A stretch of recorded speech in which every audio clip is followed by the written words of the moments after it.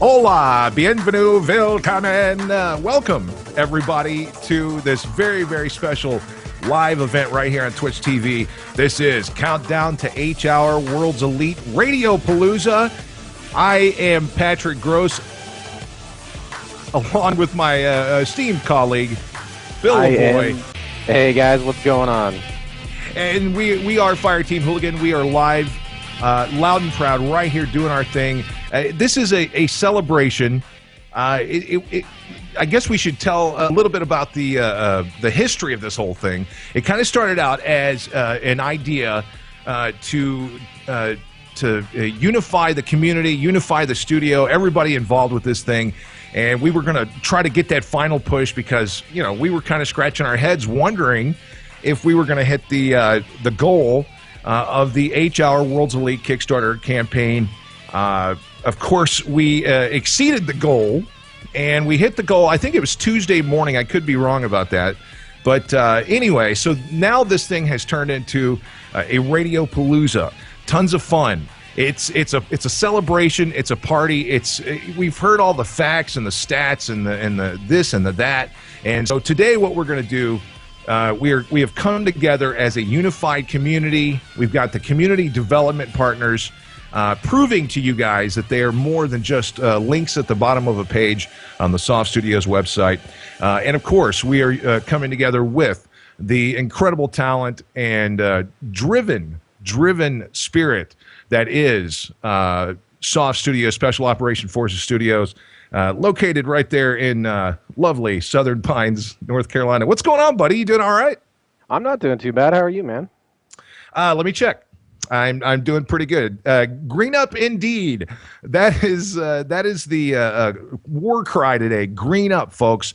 Of course, SOCOM, we all know by now that David Sears, the creative mind behind SOCOM U.S. Navy SEALs, and today, tonight, this evening, this afternoon, wherever you are, we are going to be celebrating the movement that David Sears created so many years ago, almost, more than a decade ago now. And so we're going to be celebrating that. And, of course, Bill and I, we have our own SOCOM story that we're going to share with everybody. We're going to talk about how, believe it or not, how David Sears, or to be more specific, how SOCOM changed our lives. Wouldn't you say that, isn't it fair to say that SOCOM changed our lives? It's definitely fair to say, we don't want to start storytelling too soon or anything, but you and I met on one fateful night in Blizzard, so we are a walking, talking story, friendship, derived straight from SOCOM and what that game had to offer. SOCOM 2, to be exact. Yeah, absolutely. And I think that is the one thing that we all probably have in common is that we can all tell that story about how SOCOM changed our lives, because it was so much more than a game. And I've told you this story before, and I'm like you. I don't want to get into the storytelling right now, but just to set the tone, set the table, if you will. I remember back, I don't know if you guys remember the gamer advisory panel that Sony used to operate, and it was kind of like it was much like the PlayStation MVP program that they have now, where a select few gamers got to actually participate in the marketing and some of the ideas behind the game and everything. But I did a blog on the GAP, and it was all about how SOCOM was more than a game. It was like this social experience. Before there was Facebook and all this other crap, SOCOM was definitely like a social experience and a social experiment, if you will. But enough about that. Let's, like I said, this is all a celebration. It's a show of unity and support, and of course, it includes the studio, the community development partners, and the community itself. So, welcome everybody. Please get comfortable because we've got all kinds of stuff that we're going to try to jam pack into a few hours here. We should remind you that if you are in the chat room, you can submit any questions that you might have for the various guests that we're going to have throughout the night. And we've got a long list of guests. We're going to try to get them all in here. But you can submit your questions via the Twitch TV chat room, of course, or over on Twitter at SOF Studios. Please get on over there and submit your questions there. Let's take a look at the numbers really quick, dude. Now you know me, I'm a facts and figures kind of guy. So are you, though. But by the numbers, man, some of the numbers for this Kickstarter campaign, with over 2,500 backers on Kickstarter, they have pledged in excess, as of right now, in excess of $230,000, which is a little more than 115% of the original goal of $200,000. I'm telling you, man, this has been an amazing, amazing 29 days or so, or 28 days or so. But it's a Kickstarter campaign that has consisted of a relentless barrage of support that has included right around 30,000 comments or more over on the Kickstarter page, comments and questions and well wishes and all that stuff. So without question, this Kickstarter campaign has certainly been an amazing journey, and it all began 29 days ago with this launch video.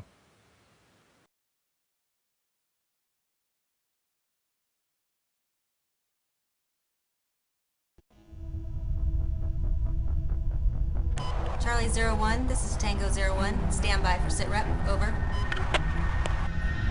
Tango 01, this is Charlie 01. Roger, standing by. Charlie 1, you have 5 personnel, all armed with multiple small arms, located on the 2nd floor. Rooftop appears to be clear. No sign of precious cargo. Enter building when ready. I'll cover you while you move. Tango 01, this is Charlie 01. Roger, moving.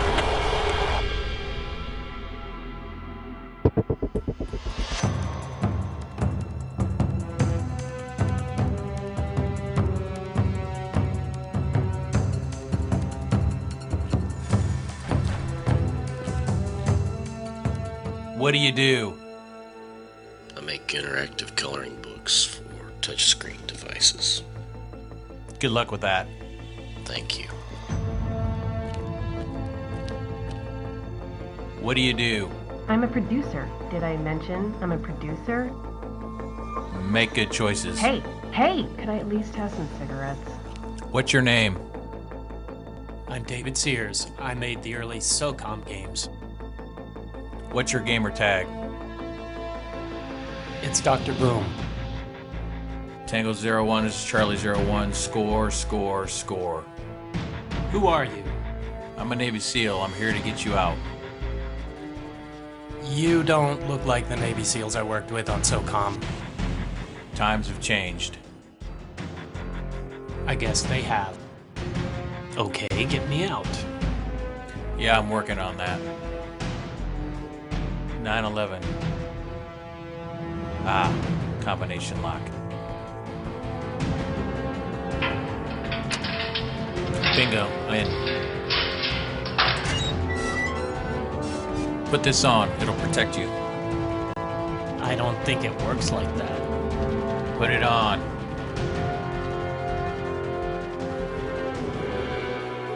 There. Now I'm protected. Let's move.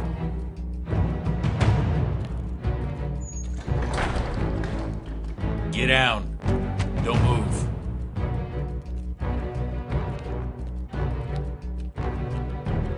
Today, people throw around words like tactical, authenticity, and team-based like they're brand new concepts. The truth is, if your game is inspired by real-world military training, players can't win unless they play tactically and as a team. Sometimes the pace is slower and more methodical, and there's certainly a time for that. But after the shooting starts, sometimes it's all-out war. And as far as authenticity goes, it's just another word for realism, and you have to know the line that you walk. Too much, and your game is boring. Too little, and you're a theme park ride. I know how to tell the difference. I've done it before. And today, my authenticity. Consultants aren't consultants at all. They're not in far-off locations.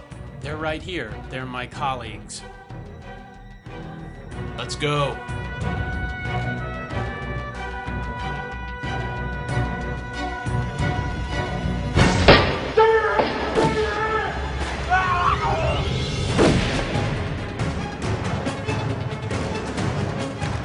It's all clear. Sit down. Take this thumb drive, learn what you can. I'll be in the hallway. That's great intel. Over the years since the first 2 SOCOM shipped, a lot of people have asked me to return to the franchise and pick up where I left off. I can't do that because I don't own the IP. But then I thought, what if I didn't try to make a sequel? What if I took the design approach from those early days and imagined what an evolved version of those games would be like today? What if I didn't try to recreate those early games exactly, but took the chances with design that were just too risky at the time?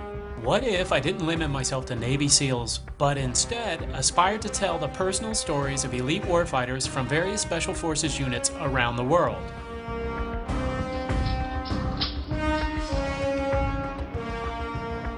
I got it. Let's go, man. We gotta move fast. Close behind me. Let's go.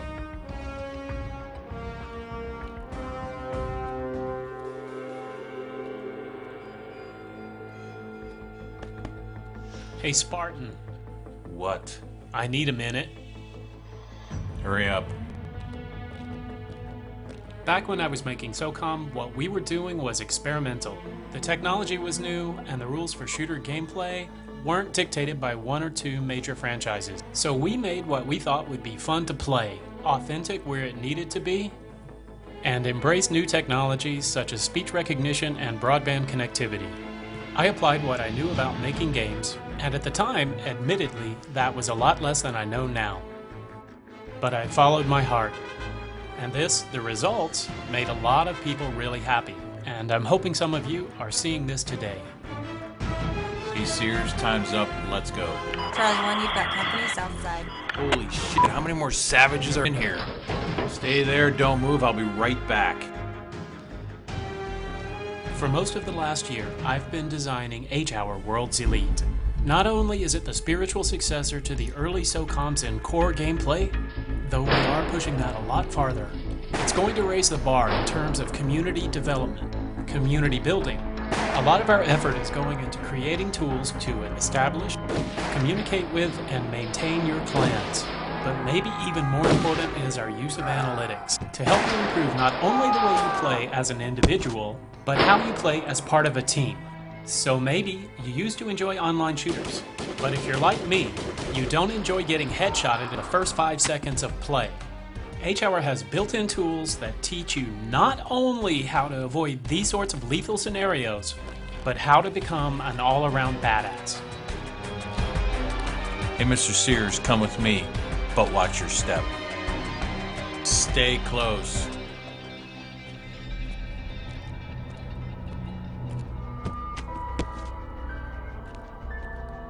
Our strategy is simple. We build and ship multiplayer with analytics and community tools first. Then, while we're creating new DLC for multiplayer, we're building the single-player campaign. But we need your help to do it. Let's go. Hey, Charlie 1, apparently you misread what stealth means. We have multiple lights coming on all over the objective. Thanks for f***ing up my exfil. I'll see you at the hot wash.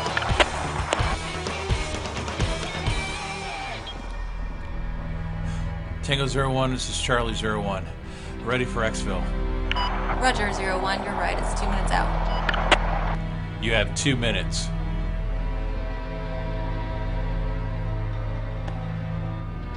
What? You're not really a Navy SEAL, are you? No. Yes, Mr. Sears. Are those real? If they were real, we wouldn't need to be doing this video. Is that? This is very real. I'm going to secure our extraction. We're passionate about making the spiritual successor to SOCOM, a tactical team-based military shooter that isn't afraid to be both authentic and humorous. And if that's the kind of game you want to play, you can show it by funding us. Every little bit helps, even a minimum amount of pledge. But we've created a lot of premium packages for anyone who wants to show the world that they support us and the idea of a players first, game first approach to game development. Rides here, let's go. Boss man, this is Tango 01. 5 enemy KIA. Precious cargo is secure and headed your way. The H-Hour has begun. Tango 1 out.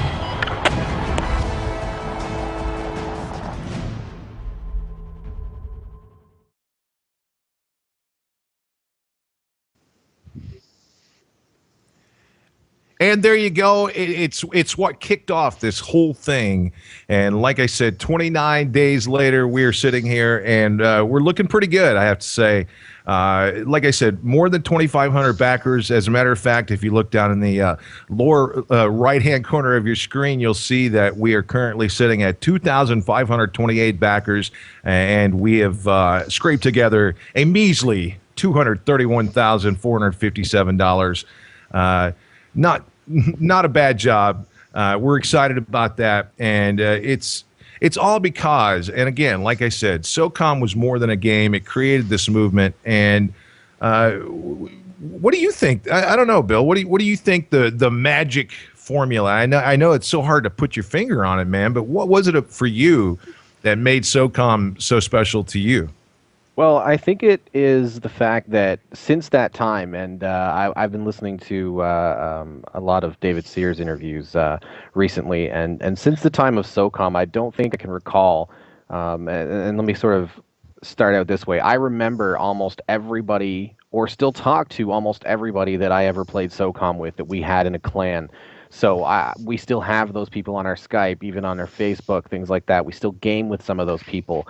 But since that time, of all the other games that I've played, all the other, powerhouse shooters, I don't really remember anyone. You know what I mean? Like now you jump in a game and you don't know who you're playing with, and you don't know, you don't really care to talk to that person. You don't get to know them. You don't care about that person. But back in the days of SOCOM, and probably a lot to do with the Dead Room, you would actually talk to people. Like you would say, you would get to know their name, where they lived, what they do, if they're having job troubles, or if they broke their leg or something like that. And it genuinely just made you care about that person, and you logged on because more than just gaming, it was about hanging out with your friends. And I think that was what has really made such a passionate community that all these years later are still showing up for events like this and saying, like, yes, like finally we're getting what we've wanted for years and years and years. Yeah, well, and I totally agree with that. It all boils down to, I mean, how crazy is this that here we are 11 years later, and people are still so passionate, so crazy about SOCOM, or SOCRAC, as we've been calling it. So what about all of the tournament communities that SOCOM spawned? Did that have anything to do with it? I think it probably did. And of course, when you start talking about SOCOM tournament communities, there's a short list of communities you could name off, but I think the one that has not only endured the longest, but it has probably had the most noticeable impact on the community at large would have to be a community that has a patented technology that they created back in the day. I hate to use that term, but back in the day they created this technology, and we'll get into all that in a second because I want to welcome our very first guest of the night. He is, of course, here representing one of our community development partners, UrgentFury.com. Now, everybody knows Urgent Fury was the name of a Navy SEAL operation or a military operation. It was the invasion of Grenada back in the 80s. And that's probably the first time that the term Navy SEAL became standard parlance in the discussion with civilians. That was the first time that people started openly thinking about the special operations community with regard to military ops and things like that. So Urgent Fury has a very appropriate name. Anyways, we should get on to our first guest, I should say. He is the Chief Operating Officer. Sorry, John, it's been a long day. But he is the Chief Operating Officer of Urgent Fury. His UF Director, John. John, thank you so much for being with me, buddy. Hey, my pleasure. How you doing, Patrick? I'm doing okay, man. I can't complain. Well, I could complain, but it would get me nowhere, and that's our daily game. I'm going to share that with you. But man, thanks for being here. I know you've got a very busy schedule, so you had to make time. Everybody that's going to appear today, has had to make time to be here. Now, Urgent Fury, like I said, it's one of those communities that SOCOM changed the way people played shooter games, but arguably Urgent Fury changed the way people played SOCOM. Is that fair to say? Yeah, I believe so. When the original creators came out with their first TAC map and whatnot, where you actually battled for properties on the map, it was a great new way to interact with the community. Yeah, and now for those who don't know what Urgent Fury is, I'll try to throw it down the middle, see if you can knock it out of the park. But the idea is, the idea here is you take it's kind of like combining the idea of the board game Risk. But instead of using dice, you would use SOCOM or any number of games to actually advance your armies. And you're actually fighting for physical territory that you can actually identify on this tactical map or this TAC map. Is that the way it works? Absolutely. That's the correct way to describe it. Now, you guys have got tons of stuff going on. Of course, one of the other unique things about Urgent Fury is the fact that you have these scenario-based tournaments. Now, when we say scenario-based, what exactly does that mean? Well, we would put a situation together where the teams would need to battle for these properties, and there would be certain kinds of elements to the gameplay where you would have properties that had headquarters and prisoner camps that you would have to win in order to take players from other teams out of the game. And other pieces of property would require you to have ownership in order to use helicopters to attack properties that weren't connected to each other.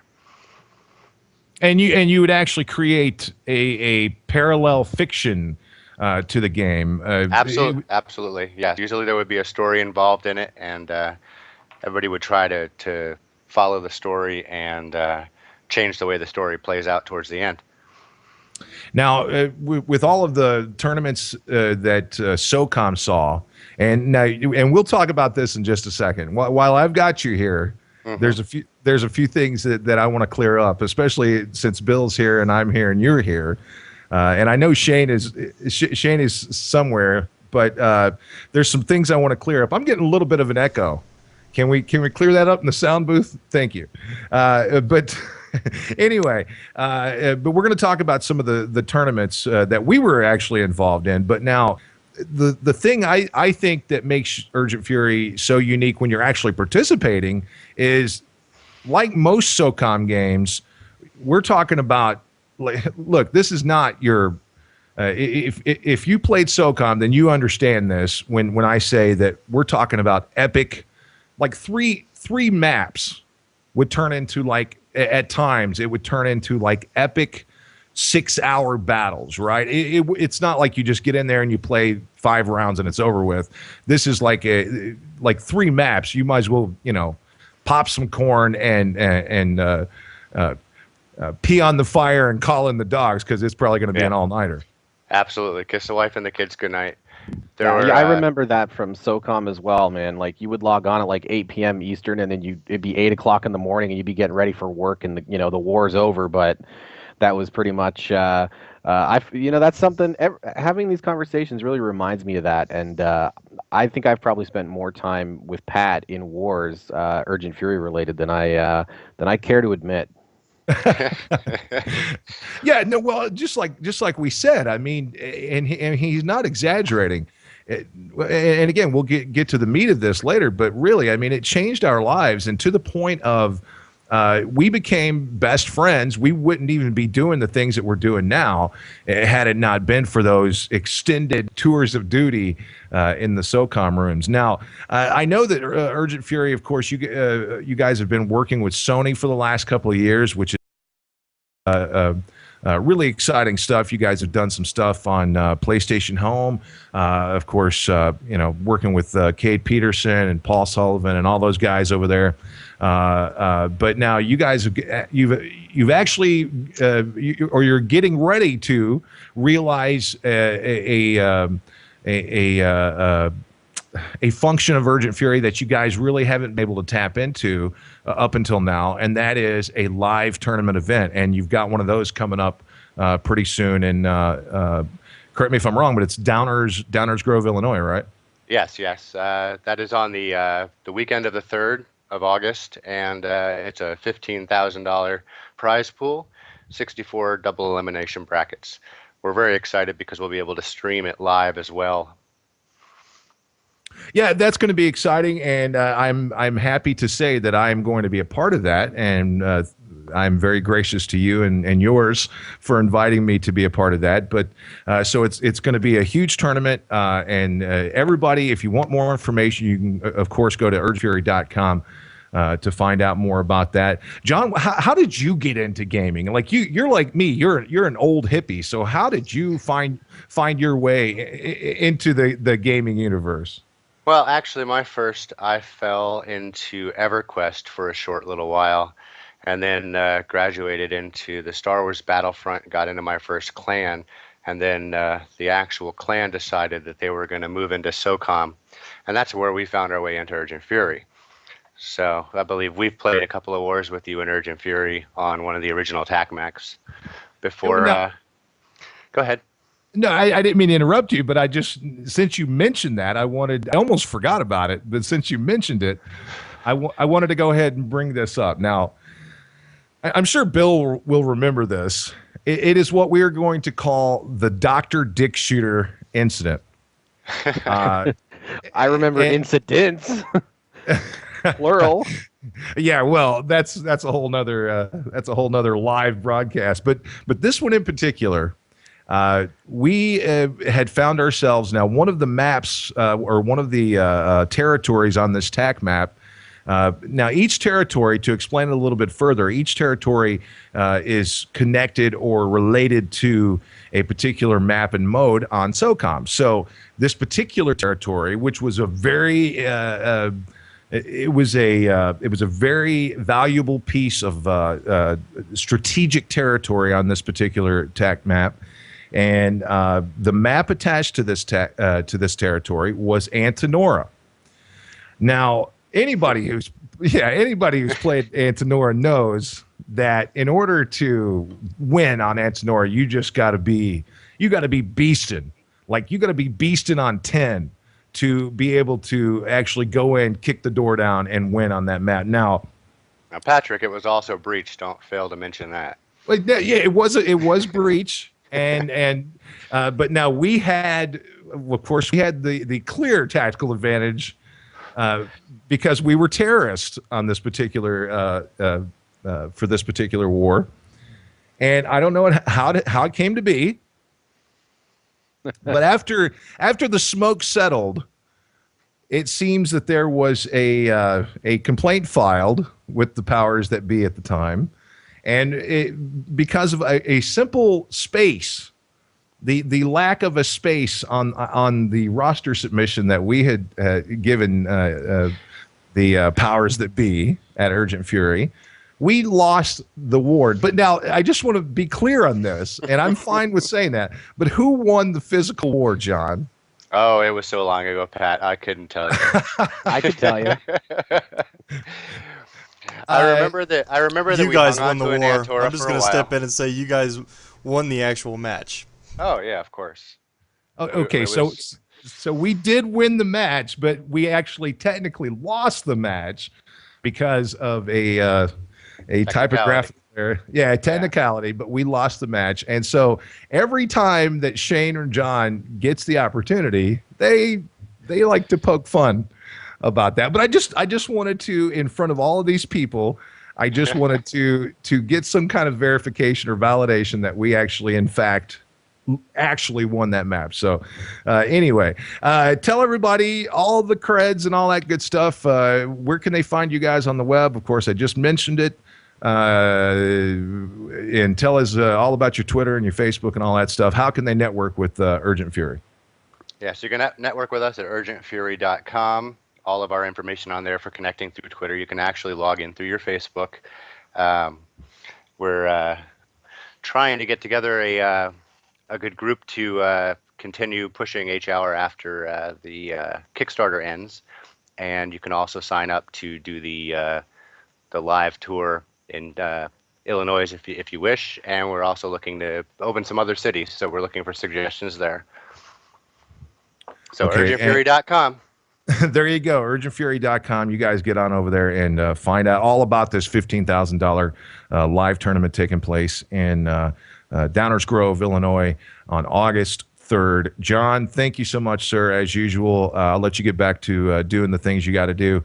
But thank you for taking the time out to celebrate and to be part of this event, because I think it's really special that we get everybody on the same page here. And so thanks a lot. Thanks for stopping by.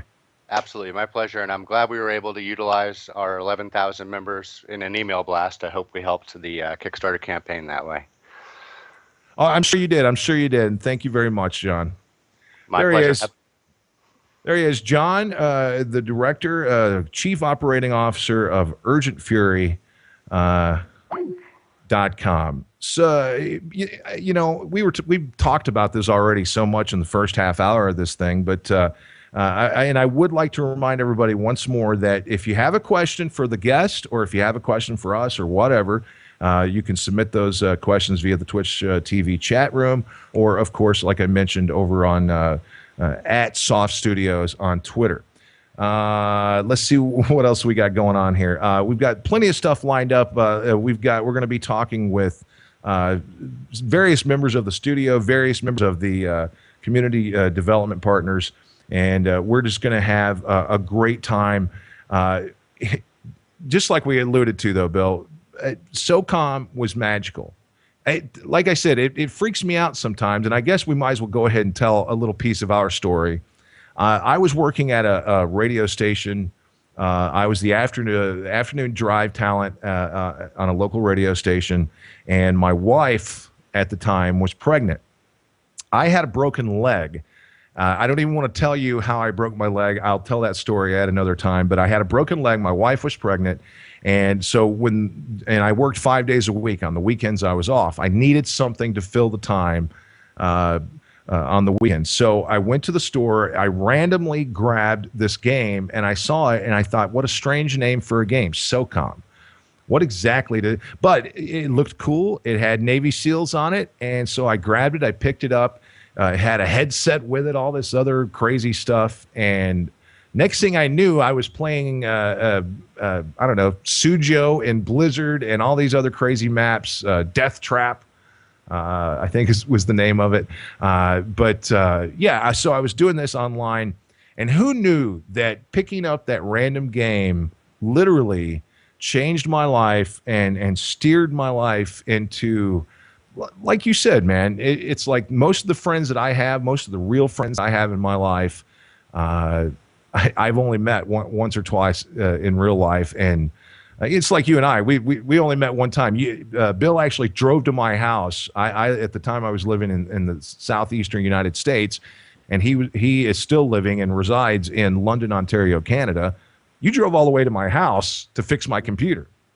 Not just me, but it was we packed up all the folks and every spare part that we had for fixing a computer, and yeah, we did it in I think it was like 10 hours or something. I know we left at like 2 o'clock in the afternoon, and we ended up getting there around midnight.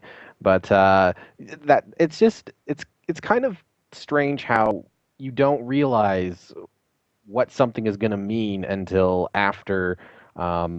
You know, like something as simple as buying SOCOM. Like I remember buying SOCOM. I remember the store that I was at. I remember doing the same thing, like picking it up. Like I just wanted to buy a game that day. I didn't go in there thinking I'm going to buy SOCOM. But it had a headset. It had that big box. It had Navy SEALs on it, just like you said. And I was like, well, cool. And to be honest, I actually played it offline. SOCOM was the first game that I ever played online. So it really got me into the online shooter community. Before that, it was all just offline. The online concept really didn't occur to me at all.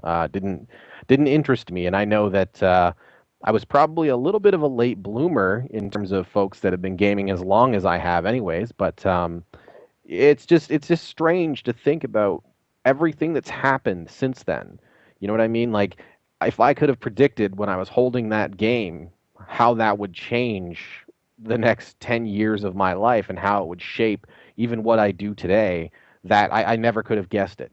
And to me, it's a powerful thing, and I think that's why people are so passionate about SOCOM, is that everybody who played it long enough and was serious enough about that game has a story that's similar. You know, they met somebody that they still know, or they remember something, or they're just a different type of gamer. You know, they're community first, they're team based first, that kind of thing. And again, it just boggles my mind to think about that, because with 100% seriously, we met in a game of SOCOM. Like, that was it, and the rest is history. Well, and it's like you mentioned earlier, you know, when you have that opportunity in the dead room to focus on the people that share your tag, or the people that you just play with, or whatever the case may be, it creates this magical, you know, well, just like we said, I mean, we know people from all over the planet that we call friends, and it would have never happened had this game, uh, this little game, this seemingly insignificant game, that so many people have poured sweat and tears in. And I'm telling you, man, it's an amazing thing. But that's going to be the theme as we go through the night. If you have a favorite SOCOM story, or if you have something that you want to share, please feel free to do that as well at SOF Studios over on Twitter, or right there in the chat room. You know, so it goes without saying that there was certainly something magical about SOCOM. I think we all agree on that. And David Sears said, what a better way to recreate the magic than to bring back the magicians. Magicians like art director Russ Phillips.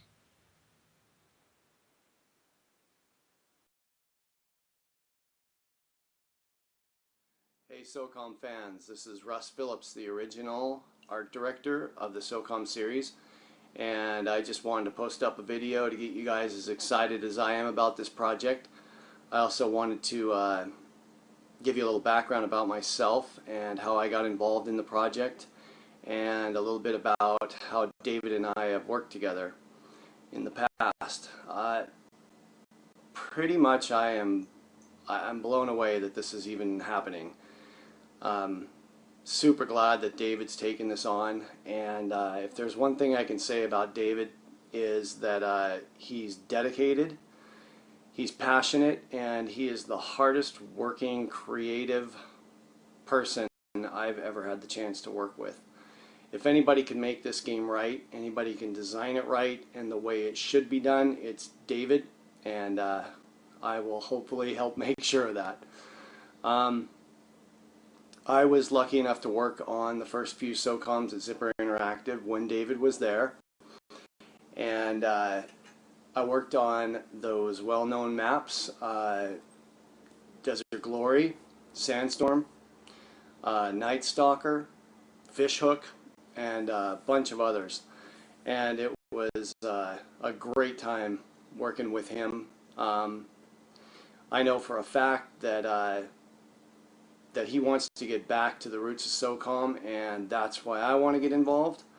I spent an hour talking with him on the phone the other day, and hearing his plans about community support, clan support, you name it, it's going to be in there. And the gameplay itself isn't going to change.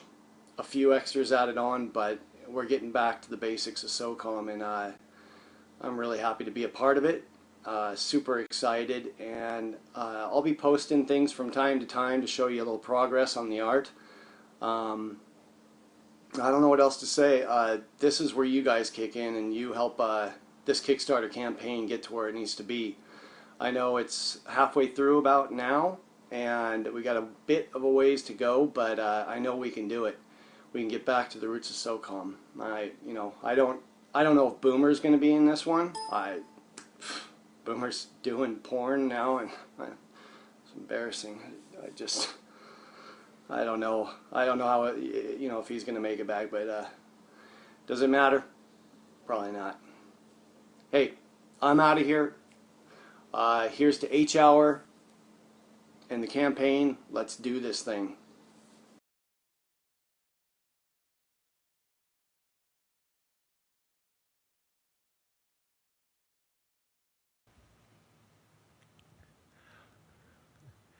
Well, And we folks, we are are. back. Oh, are you here, Pat? I heard that there was a I, jet that had a close flyby there, so I thought I was going to have to take the reins for you, but I guess you're here. I am barely here, but yeah, we of course we're remember, folks, this is all live, so we're literally flying by the seat of our pants. We are trying to hook up with the one, the only Russ Phillips, if we can get him on here. But of course, like we mentioned, Russ is an amazing artist, and like he talked about, he's responsible for so much of the magic, as David alluded to. He's responsible for so much of that magic, and I think it's just an amazing thing to look at it, because the visual personality of SOCOM is really one of the things that makes it so special. Don't you agree? Oh, I agree wholeheartedly. That's something that's huge for me in absolutely anything that I do, anything that I play is the story, and not just the story, the written story, but also the visual story. And artwork has everything to do with that, I think. It certainly does. And are we any closer? Let's see if do we have anything interesting from the chat room or from Twitter? We could check on that, certainly. Well, we have lots of interesting people Hello? in the chat room. Is he This here? is Russ. Yeah. Russ, what's going on, buddy? You doing all right? Yeah, I'm doing good. How are you guys? Very good. Thank you, sir, for joining us today. I've been explaining to everybody that we're doing this all live and we're flying by the seat of our pants. Speaking of flying, you, sir, I was going to give you this grand intro and everything, but you started your career in product development with Boeing Airplane Group. How in the world did you go from doing that to working on some of the tier one shooter titles on the planet?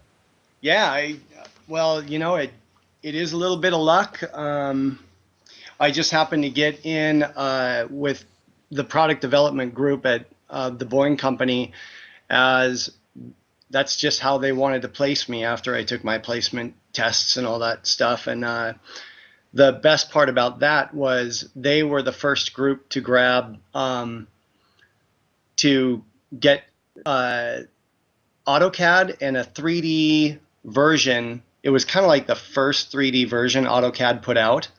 And so we were building these just top-down 2D maps of the interiors of airplanes. And in my spare time, I started doing 3D stuff. And they hadn't asked me to or anything, but I just thought, what the hell? I'll just start throwing them together, and I'd render them out, and it took forever to do it back in those days. But then I showed them a few 3D interiors of the same exact top down they would usually do, and then they started using those in presentations. And I don't know, that just kind of, it steamrolled from there, and I got another job working for Sikorsky Helicopters in Connecticut doing more 3D work on the AH-66 Comanche. Wow. Yeah, so I kind of stayed in the whole military area, of this, in the industry, creating 3D, and there obviously was a huge demand for it. And I ended up getting a job back in Seattle, working for Loral, who has these military contracts, and they do actual military training, like live military training on these 3D worlds. And where I'm going with this is that's where I met Brian Soderberg, who started Zipper Interactive, and eventually, called me up after he started Zipper about 6 months later, and I got on board there. Now, would SOCOM. Now, would it be fair to say that you were, as a kid, would it be fair to say that you already had, like, I would assume, because I mean, I guess you worked on architecture and things like that. Yeah. Technical art, but I assume as a kid you were probably drawing pictures of airplanes and things like that for you to even, because I don't know here, you can tell me, but yeah. do you tinker with fine art and things like that, or was it purely a technical thing? Nope, it was just drawing. For some reason, you as an artist, you kind of get you find out what you're good at. And I felt like I just love drawing, for some reason, houses and architecture, cars, planes, and realistic things like that. Just solid objects like that. That led right into 3D perfectly. Eventually when I got into 3D packages like Max and Maya. Now, of course, now you've worked on several ship titles, including Recoil, Crimson Skies, Mech Warrior 3, and basically the entire SOCOM catalog. Is that right? Yeah, whole thing. So, okay, now when you and we'll get into like some of the map stuff here in just a second, but for the overall, like I said, for the overall look of SOCOM, I mean, it literally has, I think, a very distinct, and it always did. It always had this very distinct cosmetic personality or fingerprint. How did you develop that? Was that accidental? Did it just come out that way, or did what inspired you when you started developing the look of SOCOM? That is actually a pretty interesting question, because we really base the worlds that we were building in SOCOM off of pictures we take and just creating photorealistic worlds. But I feel like it's kind of in the way that I build these worlds. Maybe it's the way I interpret them that kind of translates into maybe it's kind of a cleaner looking realistic world in a way. It doesn't have a ton of clutter. It's for the most part easy to understand as you're playing it.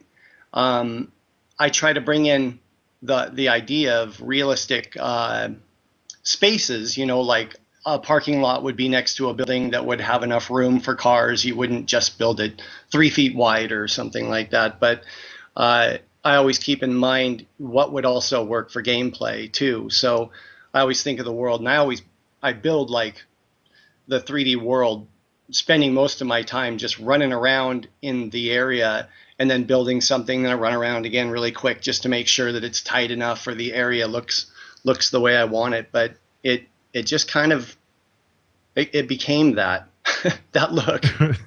We have a question here from the chat, and it's kind of related. You may have half answered it here, but Sure. the question is, when you were designing maps, do you try to put yourself in the map with your boots on the ground to imagine how the firefights would pan out, or do you prefer to stay disconnected from the experience of the map? No, absolutely build it. In fact, that's a really good question, because I think a lot of people who build maps should know that you want to build them by continually, like my viewport in Maya or whatever a tool I was using would be, I would always stay low to the ground like I was in the map as I was building it. And you would put doorways to the left or to the right, or a wall in front of you that would block sight lines and things like that as you're building it. So yeah, you'd be right in the map. I'd always want to be that way, so I knew what the player was going to see at all times. Now, is that part of the process, Russ? Like when you're building a map, and of course, I know this is all maybe for everybody in the chat, this is over everybody's head, but for me, I think this is important. Like as a gamer, I've always wondered about this. When you start developing a map, do you just sit down and go, "Oh, I got a great idea for a map," and you start coming up with the idea as far as a sketch, or does everything in the map, is it functional? Like does it you have to think about flow, balance, things like that, right? Yeah, you do. And that is the tough part, is making it look right. And what I mean by that is if you don't take into account the way real world architecture and the land kind of meet together, and the way things are actually built, people might not know exactly what's wrong with what they're looking at, but they'll realize that it just doesn't look right and it doesn't feel right. So you have to keep that in mind while you're keeping in mind good gameplay, how wide these hallways are and how many access points you have to a room, or you know, it's just a lot of things you got to keep in mind when you're building the map. But for the most part, to answer your question, I do think of the look of the map, and it just kind of comes together in my head like I'm looking top down on it, and I know where I want most of the main buildings to be, and maybe buildings that have interiors. And then I think of areas that surround the main buildings that you might have higher sniper points and things like that on to get a good view, and that just kind of creates good gameplay. Would you say that almost everything in a map is deliberate, or do you have liberties in with regard to, hey, I want to put the statue here, or I want to put a courtyard here, or is everything for the most part, is it deliberate when you're actually designing a map? It's deliberate. I mean, it sometimes just falls together nicely. You know, I mean, it out of God, the many maps I've made, I really didn't know that something like Desert Glory would take off and be one of the most played maps compared to, you know, I don't know. I know a lot of people played Sandstorm and Fishhook, and I love Sandstorm, dude. I loved Sandstorm. Like Sandstorm Seals. That was like one of my highlights of the night. When we hit Sandstorm, I put my little SAS ninja costume on and went to work. Yeah, M4A1 suppressed. Yeah, you know, that was definitely helped by design too. Just the way the designers came up with the idea of having this massive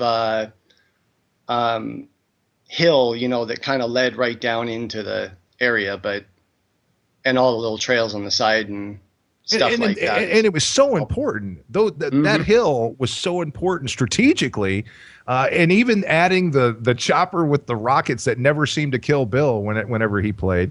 Yeah. Ever. I don't know why, but let's move on. We got a lot. We got of stuff in here. Talk about, and this is something that since I saw that you came onto the project, this is something that I wanted to ask you about. Now, we all know what a slave driver David Sears is, and how close-minded he is, and how difficult he is. But what talk about working with a visionary guy like David Sears, and somebody who seems so.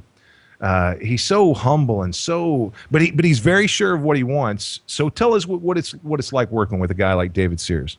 Yeah, that's exactly right. The best point is that he is sure about what he wants, and he does hold the vision. And it's always been that way when I've worked with him.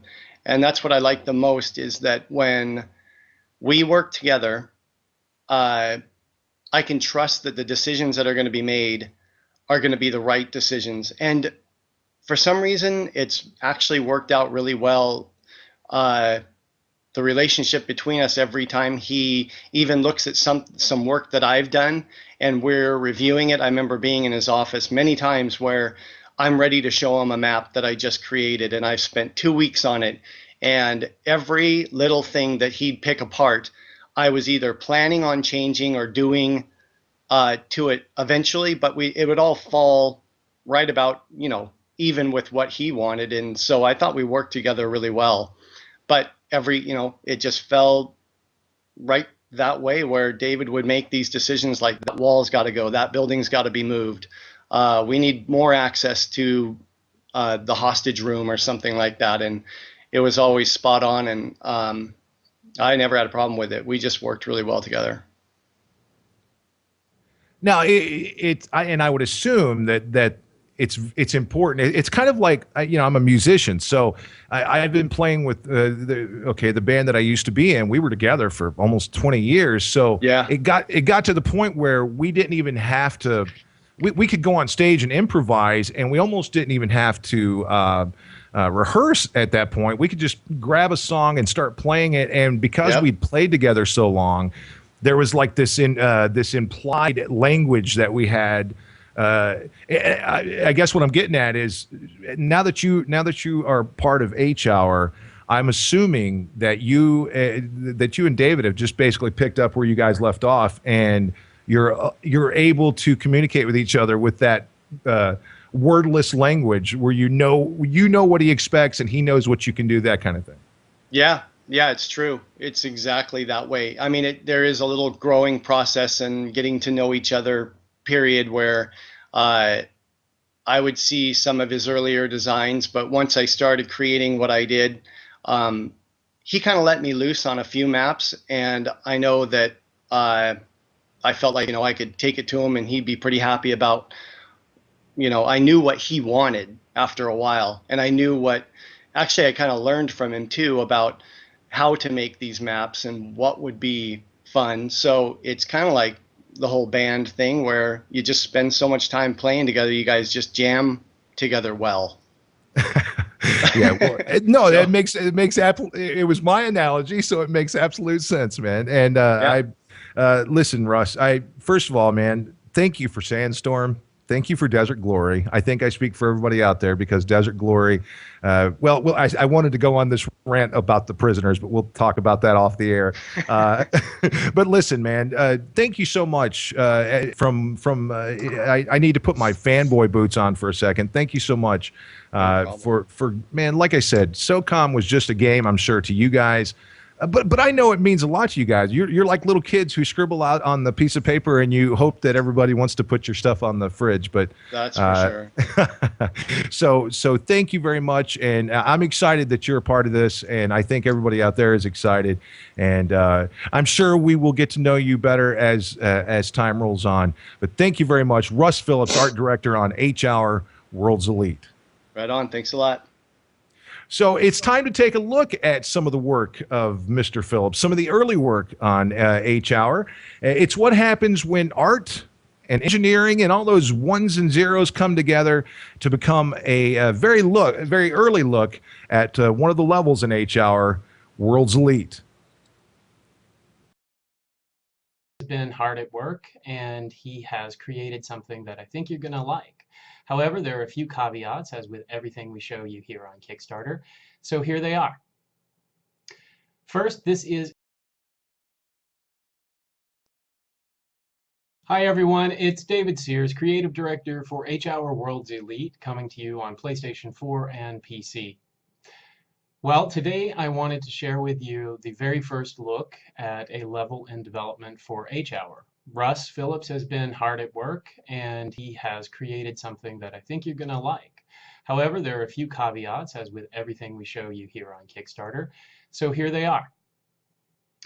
First, this is a very, very early level in progress. The rendering quality is not representative of the potential of the intended engine. The lighting is placeholder. The textures are placeholder. The objects are placeholder. And the camera is not final, and it's actually pretty unstable. However, I think the level layout is indicative of some of the things you're going to see in H Hour. And there's also a giant inflatable floating baby in this level.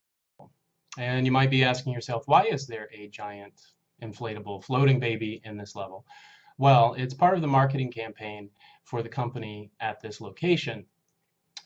These guys manufacture those vaguely disturbing latex baby masks that you might have noticed the terrorists wearing in one of the pieces of concept art that we've already shown you. The terrorists have relocated to this temporary base of operations after the incident in the bar, and they are holding hostages who are international dignitaries. It's going to be your job as Special Operations Forces to protect and extract these hostages, and your job as terrorists to not allow Special Forces to protect and extract these hostages. So that's it. I hope you enjoyed this super, super early glimpse into one of our levels. And remember, it's not indicative of final quality for many reasons. But the layout is trending towards something that I think you're going to find familiar and really enjoy. So again, thanks for listening, and thanks for supporting us on Kickstarter.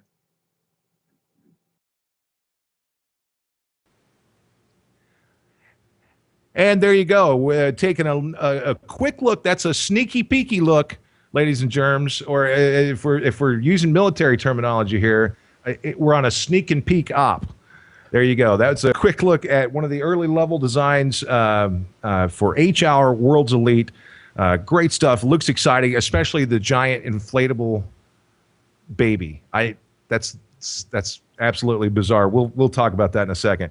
But when of course we're talking about all the technical stuff that goes into designing a map and a building and this, that, and the other, then one of the other special things about SOCOM, of course, was its attention to ballistic detail. I think that's something that a lot of the fans of the franchise loved and were very interested in. There wasn't none of this nonsense jumping up in the air, and I guess there was quick sniping or whatever it was called. But anyway, our next guest is something. He's very exciting to me. I had the pleasure of meeting him almost a year ago, and I actually interviewed him a year ago.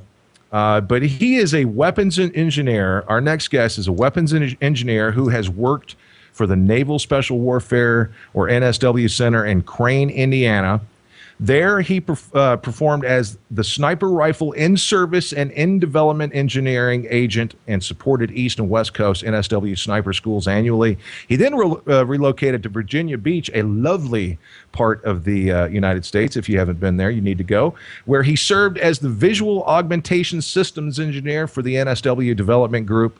And for those of you who are in the know, you understand why that sets him apart from others in the field. He holds a Bachelor of Science degree in Mechanical Engineering from the Georgia Institute of Technology and a certificate in Bioengineering. I think he has been called SOF Studios Chief Lethality Officer, but around here he's known simply as the engineer, Eric Babcock. Eric, thank you so much. Welcome to Countdown to H-Hour, sir.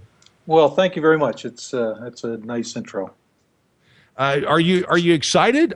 Can you smell that? A lot of people think it's the popcorn, but it's excitement. Are you kidding? Yeah, we've been, like you said, we've been working towards this goal for a year. So, yeah, I'm super excited about it. Now, are you just getting fired up, or and that's some pun intended? But have you been? I'd say you've been working diligently. In fact, I know you've been working diligently behind the scenes, even prior to the Kickstarter launch and all that stuff, right? Oh, absolutely. Yeah, we've been, working on business plans and what things should cost and what the timing should be, all that kind of stuff. So yeah, I've definitely been working on it for quite a while. Now, of course, in the intro, I mentioned that you were the sniper rifle in service and in development engineering agent. Mm-hmm. What exactly does that entail? What exactly did you do for the NSW that you can talk about? Oh yeah, it's pretty straightforward. They anytime Naval Special Warfare would need some kind of something associated with a sniper rifle, they'd come together themselves and say, what is it we need? So they would put together a requirements document, and they'd come to Crane and say, okay, this is what we're looking for, and it could be as simple as a scope or a new mount for a piece of night vision or something like that. And then it would be my job to fulfill it, get the procurement done and the testing, or actually develop the piece of kit. A couple times I actually had to develop the rifle or do a product improvement to a rifle that they've had. And once that's done, you procure it, you build it, you put it together, you test it, you make sure everybody's good with it, and then you put it out there for them to use. Now I'm going to take a wild guess here. Visual augmentation systems engineer. Does that mean that you developed optics for sniper rifles? Well, yeah, when I was doing visual augmentation, that was everything, soup to nuts, that anybody would put on a gun, look through, aim with, even to like a Marfley or something to see heat on a boat. So it was pretty much anything. Visual augmentation is the fancy name for night vision. When you started your path, and of course, I mean, again, working with the NSW, this is much like the men who use this technology. This is elite technology, right? This is almost whiteboard type stuff, right? Right. And working with Dev Group, it was definitely that. But the downfall to the whiteboard, or we just call it vaporware. You walk past the booth at the SHOT Show or or go to see a vendor and they say, "Look what we got." Well, show it to me. Well, here's a picture of it. Well, that's vaporware. And when you actually have a piece that we can take to the range and turn on and look through and shoot or whatever, then let us know. So, yeah, the cutting edge is good, but you always have to measure it with, is this for real or is this somebody's, fantasy? Now, and of course, looking at the big picture here, who would have ever thought that this guy that had his hands in so much of this elite technology would one day be helping to develop a cutting edge video game for entertainment and stuff? How is that translated? Has that, like, exactly what role have you played thus far that you can talk about on H-Hour Worlds Elite?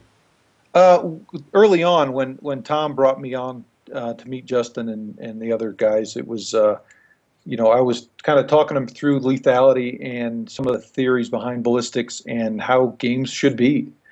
So it's not a point and shoot across the map with a pistol in final stand and you shoot a guy in the head. There's talking to the group about what this game should be and doing a balance between what's fun and what's real. That was the majority of it. So we're going to have to walk that line, let people choose what kind of reality. How much reality can you take? How much do you want? Eric, we do have a question from the chat here on Twitch TV, and it appears it's from a mechanical engineering major. So he says, "Don't be afraid of to use the nerdy words." But he would like to know, how does your mechanical engineering degree help you make this game? Like, how does that translate over? And that's coming from, it looks like, I don't exactly have the name, something Trainwreck. So Mr. Trainwreck would like to know how your mechanical engineering degree is going to help you make this game. Well, there's a couple of simple principles that people don't really take into account when they're thinking of weapons or in a game. And we can just talk about like a moment of inertia. If you hang a bunch of stuff on a gun and it's a lot heavier, your felt recoil is going to be a lot less. And people don't always understand that. Okay, it's heavier, and I'm not going to be able to swing it as fast, but I'm also not going to feel the recoil. So if we get into the point of this game where you can hang a scope on it, you can hang a suppressor on it, you can hang laser aiming devices and all the other bells and whistles, and your gun increases in weight. It should also decrease the amount of recoil that's seen through the scope.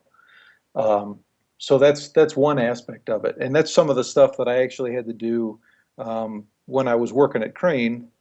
And one program I worked on was the 50 caliber Sasser, which is a special application sniper rifle, and we did a product improvement with it. Well, to include a new muzzle brake that went on this 50 caliber. So one of the things that I had to do was put it in a pendulum, which is exactly what it sounds like, is suspend this firing cradle that's a known weight with known ammunition, and you put the different brakes on it, and you see how much it recoils, how efficient it is.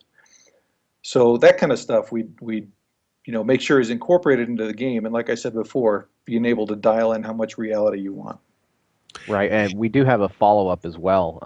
It actually came through a little earlier, but it does transfer into a follow-up. But we have people in the chat also asking about bullet drop, and if that's something that will be included in H-Hour, and if not, or whether it is or isn't, how will it contribute or take away from the fun factor?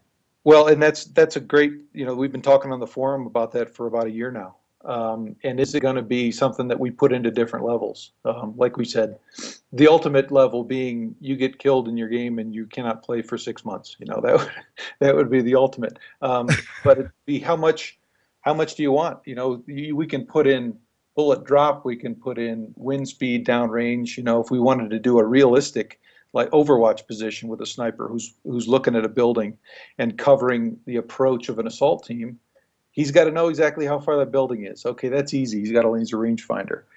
He's got to know the effects of his angle. Is he above the target? Is he below the target? And then being able to dial the wind, or at least hold the wind for that distance. So how much is going to be in there? That's really going to be up to the fans as they input to this game. Can we put it in there so that you're not going to get a first round hit 1,200 meters away with a 300 Win Mag, unless you are super dialed in and you can see the wind from yourself all the way to the target. Perfect. Thank you very much. And of course, we've all played these other games out there. I'm doing the quotation marks in the air right now, and I'm sure, and I would assume that you've at least had to experience some of these games to see. How can I frame this question? I'll just ask it like this. I'm sure some of the ballistics you've seen in some other games has almost been absurd to you, right? I mean, you look at it. So when you approach the design of the ballistic system in H-Hour, I'm assuming that you're thinking you've already got it in your mind, like, okay, we're not going to do that. So when you design this is going to be something that is specific to H-Hour, right? I mean, obviously you've never worked on any other games that I'm aware of, so this is going to be something that is going to be unique to H-Hour, right? Right, absolutely. And I have played those others, and I have seen the ones that are crazy hard with bullet drop, and played the ones that it doesn't matter. You can shoot a guy from 5 meters to 5,000 meters, and you're gonna hit him just as long as you put the reticle on him. So it's got to be somewhere in between. And we've, like I said, we've done over this in the forums and said, how real is fun, and that's gonna be, we don't want people so frustrated that they can't make a shot. And we also don't want people just having sniping matches where they're sitting in the, in this huge map and they're just sniping each other, because there's no challenge there and it's no fun. So. Well, and that's part of the fun. That's what I started to say. That's part of the fun, feeling like you've actually accomplished, because in real life, sniping is a very, very involved technical discipline, right? I mean, it's not just find your target and pull the trigger. Like you said, there's so many factors that go into a quote unquote kill shot yeah. So I'm excited for this. I'm sure everybody out there, we can't wait to see the end result. And Eric, I know you're very busy, like everybody on today's show. You're a very busy man, so we're going to let you go. But please, thank you very much, and we are looking forward to H-Hour Worlds Elite and to see your touch, a ballistic touch on the finished product. Oh, absolutely. I appreciate the time, and hopefully we'll be able to show some of that backside so people can understand why it is the way it is, and maybe do a little educating on ballistics and how all that stuff works. So, well, again, thank you very much, Eric, and we again look forward to that, and I can't wait, sir. Thank you. I can't wait either. All right. Hey, we've got a couple more things that we're going to take care of really quickly. Again, don't forget, you can submit your questions right there in the chat room or on Twitter at SOF Studios. Before we welcome our next guest, please watch this very special address from the president of Special Operations Forces Studios, Tom.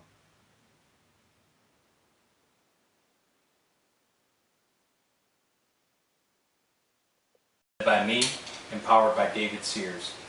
I've been a part of some of the most elite units in the world.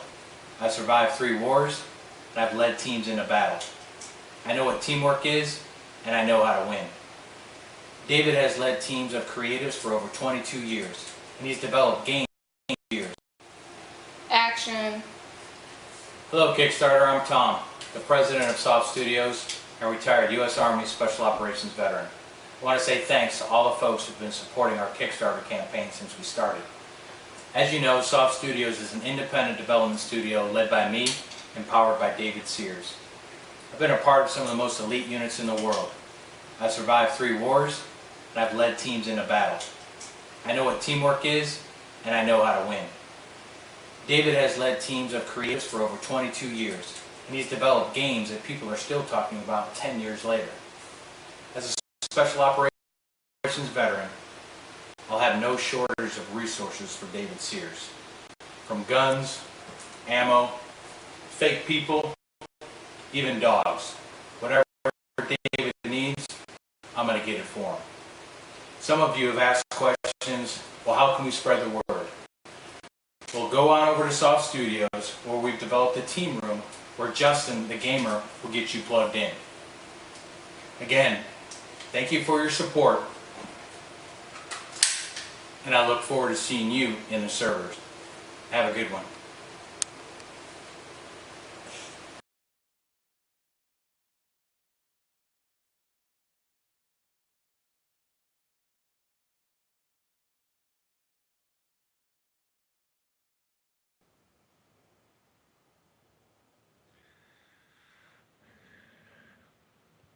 There you go. Proof positive that we this isn't just some hyperbolic discussion that we're having about the special forces professionals that are involved with this game because, he's my next guest.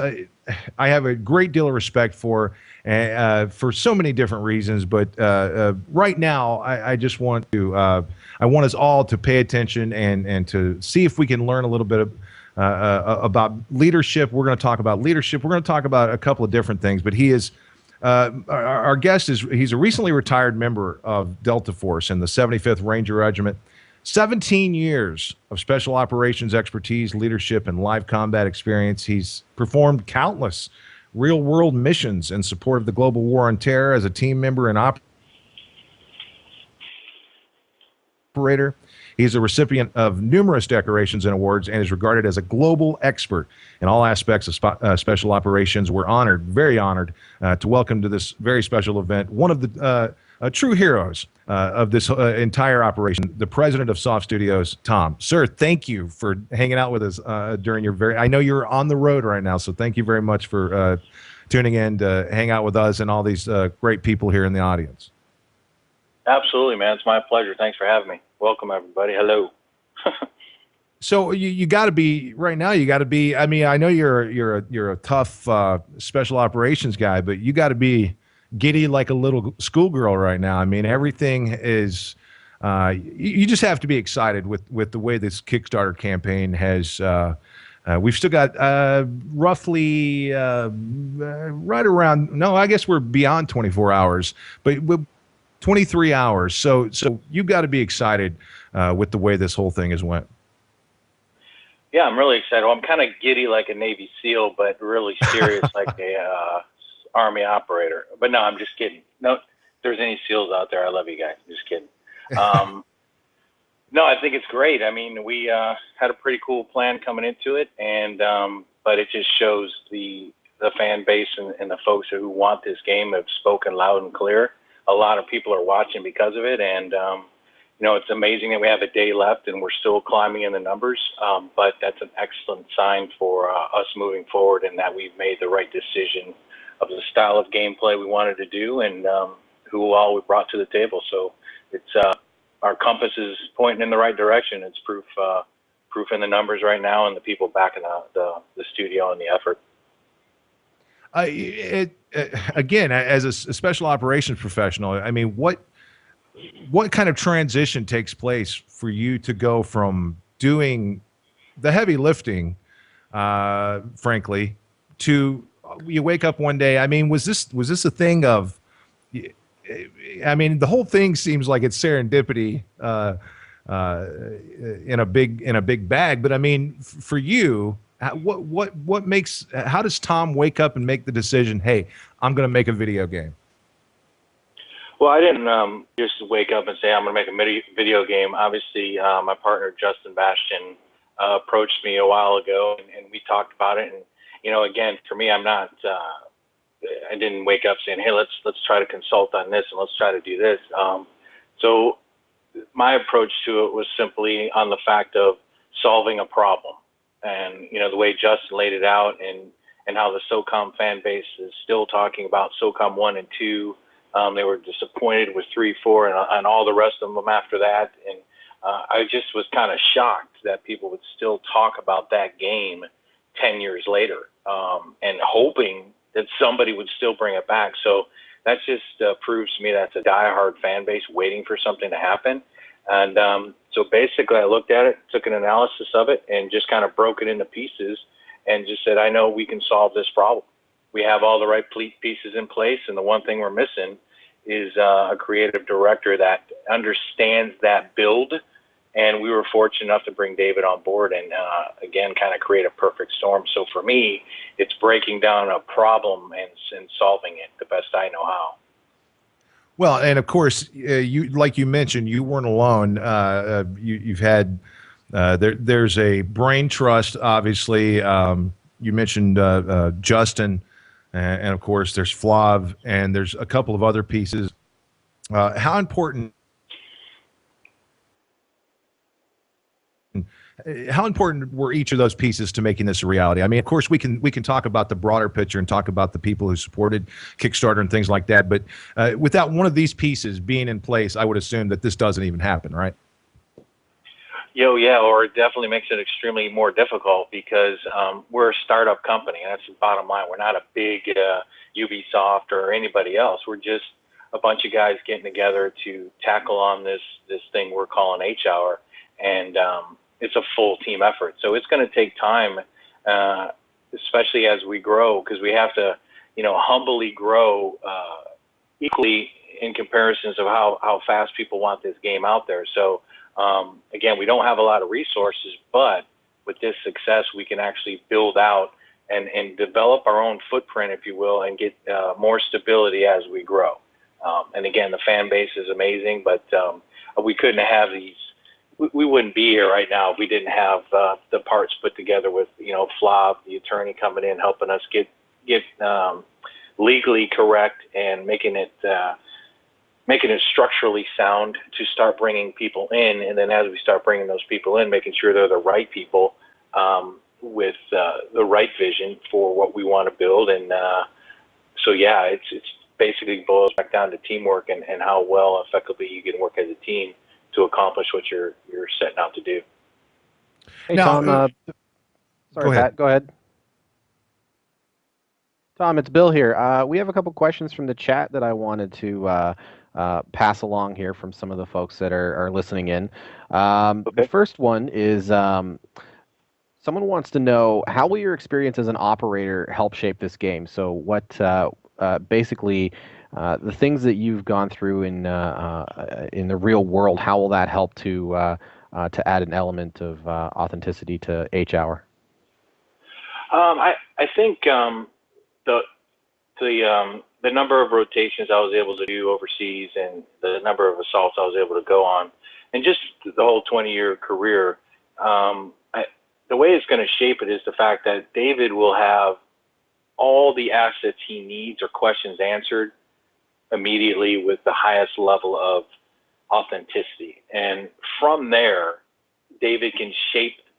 It's almost like when Eric was talking, how much reality can you take? I'll give you some reality, and then it's the studio's job to break it down to ensure it's fun and balanced, because obviously we know war is hell and combat sucks and all that stuff. So we're not going to make it like that, but to be able to in across the aisle and say, hey, Tom, what do you think about this? And I just tell him the truth, and he's like, oh wow, okay. So he's not waiting for hours or months or whatever, or gates to go through to get this information. He'll have it right there at his desk waiting for him when he gets in. So I think it'll help, especially the speed and how we build the game, for sure. But the reality comes when David balances it out and he knows what the fans want and how to build it. And we do have one other question here as well. This one's actually from our good buddy ODG6 Actual, and his question is, Tom, how do you feel that H-Hour may address the issue of fostering team play rather than a group of individuals? I think team play is awesome. That's what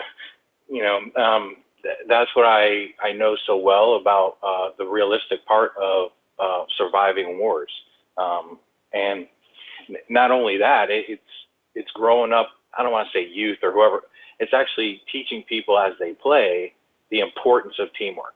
We can talk about, teamwork's great to succeed, but it really does help when you have a bunch of teammates that are acting and talking alike and doing things as a team to accomplish one single goal together, and it makes you feel pretty good at the end of the day. Because wars aren't won with just individuals. It's definitely a full team effort. So I'm looking forward to bringing that back and fostering some of that and talking about team play and again, educating everybody in the studio of how important that is to me. But again, let's balance it out to make sure everybody gets a feel for it. Well, you're saying all the right things to me, that's for sure. But I'll let the expert Pat here take back over here. I want to bring. I want to try to, if we can. We were talking about. I'm trying to pull a "this is your life" type of thing. I'm trying to bring Flav into the discussion because, you know, he's a guy that he doesn't get a whole lot of time in the spotlight, and you guys have done nothing but hog the spotlight for the last 29 days or so. But in the teams, correct me if I'm wrong, but within the teams, and I'm doing quotation marks again, individual that's like the worst thing you can be called, right? Yeah, well, you won't be on the teams if you're an individual, so you can make it as far as you can, whether it's through the selection and assessment process as an individual, performing as an individual. But if you can't play well with others, whether it's personality or just the me mentality, you're not going to last long at all. So it's just inevitable that you'll get shit canned, to be honest with you. So teamwork is just key. And that's the other thing in SOF Studios, that we're going to develop a culture in our studios similar to special operations, of how we bring people in, how we assess them and select them to bring them in, and how we function as a unit, as a SOF Studios. You know, and it goes to David Sears, it goes to anybody else. If David was an individual, that he was just me, he wouldn't be a part of SOF Studios. You just can't succeed that way. And he's definitely quite the opposite. And all the people that are coming in with Russ and everybody else, it's just a total team effort. And obviously at the leadership level of SOFs, there's no individuals at all. It's we're all in the boat rowing at the same direction. And if there's something we need to discuss, we'll discuss it, get back in the boat and keep rowing. So it's awesome. And hopefully I can build out a really nice culture for that. Now, we've kind of touched on what you will be teaching David. Has David taught you anything in this experience? Absolutely.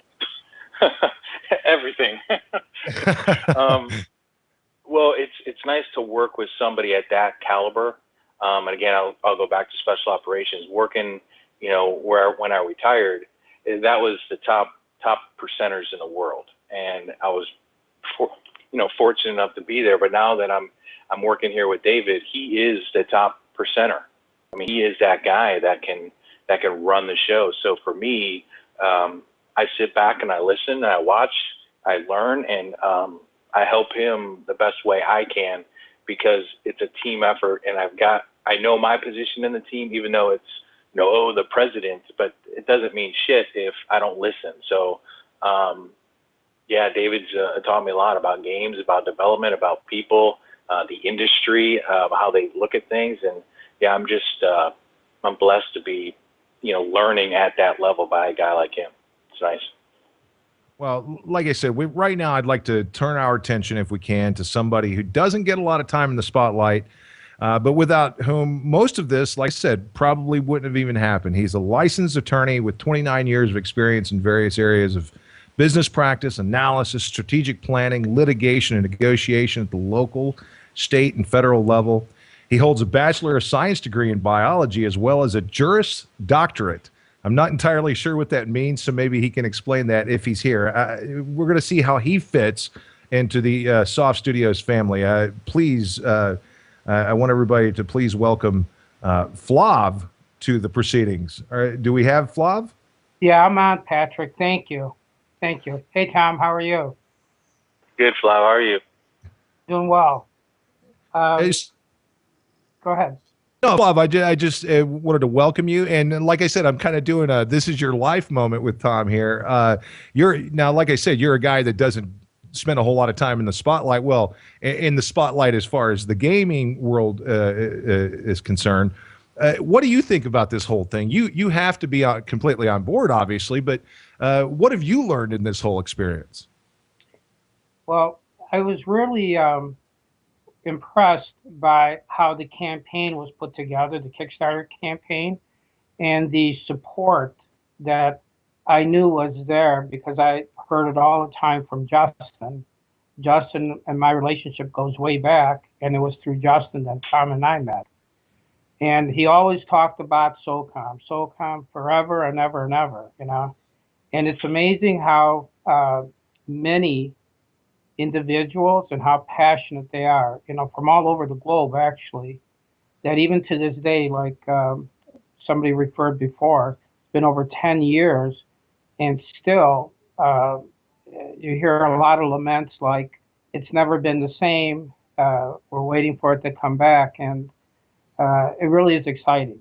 It's exciting to see the broad-based support, which tells us that for everybody that we saw that contributed, we know there are 100 other people out there that even have not yet heard the word and will come to hear about the development and all that. So we really are thankful to the SOCOM community. I want to thank you, Patrick, for all your efforts, all the different individuals that have done everything they can to help us succeed in the campaign. So thank you so much. Well, it's like I said, it's been an honor and an absolute pleasure. The one thing that I've taken from all this, and I can say this, is obviously the family. When I said the family at SOF Studios, I really mean that. I can tell that there is a family, there is a fiber of a family within this whole the whole structure of SOF Studios, and you know, again, from Tom to Justin, and you know, you talked about Justin. What a passionate guy, smart guy, driven. Tom, I think it goes without saying, and you, can you tell me please what a Juris Doctorate is? Oh yes, that's a doctorate degree in basically in law, and this is where you go through a licensed accredited school that is a law school. You'll graduate. You'll at that point in time, you'll get a Juris Doctorate degree, and then depending on which state you're in, you make application to that state, generally their Supreme Court, to be admitted, you know, to practice in that particular state. So you can go to law school and never practice, so you would have your JD, but if you want to practice law, you then have to take a further step and take the bar and then be admitted to that particular state. Well, there you go. Not only is this, it has Countdown to H Hour been entertaining, but hopefully it's also been educational. Flav, thank you so much, sir, for being with us, and of course Tom as well. There you go, folks. That's how Flav fits into the big picture at SOF Studios. Now let's watch this as David Sears explains how Seth Luisi fits into H Hour World's Elite.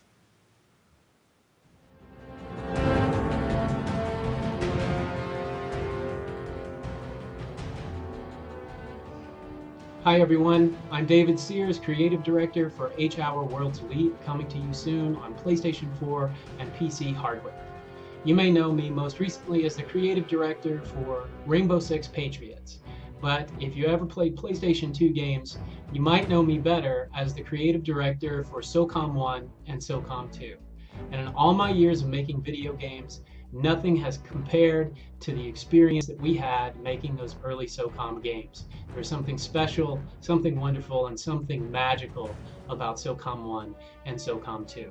H Hour World's Elite is, as I've said, the spiritual successor to SOCOM 1 and SOCOM 2. And a lot of people really want that SOCRAC experience, so we're going to give you that on PlayStation 4. But at the same time, a lot of PC gamers have never had that experience and that particular addiction that so many SOCOM fans love and crave. So that's exactly what we're going to do. We're making a PC game that's comparable to the PS4 version, a tactical team-based military shooter. It's all about teamwork, because without watching your buddies back, you're all going to die. The team we've put together to make H Hour World's Elite is definitely world class. These guys have worked at major publishers such as Ubisoft and Sony, Activision, and many others, but you know their games even better than the places that they've worked. These guys have worked on games such as Rainbow Six, America's Army, and SOCOM, as well as Modern Warfare. So the pedigree and the talent of these guys can't be denied, and I've worked with them before, so I trust them implicitly to follow my design and to follow my vision. But we're not just working with super talented game developers. We're working with retired and highly decorated Special Forces operators. These guys, they're not afraid to bring weapons to the office, because I need to know I need to know how a weapon actually performs. So they actually instruct me and our other team members in firearm safety and handling and how to shoot. So we go out to the range and we actually learn what a weapon feels like. We learn it over and over and over again until it's ingrained. So I can tell you that having the expertise of top-notch military trainers on my team makes a huge difference in the quality of authenticity in H-Hour World's Elite. It's a military shooter. It should have some former military men and women on the team. People ask me all the time, what do I like best about SOCOM? Well, there's a lot. I mean, for one thing, I like the fact that it was a skill-based game in which you could actually see yourself improving the more you play. I liked the fact that it was a team-based game and that if you didn't cooperate with your teammates and watch your buddies back, you very often ended up dead. I liked the fact that it was a game that supported stealth gameplay, but at the same time could skew right over to run and gun. It was a perfect balance in many ways, and that's what we want to recreate with H-Hour. So what is this SOCRAC experience, the SOCOM 1 and SOCOM 2 experience, the H-Hour World's Elite experience? Well, it's things like custom lobby rooms that allow you to go right to where gamers are playing the kind of game that you want. You don't have to wander around in a fog of war wondering if anyone else is online and why matchmaking is taking forever. All of our maps are designed around a single gameplay mode. That's what drives the design. However, if that map, designed for escort mode, also plays really well as deathmatch, we'll let you play deathmatch. So many of the parameters for online play are fully customizable that you're going to be able to tailor the experience from hardcore to easy access without any kind of problem. We're really going to try to make this easy for you guys to create exactly the experience that you want, just like the original SOCOMs. Just like in SOCOM, you'll be able to use the D-pad to lean out. There is no sticky cover system. There is no health regeneration because bullets are lethal. Round-based is the focus for our online matches. So if you hit a tiebreaker, you're going to play that tiebreaker until somebody wins. Strafing gunfights. SOCOM players have always loved very, very agile, responsive characters, and the circle spiral of death that would often result when two players got the drop on each other at precisely the same time. That's coming back. This is a skill-based game, and a lot of people like to call SOCOM hardcore. Well, I have to tell you that when we were making SOCOM, what we intended was a game with mass market appeal, and it certainly had that. It wasn't until years later that people decided it was hardcore. So you're going to be able to recreate that experience right out of the box with H-Hour. However, all of the tunable parameters that we're giving you will allow you in non-ranked games to create an experience that is friendlier, more forgiving, more accessible for new gamers. And if you're a new gamer, our analytics are going to help coach you into becoming a good gamer. If you're already a good gamer, you're going to become a great gamer. And finally, I have to say that a lot of the game modes that you knew and loved in those early PS2 SOCOMs are coming back. We're going to fix some of the problems with AI, so things are going to be a little more responsive, but the same rapid pace, moment-to-moment, objective-based gameplay is coming back. I receive a lot of email from PC gamers asking why they should support H-Hour on Kickstarter. Well, while SOCOM is generally associated with PlayStation hardware and was the introduction to online shooter gaming for a lot of people, I have to tell you that when I was designing SOCOM, the games I was looking at and inspired by were Rainbow Six, SWAT 3, and Counter-Strike. So there's a lot of that DNA in SOCOM already. And you can bet that as a designer, I'm going to return to what works well. As a special bonus, when our Kickstarter campaign concludes successfully, Seth Luisi, the original producer of SOCOM, has agreed to appear in H-Hour World's Elite as the villain. That's right, you get to shoot Seth Luisi as much as you want in H-Hour.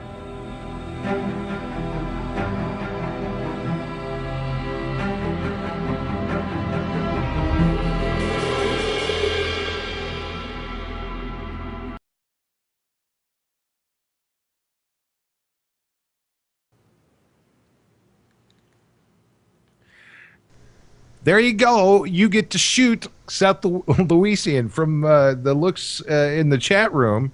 There's a lot of people that want to shoot Seth Louisian. And I should say this, and we said we were going to talk about this, so we might as well talk about it really quickly before we move on to our next guest.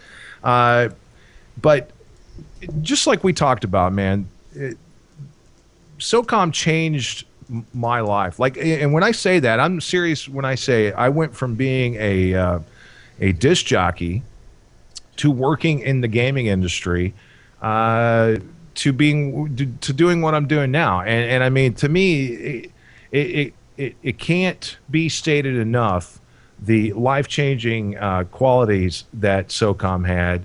And again, it goes back to what we talked about, man. When you're playing a game where you care about the people that you're playing with, you play the game differently. You for every aspect of the game, because you want to, you don't want to dishonor that tag. I know the tag nowadays, I think gamers, they take the tag for granted and they don't think much about it. But the tag was everything. And the people in your clan were more than just the guys that you played with and stuff like that. Like you said, man, you knew people's names, you knew people's kids' names, you knew people's what the name of their pet was and things like that. Do you have any? And we were talking about some of the fond memories we had on SOCOM. I have a memory that I think there's two stories that I have about one guy. And I don't know if I want to say this guy's name. But he was no. a guy, you already know the guy I'm talking about. Oh, no. Yeah. But Bill actually, he was I was the clan leader. Bill was the XO of this clan and the executive officer, for those wondering what XO means. Bill was I was kind of like the guy that overlorded the whole thing, and Bill was actually the guy who did all the work, actually. And I don't care to say that, but there was a guy in our clan who was just a screw up. Like, he was a fairly nice guy. He didn't seem like he was Boomer, dude. He was Boomer. Like, if you could take Boomer out of SOCOM and put him into real life, this guy was Boomer. He really was. Like, you throw a grenade and he would run towards a grenade. But so, and to amplify that even further, Bill actually made this guy run laps. I can't remember the name of the map now, but it was the map with the airport. Do you remember that map? Yeah, it was definitely it was after SOCOM 3. What was that? Combined Assault. And it was an airport map, and I remember that we used to do things like, if we used to have little nights where we would do like M16 single shot only, just to try to help with your aim, because then you would aim for the head, trying to make sure that you got the kill. So we used to do little training exercises like that. But then, as a joke, we used to do things like make people go single shot only if they didn't make a clan practice, or if they didn't show up for a war or something like that. But I don't remember what he did, and I completely didn't expect him to do it, but I would say to him, okay, you know what? That's enough of that. You need to start running some laps. But he did it. Like, we're talking, I was like, what, a 24, 25-year-old guy.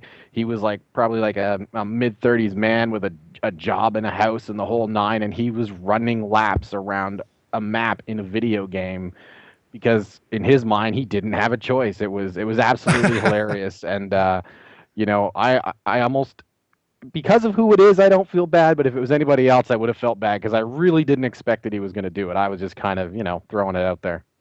It might have been, I'm watching the chat right now, it might have been retaliation, but it was hilarious. This guy actually ran laps. Now, and didn't get killed by the enemy, by the way. Like, he ran the laps and he was fine. Like, he just kept running around this it was one of the bases that he ran around. He was just really doing laps around the tarmac or whatever at the airport. And he was going, he ran laps the entire game, and I'm pretty sure that he was the last one left at the end of the round, and that was that. So, I mean, you know what? Strategically, you're welcome, because we probably tied based off the fact that they couldn't find him to kill him. Well, and the other story that I have for him really quickly, and we need to move on to our next guest, is there was a map, and we were having this war, and this was the one. It was the night map. Well, I think it was day or night, obviously, but it was night. We were playing it as night, and this is the one that had the boats, and it had the two shores, and you basically each base started on each beach, and you had to run up to the middle in this jungle type map. I can't remember the name of the map right now, but we were playing a clan war on this map, and Tidal Fury? Tidal Fury, Someone something. John said title in the chat. I think it was Tidal Fury. I'm almost positive now. So sorry. Go ahead. Okay, so anyway, so I think it was Tidal Fury. So we're playing at night, and we were playing this clan, and we had been going back and forth with this clan. So ultimately, on this particular game or this particular match, we had just taken the lead, and it was suppression. So we had just taken the lead. Boom. So anybody that played SOCOM, when you get the lead, you have to become defensive. You become a defensive unit at that point. So you basically said to everyone in the room at the time, okay, play defense, nobody move, everybody sit still, blah, blah, blah. So everybody already knows that you hated. Well, you didn't hate this guy, but you didn't like this guy. He was Boomer. We weren't friends, no. So it got dead quiet. We're all waiting. It's the intensity of this match. I can't even put into verbiage how intense this whole thing was. And then all of a sudden, we see the guy's name, and it says that he frags you with an F90. And what happened was, I was hiding, and there was like a little indent in the cliff by the beach, and I was there, and you know what? I was camping. I'm telling you right now, I was camping. So everybody was. That's what you did in a clan war when you were up like 2 or 3 people or whatever it might be. And I guess he decided he wanted to camp there, and he ran in, and I must have scared him because, you know what happened. Oh yeah. Well, he shot you. He team killed you on a map. We had the lead, but since he killed you, because we were playing suppression, we had to obviously go out. I think we ended up losing the match overall. But yeah, so that's one of our funny SOCOM stories. But anyway, we move on to. By the way, the video that we watched there at the top talking about Seth Luisi, that was the 23rd update made to the H-Hour World's Elite Kickstarter campaign. In the campaign's 26th update, SOF Studios announced the mobile command tier, where backers who made a pledge of at least $650 would get the exclusive H-Hour Games Vanguard system.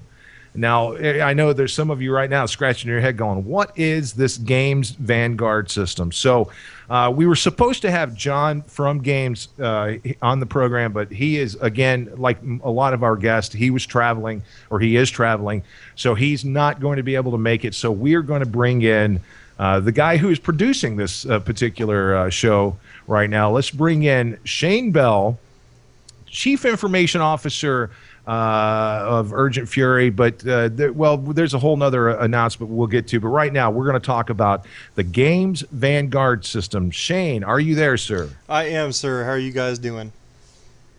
Dude, we're doing pretty good. I'm hot, and well, we all know you're hot. At least that's what the ladies say. Yeah, that's right. I'm hot like a circus clown hot. Because I got the big shoes. Anyway, that doesn't even make any sense. But listen, John was going to be here. We were going to talk about the Games Vanguard system. This was part of the mobile command tier. Now, when you and I first heard about the game system, and you and I have actually had the pleasure of visiting the Games secret warehouse. office. Yeah, the secret. And when we say secret, we really mean secret. But for those out there who don't know, and I know you've got one of, I don't know if you have the Vanguard, but I know you have one of these games kits Tell everybody out there, explain to everybody out there who don't know what this whole games thing is all about. Explain to them what that is, and then talk about the Vanguard, what you know about it. Absolutely. So the games unit, I actually have the G155, the smaller version of the Vanguard, is the easiest way to explain it. It's a suitcase that you strap your console into, and it's got a screen built into the lid. So when you open it up, the screen's right there. Your PlayStation, your Xbox is strapped in, and you can play games wherever you want. Guys use them for playing in the airport. As you saw at E3, we had it set up, and I was playing while at E3. It's just a great little portable system that's perfect for anybody that's always on the go. And for those that know my history, I bring a whole new meeting to always on the go.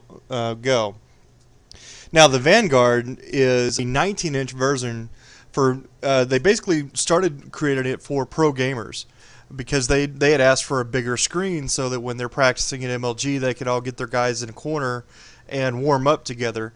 And the Vanguard's it's got a real sturdy handle. It's, like I said, 19 inches. It's got a whole new speaker system in it, and it's fantastic for any time you're going to be gone out and about, or even better, if you're at the house and you want to let the wife and kids play on the big TV, you can go into your room, pop that up on your desk, put your system in it, and you're good to go. The retail value of that Vanguard, of course, is $349.99 plus the skins. I don't know what the price is going to be for the skin when that releases, but we're getting a custom H-Hour skin specifically for the Kickstarter pledges. So the only way you can get that particular skin is through Kickstarter.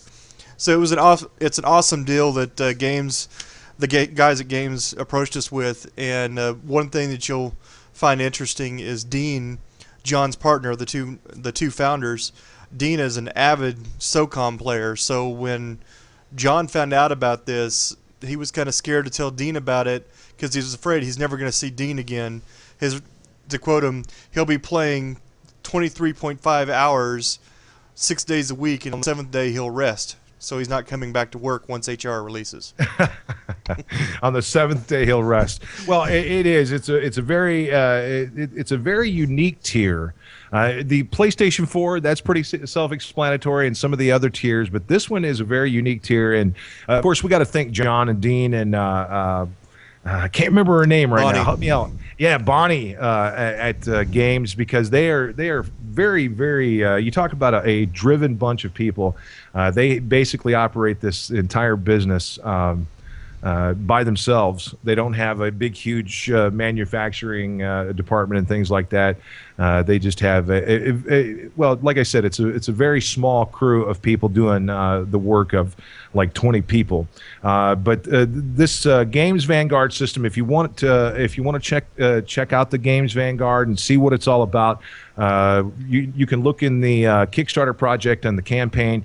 In this particular update, again, it's the 26th update if you're looking for it, and you can find the link to games. What do you have that actual link that you can either share with everybody or just tell everybody what it is? I'll throw it in the chat. It's gamespge.com, but it's GAEMS. So gamespge.com. We'll throw that in the chat for you guys. And don't forget, we just updated that tier with a special tier for Canadians, aka Bill, and for the guys over the UK, because we were able to work some figures to get that $300 shipping charge down so that you guys in Canada and those of you guys in the UK that were asking for it are able to get it. That's all we've been able to get set up on that. So if you're in the UK, you're in Canada, you're good to go. Canada thanks you. I speak for all Canadians, so there you go. On behalf of Canada, sir, we thank you. Well, listen, Shane, thanks a lot for clearing all that up. And again, I knew that you had some personal knowledge with the system, and I knew that, of course, again, John and all those guys. John is somebody who his passion for the military, and again, that's that's another reason why he developed this system. He has a passion for the military gamers out there and the guys who who serve and have served and things like that. So, but that's a really cool thing. You guys get over there and check that out. And we're going to bring Shane back, and we're going to talk to him a little bit next hour. We've got Suck My Turban coming up. We're going to talk with Justin. We're going to talk with Dan and some of the other guys from we're going to talk with some of the other guys from SOF Studios. Of course, we're going to have Brian from Happy Thumbs Gaming, 503 representing. We're going to have Silver from the Division IGR. And, of course, David Sears will wrap things up here in just a little bit. But right now, you know what? We've already talked about it. We've touched on the importance of authenticity, of course, when we were talking with Tom earlier, and you know, his experience and what that will mean in terms of the game's authenticity. So when we think about authenticity in the tactical gaming genre, there are only a few names that, if we think about it, there are only a few names that come to mind. And one of those names is, of course, Greg Goodrich. And this is what he had to say about David Sears and H-Hour World's Elite.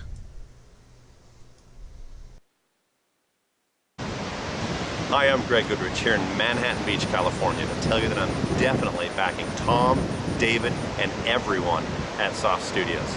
I first met Tom a few years ago while working on Medal of Honor. Phenomenal reputation as an operator. 82nd Airborne, 1st Ranger Battalion, and most recently, the Army's Tier 1 unit there at Fort Bragg. And what can I say about David Sears? Innovative game designer. I've been stealing his ideas for years. All the way back to the first SOCOM game to the most recent, he's been pushing the genre forward and continues to do so. The two of them together, a perfect storm.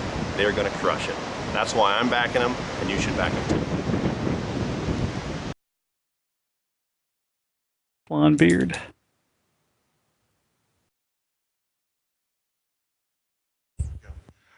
Oh, there we are. Yeah, everybody knows that guy. Yeah, that's his cosmic mugshot.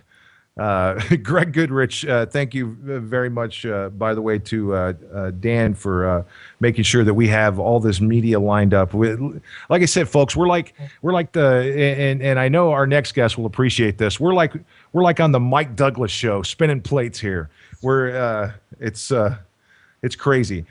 Busier than a one-legged man in a butt-kicking contest, ladies and gentlemen. Like we just alluded to, in today's tactical gaming market, developers have become more focused on not only creating an entertaining experience, but like we mentioned, they have focused on creating authentic experiences as well.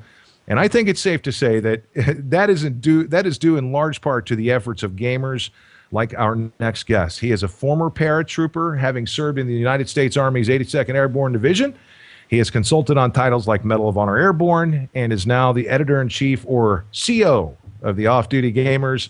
We're proud to call him our friend. He is Mark Christensen, or ODG6 Actual, of the Off-Duty Gamers. What's going on, sir? Welcome.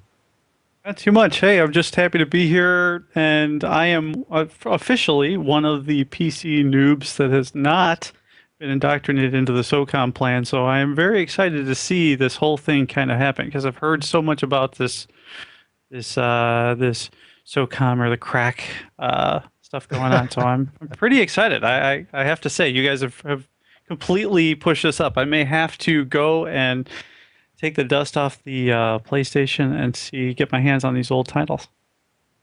Well, yeah, and just like it's just like we've talked about, and again, I know you appreciate this probably as much or more than most gamers out there.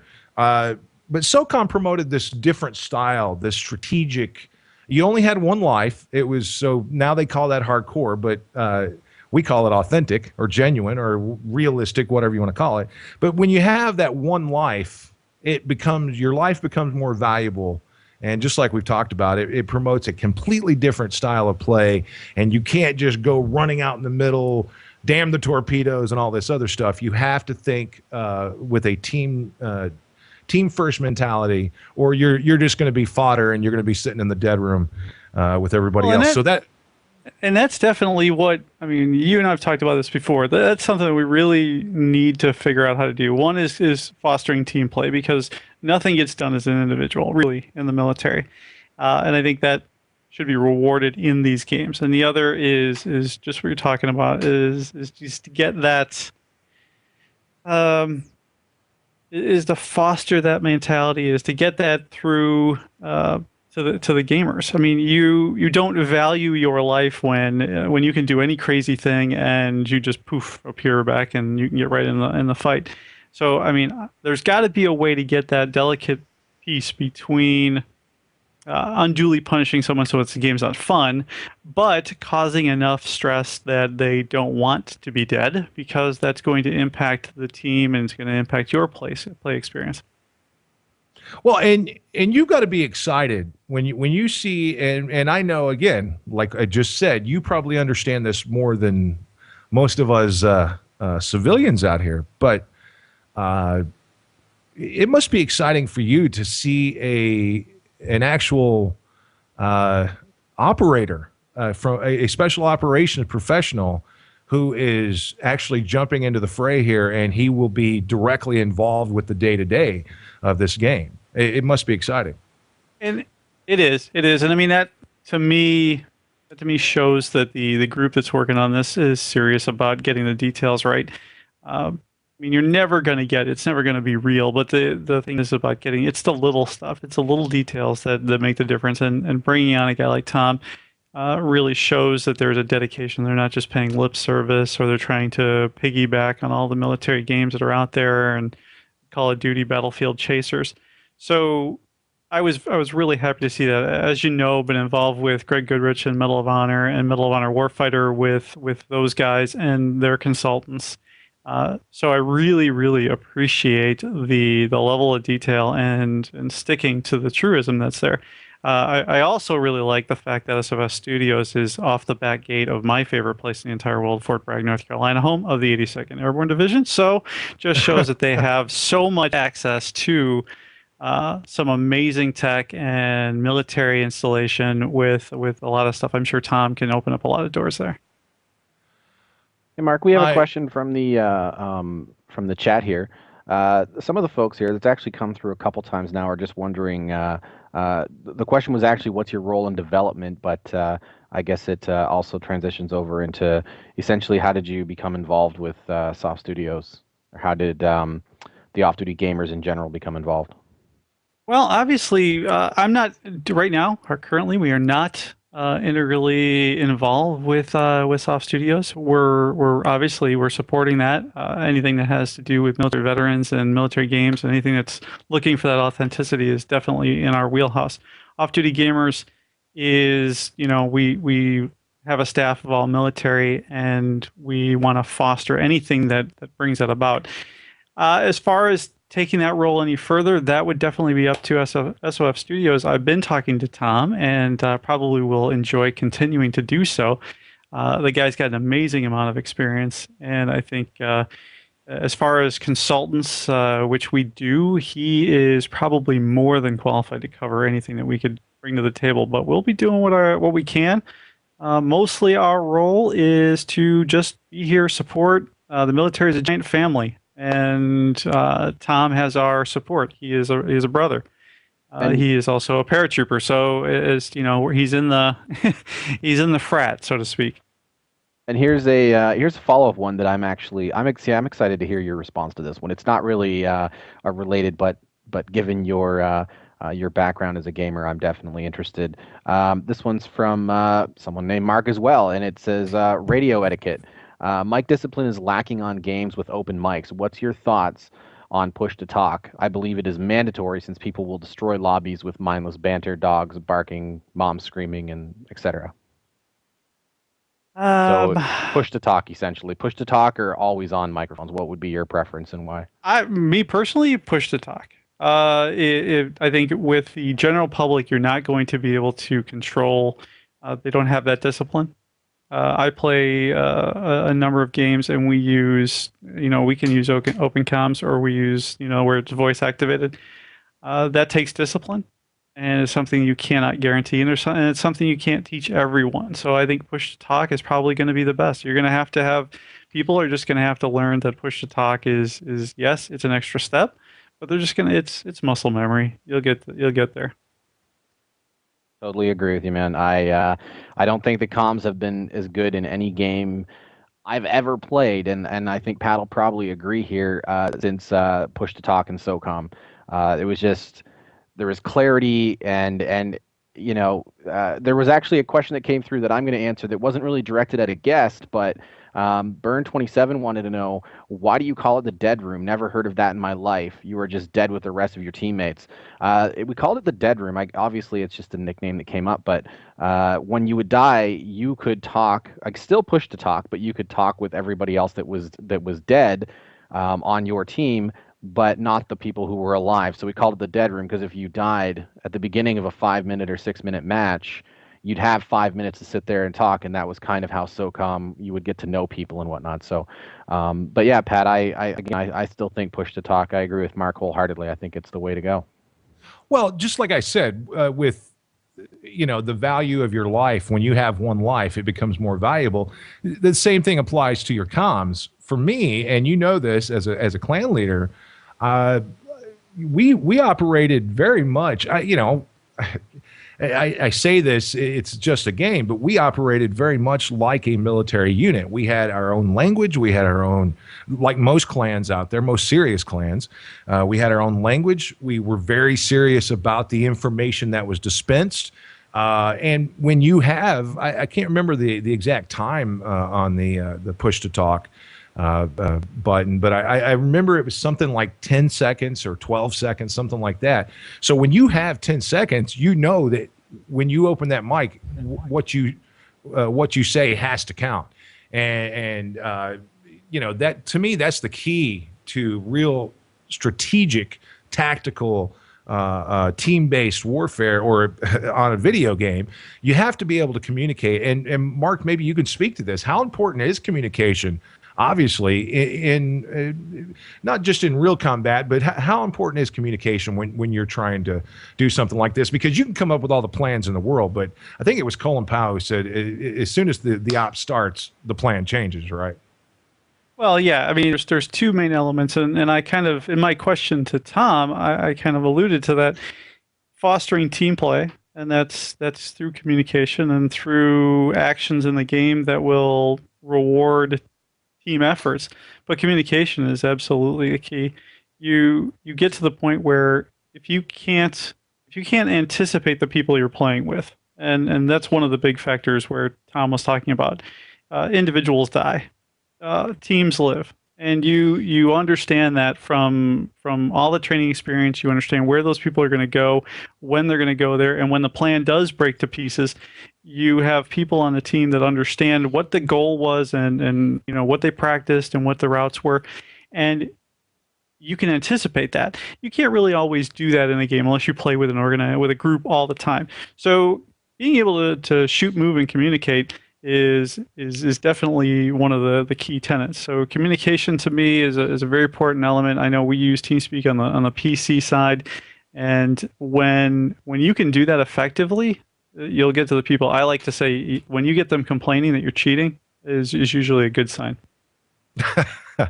Well, and again, a guy with your background, what would you like to see? Number one, it's got to excite you from the perspective of a gamer. It's got to excite you because this is an independent studio. They don't have all the resources and all the everything that these other studios have. So it's got to excite you not only from the perspective of a military guy, but from a gamer's perspective. You've got to be excited about the possibility that this game is going to be everything that this might be the perfect game for you, Mark. It may. I'm really excited about this. This is a unique opportunity, and I'm very much just waiting to see what kind of comes. I was really happy that they hit their original goal, the 200,000 in Kickstarter, just because I want to see where they can go with this. While they don't have the huge resources that the big games have, what they do have is a lack of all of the hoops that need to be jumped through. They don't have to go through, and they don't have all these marketing people barking in their ear about what they think the gamers want.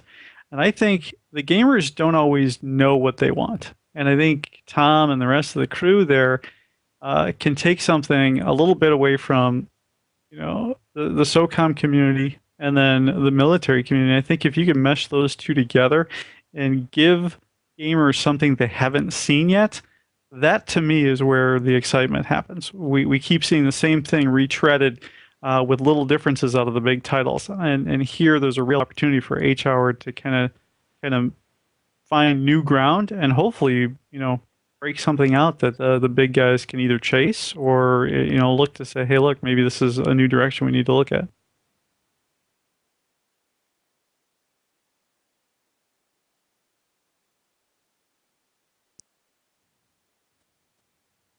I don't know if maybe we've lost Patrick or not. I'm not No, too sure. No, I am back. I hit the cough button, but okay. No, what I was going to say, what I started to say before I realized that I was muted was number one. I wish we had more time because I would like to get into this whole zombie apocalypse thing with you, but I won't. I think they want to hear more about H-Hours, and honestly, I know a couple people noticed that I'm on here, but I'm not yet involved with HR. And I say yet because we're giving them the space that they need, and we're trying to bring backers in and trying to make sure that they get their funding and get going. Because the crew and I at Off Duty Gamers are really interested to see this done. We're going to give it all the support we can. And hopefully at some point I will get copious trips down to Fort Bragg area to hang out with SOF Studios so we can help out. But hopefully we'll see that happen very soon. Well, now you actually have you guys you have a ODG member that's actually a trooper down at Bragg, right? I do. Yes. Spartan is down there. He's an E5. He's actually on the special operations end of things. So he's in a unique position to offer whatever. Like I said, we've got guys. We have active duty and veterans, and we are standing by. We'll offer as much support as they need right now. Obviously, getting attention is what they need, and now that they've hit that first goal, I think it's full speed ahead. Roger that. Okay, thank you, Mark. As usual, again, I wish we had more time and we'd talk about a bunch of other nonsense, but thank you. And I know that you guys are going to support these guys. Again, I know just from knowing you in your personal life, I know that, like you said, this is a brotherhood and you see it that way. So that's really exciting stuff. Thank you, man, for coming by. Tell everybody where they can network with the off-duty gamers, and just in case we have some veterans and military personnel out there. Well, we are a team of all veterans, active duty and veteran, and you can find us offdutygamers.com. There you go, offdutygamers.com. Editor-in-Chief, CO of the Off Duty Gamers, Mark Christensen. Thank you very much, Mark. Thanks, guys. Good luck with the program. Yeah, there you go. Right now, 2,535 backers. We are sitting at $231,597, and we are going to take. Well, by the way, to answer some of the questions, Turbin will be on coming up shortly. We've got a handful of a few more guests that we're going to try to get to. Turbin's going to be on, David's going to be on, and we are going to explain exactly what Suck My Turbin has to do with H-Hour, and we're going to try to answer all your questions. Don't forget, if you do have a question, please hit the Twitch TV chat room or on Twitter at SOF Studios. That's where you get in touch with them. It's I'm not a very stylish guy. I'm pretty much like cargo shorts and a T-shirt, like a Metallica T-shirt or a Tool T-shirt or a Motley Crue T-shirt. But it's been said that clothes make the man. And in the 22nd update to the H-Hour Kickstarter campaign, David Sears explained what role style would play in the game.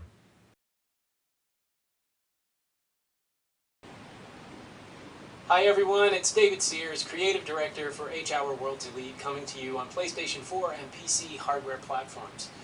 First off, I just want to say thank you to everyone for the overwhelming support on our Kickstarter site. It's just incredible to see everyone waging this guerrilla warfare campaign of communication and evangelization. Pretty amazing stuff. People are making their own flyers and handing them out at malls and putting them up in game stores. I had no way to anticipate this kind of response. We recently crossed the $100,000 or passed the halfway mark in our funding campaign on Kickstarter, and it is due almost entirely to the tireless efforts of the fans who are so active on our Kickstarter site. So thank you guys. Really well done, and we're never going to forget you. And so, along those lines, today's update is almost entirely about rewards and pledges. Due to extremely popular demand, we are going to increase the number of slots available in the PlayStation Warrior tier. This PlayStation Warrior tier was originally created so that anyone who wanted to show support or interest in a PlayStation 4 version of H-Hour could do so by pledging $50. And in exchange they would receive a copy of the PlayStation 4 version of the game. Well, we met the goal to actually confirm that we are doing a PlayStation 4 version of H-Hour, but there are many other fans of PlayStation games who would like to support and pledge at this tier, so we're going to go ahead and increase the number of slots. Second, we're adding 2 all-new pledge tiers as of today. If you want to pledge $200 at the stylish level, your character will have access to virtual swag items that are offered as rewards for other pledge tiers on the Kickstarter site. Basically, you're going to be, as a Kickstarter backer, the only people who can wear the H-Hour t-shirt, the H-Hour cap, and the H-Hour hoodie in-game. You can, of course, continue to add gear and customize your character as you see fit, but now you have 3 additional wardrobe items if you choose to pledge at the $200 tier or above. For $250, we've added the Tactical Groove pledge tier, and what this is going to give you is a unique victory dance animation that only Kickstarter backers at this tier or above will have access to. And we all know that nothing adds insult to injury like a good victory dance in the face of the corpse that you just created by shooting another player. So hopefully you're going to pledge at this level so you can have access to your very own unique victory dance. We're going to give you guys a lot of options, and the community is going to vote on their favorite. So, what else?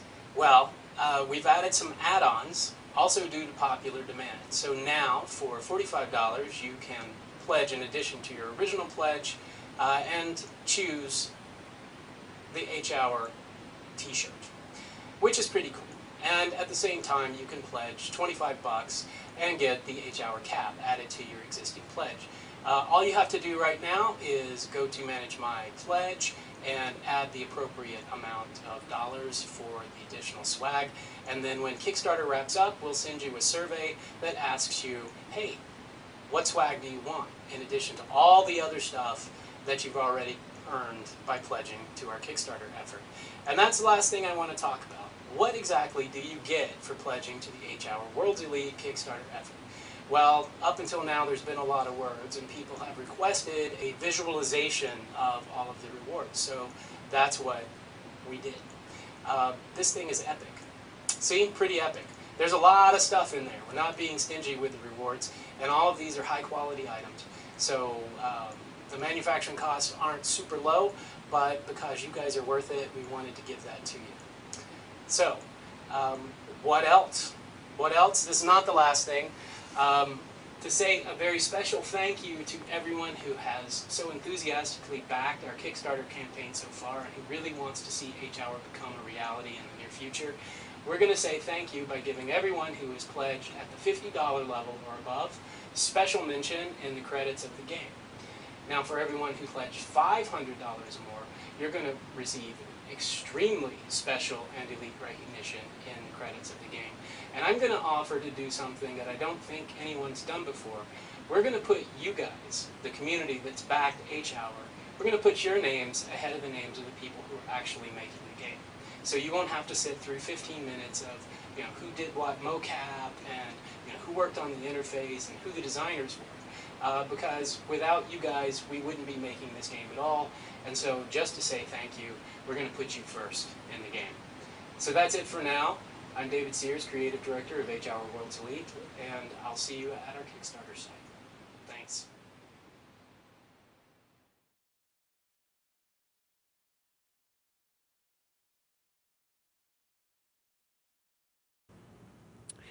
And so there you go. I hope that cleared everything up. So that means that yeah, we're going to get to wear special clothes. If you backed the Kickstarter project, you're going to get to wear. You're going to get some special virtual swag for your avatar, your character, your what should we call it, Bill?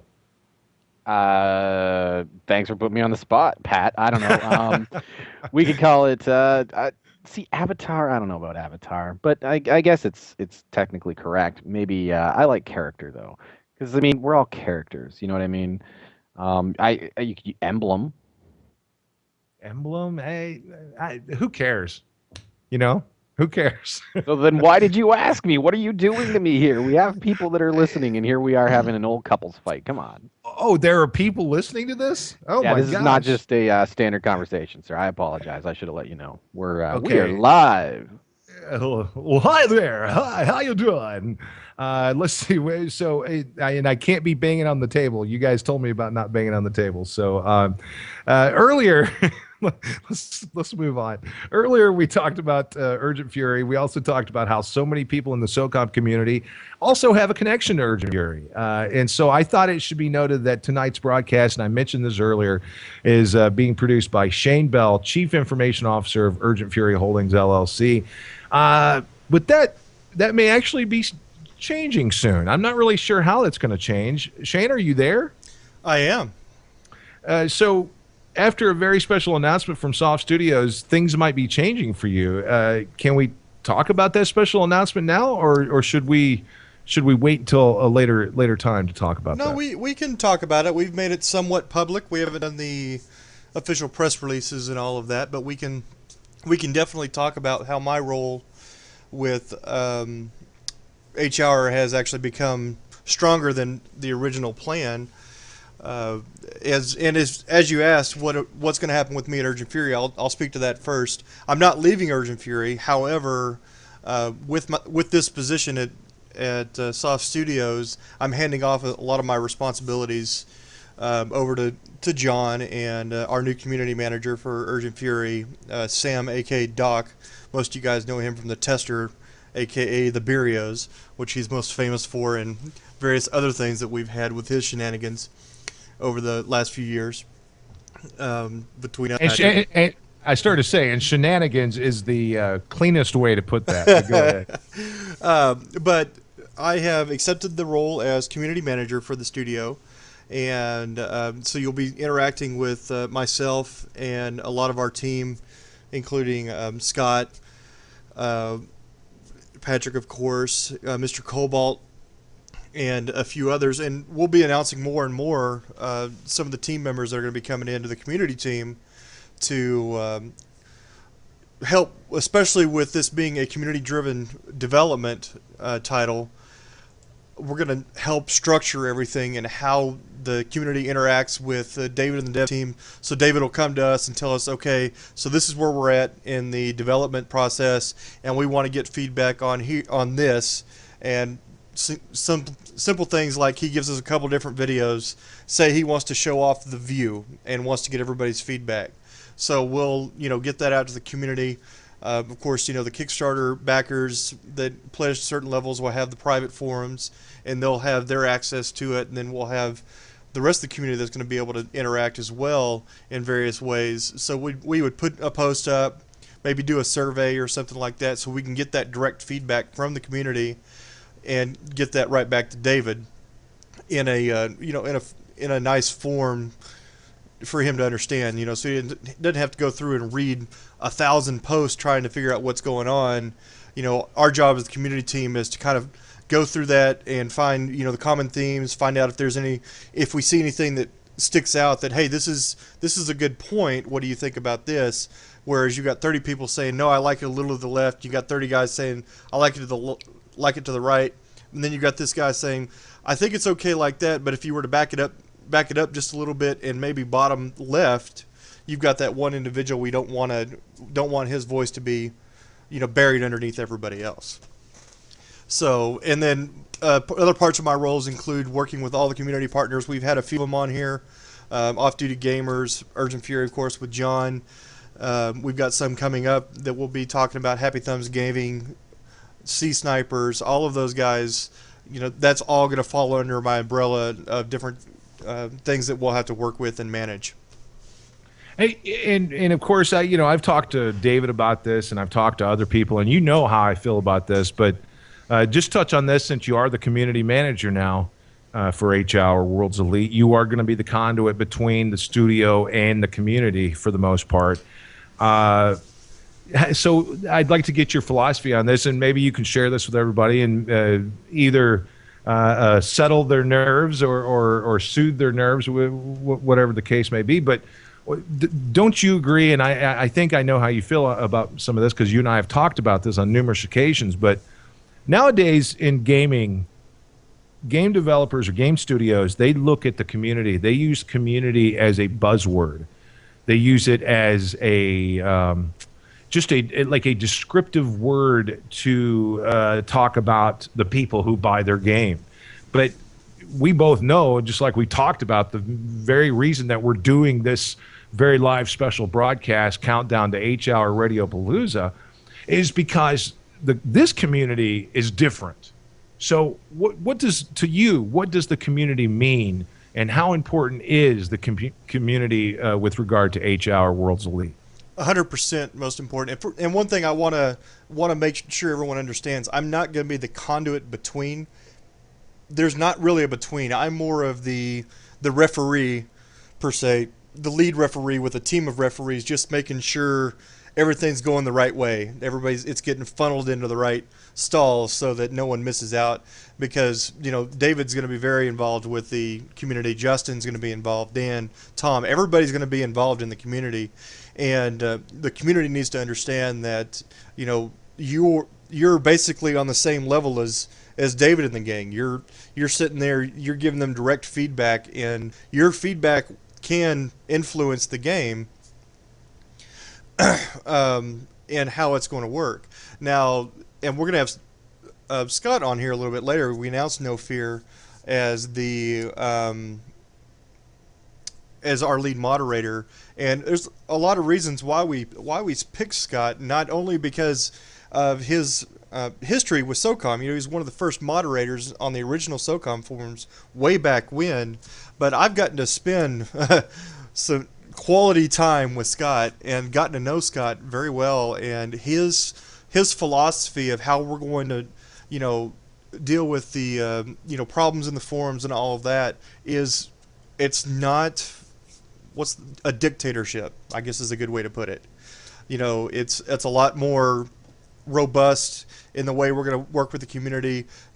Now granted, and I've been posting this a lot on the Kickstarter comments, and No Fear's already been out in the forums kind of talking to a few people. You got to remember that posting on these forums is a privilege, and that privilege can be taken away if you go beyond those limits. So if you want to be a valued part of the community, given that feedback, conduct yourself as so. Step back. I know there's going to be flame wars. This is the SOCOM community, and I can tell you that many of the community managers that know me have already said good luck, because you don't know what you're getting into, when in all reality, I know quite what I'm getting into. You've got to step back and kind of grow up and be a little more professional, and not professional, but articulate and be respectful with everybody. And that will get you a lot further as you go along with how you're going to react, communicate between David and the dev team, and Tom and Justin and Eric on weapons and things like that. If you articulate yourself well, come in give a good explanation of what your thought is, you're going to go that much further with getting your point across than going and saying, well, that's stupid, I don't like it. That's useless. That's absolutely useless to us. That doesn't tell us, well, why don't you like it? Well, and again, I think that is important. I know that the one thing I've experienced so far is that, and again, I used the term family earlier when I was talking about the dynamic that the studio has. I really mean that. Like I've been around, and I met Scott at E3 this recently at E3. Scott, again, like you said, is very passionate. He has a very keen understanding of the SOCOM community, and he was. I think you said, didn't you say he was a moderator for the SOCOM community Yes, for a he while? was. So I think it's very important, and again, and I've said this, I've said this all along, that SOF Studios is going to implement one of the most important ingredients into H-Hour Worlds Elite, and it's an ingredient that most developers don't even think about. It's a feature that most developers do not even recognize most of the time, and it's the most important part of any game that you play, whether you know it or not, and that is the player. And I think that is something that SOF Studios is going to focus on, realizing that without the player, the game is really just a bunch of good ideas or bad ideas. But anyway, we keep getting changes, and some of the schedules that we've had set up. Again, like I said, this is absolutely 100% live, so we are trying to get these people in and trying to get everything taken care of. I wanted to bring in some of the other community guys. I don't know if we're going to get those guys into the discussion or not, but I know, like you mentioned, Scott or Fearless, he is here. And I'd like to also get Dan. He's another guy who doesn't get a whole lot of time in the spotlight, but he does a lot of thankless work on the outside. What's the story on Dan? We have Dan queued and ready to call, so if you want to add him to the call, we can. And Scott as well, so when we're ready to bring Scott in, he is on standby and also moderating the chat right now, making sure that you guys are acting mature. Okay, well, since we're talking about community, and we'll bring in Dan momentarily, but since we're talking about community and all that stuff, and like we mentioned, Scott or Fearless, he's had a lot of experience. I'm getting crazy chats from people here, but yeah, thank you, Dan. Danimal, I love that. The Danimal. We'll bring Dan in just a second, but Scott, Fearless, thank you, sir, for being here. We have Scott? not added him to the call yet, and it's no. All right, let's get No Fear in here. Let me dial him in. We are now dialing in. I wish we were like. I wish this was like David Letterman. I wish we had dialing music.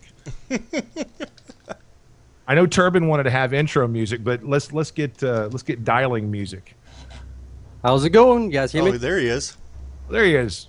No Fear. Is this No Fear? Fearless? This is the one and only No Fear. How's it going, peoples? Dude, it's going, and we were just talking about you. All good. Don't they always? Well. No Fear. We thank you, sir, for being here again. You're another one of many people that we have just snatched out of their lives today to spend time with the H-Hour community and stuff like that. We wanted to make sure that we put a spotlight on you guys who will be manning the helm and leading the community forward. You were a moderator for SOCOM for a while. That's correct.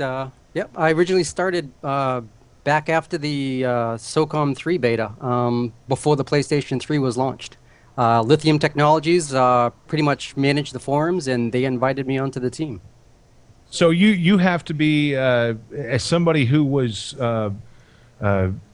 more involved, maybe a little more involved than just the average SOCOMer. You have to be crazy excited about this.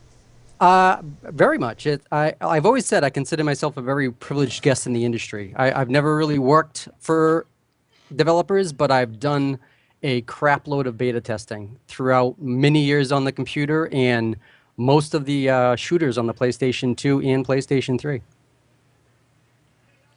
So when you think about community, what is it? And again, you saw it from a perspective that most of us don't get to see. But when you think about community, when you talk about community, what what comes to mind? What comes to mind when you start talking about the SOCOM community?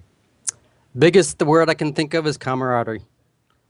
It's a group of people that, you can go down to your local pub, hang out with all your townie friends, and, you coach soccer together, you coach t-ball together, you're part of the whole bringing up the kids in the neighborhood thing. And SOCOM was kind of like similar experience. It was just getting on there, hooking up with some like-minded people because, my real world friends, they don't all quite get me because of my hobby. But in SOCOM, we're all like a group of guys just having fun and playing some games. Well, first of all, I want to say that in the chat we have some guys who are being disagreeable. I wasn't going to bring any attention to it, but I want to bring attention to this. If you cannot be it's okay to disagree, just not to be disagreeable. So I would implore you, if you are being disagreeable, we will have Tom drive to your house and escort you out of the building. I'll tell you guys, it's all about respect, and this is the kind of thing that when me and my friends get together, I mean, we're having a good old time. We're having fun. You can rib each other a little bit. It's SOCOM. You're playing a game. You're running around with like assault rifles trying to shoot each other in virtual space.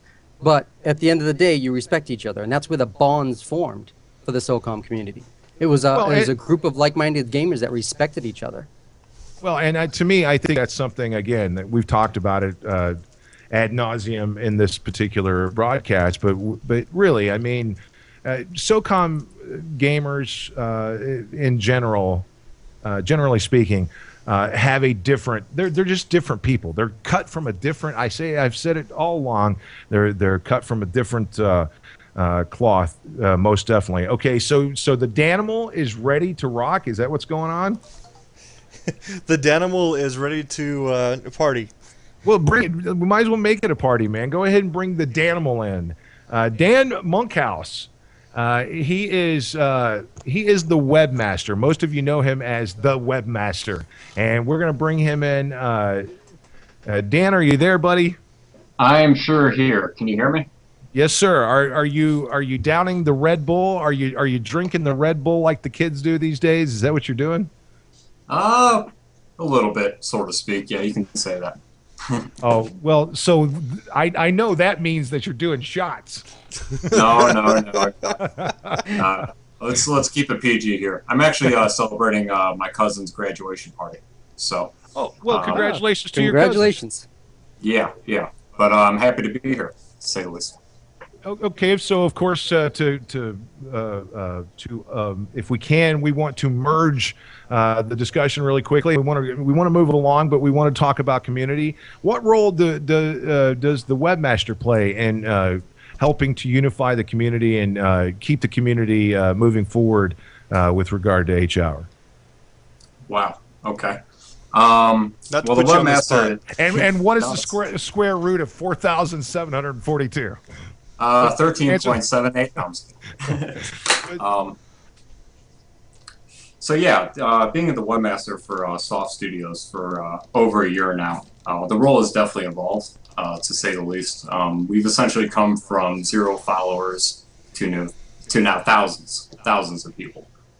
So the role of webmaster is growing as the community grows. Personally, for the company, I'm in charge of the website. Making sure that's running smoothly and looking correctly, and making sure we're, projecting our company image correctly.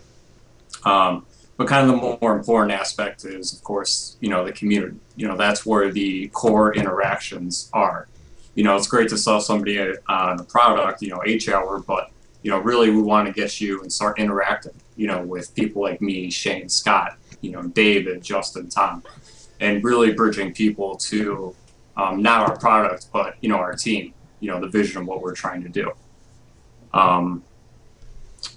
So the term webmaster is kind of open-ended to me in terms of what it actually means for the company. Well, I like the way that you frame that. It's H-Hour World's Elite is, at the end of the day, and we've said it about SOCOM, and let's face it, let's make sure we're clear about this. H-Hour is not going to be SOCOM. And I've seen a lot of people saying, oh, it's the new SOCOM. Well, you know what? figuratively, it might be, well, just like you guys have said from the beginning, it's a spiritual successor to SOCOM. But I like the way you said that it's not just a product, and it is. And I can tell by the way you guys behave and the way you treat each other and the way you treat the people around you, that you guys look at H-Hour as much more than just a product that you're going to put on a shelf and try to monetize, right? Yeah, and I'm actually liking how you framed my framing. And I'm actually going to take it a step further. Because, yeah, we're here to make a game, the spiritual successor to SOCOM, and we have the available resources to do that, and definitely the community behind us to make sure we're intact and make that happen, and get their feedback. But, outside of, the gaming, we're really trying to put a focus on, the military aspect, our veterans, and supporting those individuals who, have fought for our freedoms so that we can actually do this and actually make games about their stories. So for me personally, it's, it's awesome to be making video games, but it's also awesome to, be representing, the liberties, that come out of those, our military, that's who, when we're in Call of Duty, H-Hour, SOCOM, whatever game, that's who we're mimicking, right? It's those people who fought for us. And so I don't think a lot of people really think of it that way, but I mean, it's a huge part of what we're trying to be doing here at SOF Studios, and that's something I just wanted to shed some light on. Well, and go ahead. Here, I think we did a little bit of chatting back and forth earlier on, maybe a month or so ago, about the logos and whatnot. So it's nice to finally meet you and talk to you. But I've been monitoring chat here, and we do have a question. And I don't know if you can answer it on the spot, but it is something that it's come up a couple times in the chat, so I just wanted to bring it to your attention. We have a couple requests about adding a chat box on the SOF Studios website, which allows you to chat with the devs. Now, I don't know if that's completely necessary with forums in existence, but a couple people just wanted you to address that possibility. And that's actually a great question, right? Because what they're really trying to get at is, how can we not only talk with each other, but directly, interact with our team here. Post Kickstarter, we have a lot of plans to not only, filter some of the conversations, but how do we really interact with these people, whether it's chat software or forums. Maybe it's like a live stream like this, an open Q&A where, we have a specific topic, whether it's, a level design or game mode or a specific feature. But we definitely do have plans, similar to having a chat, let's say every Sunday for, 4 hours, right? To just leave that kind of open. That came up as well. Yeah, and that's a huge focus to be getting the community's input like that, and I love that idea. And, hey, community, you guys get the chat right here. So what do you guys think of stuff like this? I mean, we could definitely do more stuff like this in the future. Yeah, definitely. I'll speak to it a little bit too. A full-time chat on the forums themselves is not conducive as like what we're doing here. When we do live events where we've got the live chat, it's a little more targeted, so it's easier to manage as well from a community aspect. Whereas you get a shout box on a forum turns into exactly that, a shout box into a flame box into a war box. Whereas this is a little more, we can especially target a subject. And going back to what I talked about earlier about when, say, the dev team wants to show a few different things, we can do it here in the live stream and get live reactions via the chat room. So you guys kind of just sit back, relax. We're going to be getting in the changes here after the Kickstarter happens. And like I've said many times, especially in the forums and the on the Kickstarter page, it's not going to happen on Monday either. It's gonna be a process as we get ready to prepare for the onslaught of community that's just going to explode from Kickstarter coming into the forum. Some of you guys have already started making your way there, and we encourage everyone to go ahead and start making your way there. But we know there's a lot more coming. Yeah, and I would like to touch on this. You just mentioned this. Right now we're sitting at 2,541 backers, 232,122. Wow. So Yeah, we have.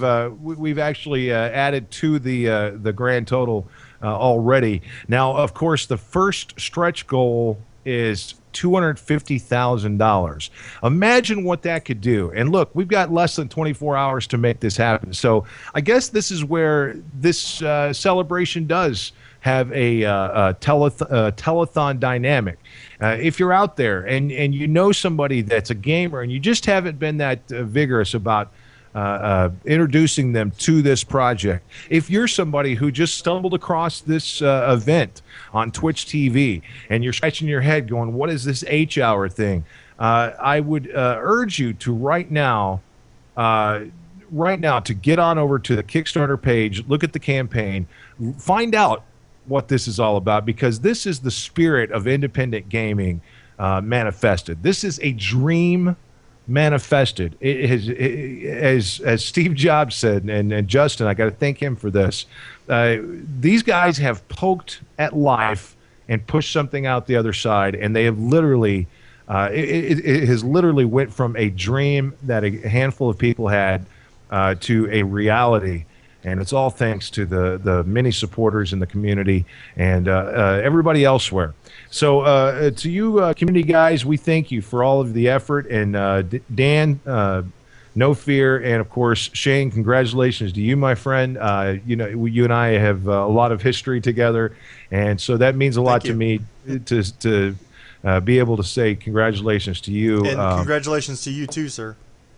Well, yeah, we will expand on that at a later date. Right now, but I certainly appreciate that, and so yeah, we got a lot of great things going on. Right now, though, let's break contact as sorry, Mechanical KB. Let's break contact as yeah. I keep getting messages. Are you kidding me? So almost anybody that has played a tactical shooter within the last decade, well, you know who the Sea Snipers are and what they've done for tactical gaming. These are the guys. This is probably the first legitimate organized clan. I know they're the first clan I ever saw that had a uniform SIG, that had their own logo, that had their own website, and of course they went on to make the SOCOM maps that many of us would use to put together our strategies to war our very best friends that we'd never met. So it only makes perfectly good sense that the Sea Snipers find themselves partnered with SOF Studios and H-Hour World Elite.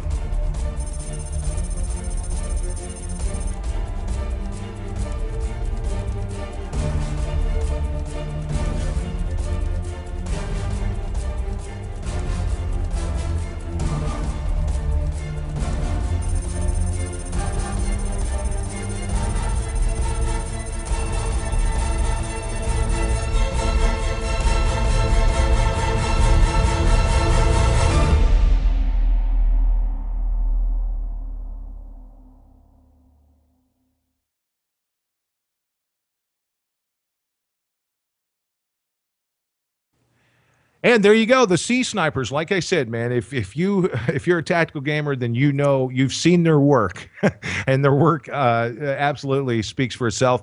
We had planned on having Raider involved here in the show, but again, like I said, we're doing this live.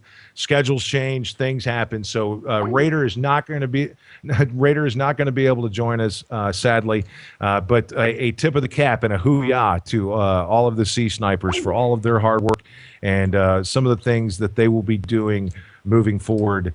Get on over, and if you haven't pledged for that Master Chief tier, you need to go check that out, because you get these laminated maps, these high-def laminated maps designed exclusively for H-Hour World's Elite by the Sea Snipers.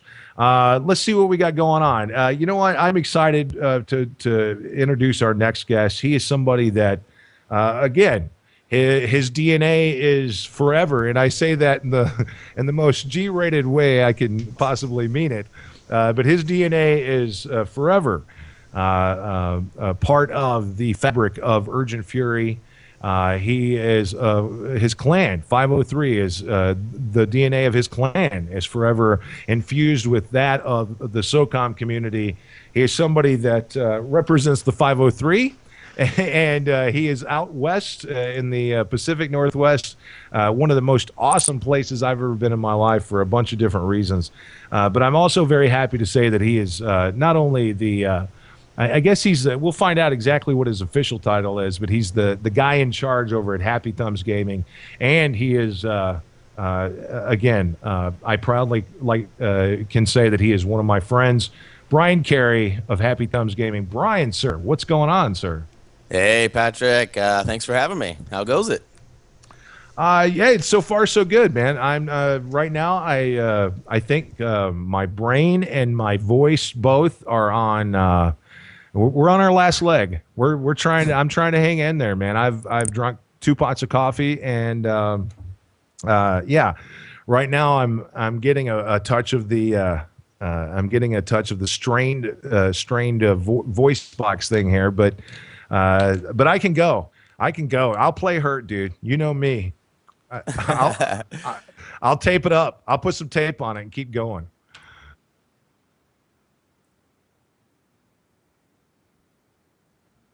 Okay, and so do I need to know who Jeremy is?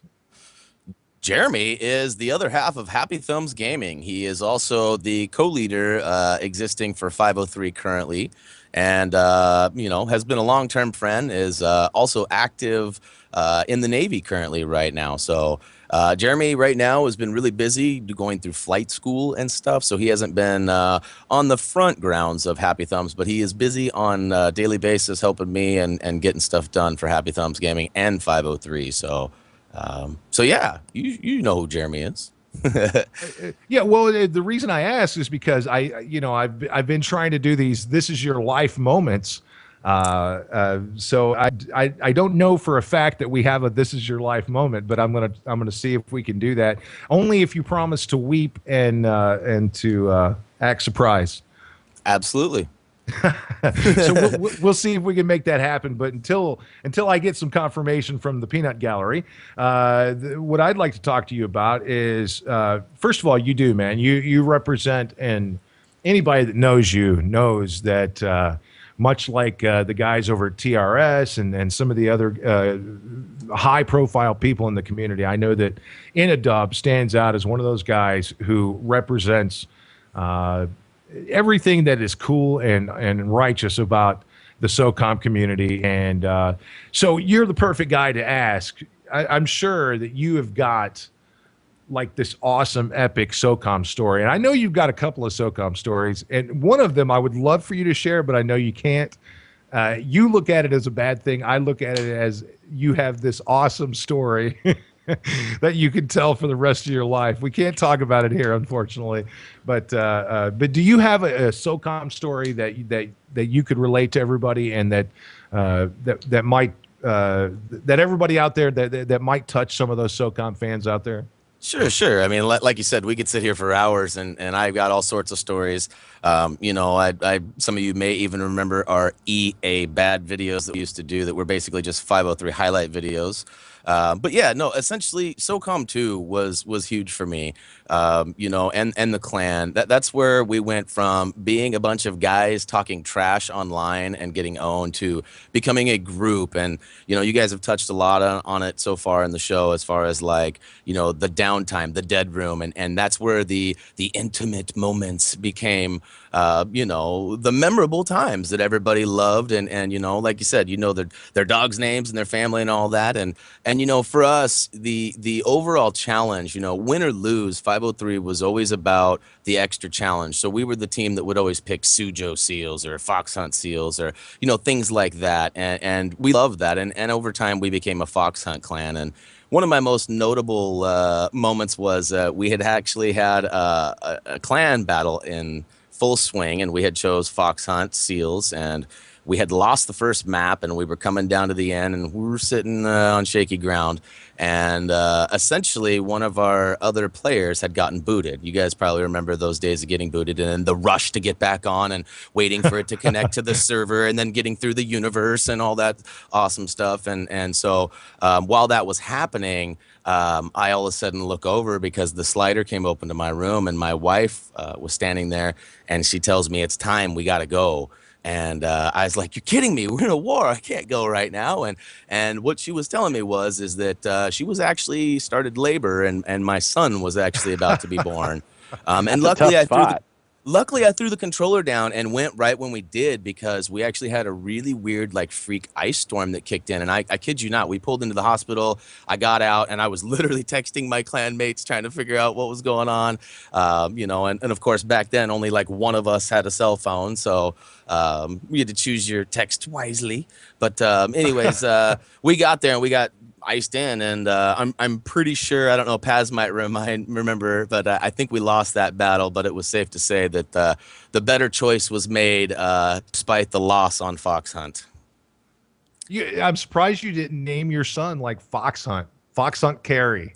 Somebody in the chat said Fishhook. I mean, I'm not down with Fishhook, but you know what? That might be the most dedicated SOCOM story I've ever heard. I didn't want to go, but I had to go. You know, I mean, it was. Ugh.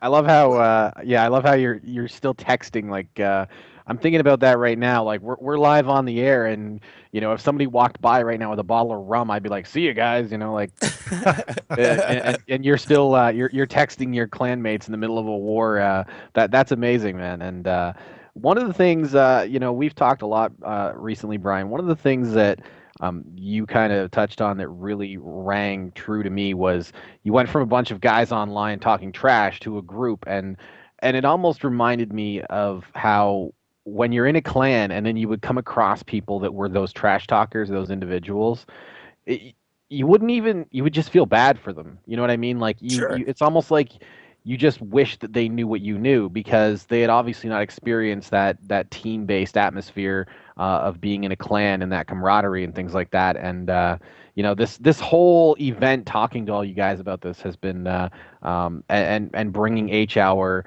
into the community mindset and making community such a big part has really sort of, like, I don't know, I'm having a very sentimental time right now with the whole SOCOM Age Hour experience and the spiritual successor and whatnot. But I don't know about you, but you know, did you ever have the same feeling where you would just feel bad for people who would come in and trash talk you because you're like, dude, like, Absolutely. I mean, you think about it like this, you know, some people in the chat and listeners will probably chuckle at this, but I mean, to me, 503 became my extended family. You know, members will tell you that, you know, if a power bill was subject to not being paid, like, we pooled together and we paid that power bill. If a clan member couldn't get a video game and we were all playing it, then we bought him that game, and we started all sorts of things. And I mean, they'll all tell you, I mean, and it's all been a group effort. It's not anything that I have done. I feel that I've been kind of the seam to a lot of the guys that play around me, but at the same time, none of this would have been possible. 503 and Happy Thumb, all the things that I've accomplished working with Urgent Fury and everything, none of it would have been possible without them helping me and providing that residual family atmosphere, you know. And your buddy Paz in the chat says, and hopefully that's what H Hour is going to do, is bring back that team-based gameplay. And you know what? It's the team aspect of it and the community wasn't even. It started in the game, but it carried over to your entire life. And you know what? Same as you. You know, we used to do the same thing. We used to pick up games for those who were less fortunate and couldn't get them. And you know, I recall Pat is not the most technically savvy person in the world. I'm sorry to out him on the on the air here, but his computer, I don't know what happened to it. I think he threw it down a flight of stairs or something. But me and a buddy, you know, and I can't imagine this happening in another circumstance or another other than in the clan atmosphere or with the community that we built. But me and a buddy, we loaded up the balls and chains there and drove to Kentucky and built him a computer with all the spare parts that we had, because you know that was what you did. And that's what people who didn't play SOCOM or didn't have that clan atmosphere are not. I think that that's what they're in for. They're in for a very pleasant surprise when they see the community of H Hour. Absolutely. You know, I don't remember who it was, if it was Patrick or it might have even been HTG Jeremy, but, you know, somebody made the point that, you know, if you're from the younger generation and you simply missed out on SOCOM, or if maybe you had an Xbox and not a PlayStation, and you missed out on that, you know, here's your chance to actually become a part of that again and you know, be a part of that virtual family, you know? I mean, it's like nothing else, you know? Well, and this, of course, is first of all, raise your hand if someone has called your house and asked for, and not your real name, but your that has happened. Like my ex-wife or my wife, whatever you want to call her, she, you know, it was so funny to see the look on her face when she would answer the phone and say, "Yeah, you can speak to Viper." Like I wish my driver's license said Viper. But do you guys remember K-Cuff? Yes. It sounds familiar. Name. I remember the name. I don't remember liking him, I don't think.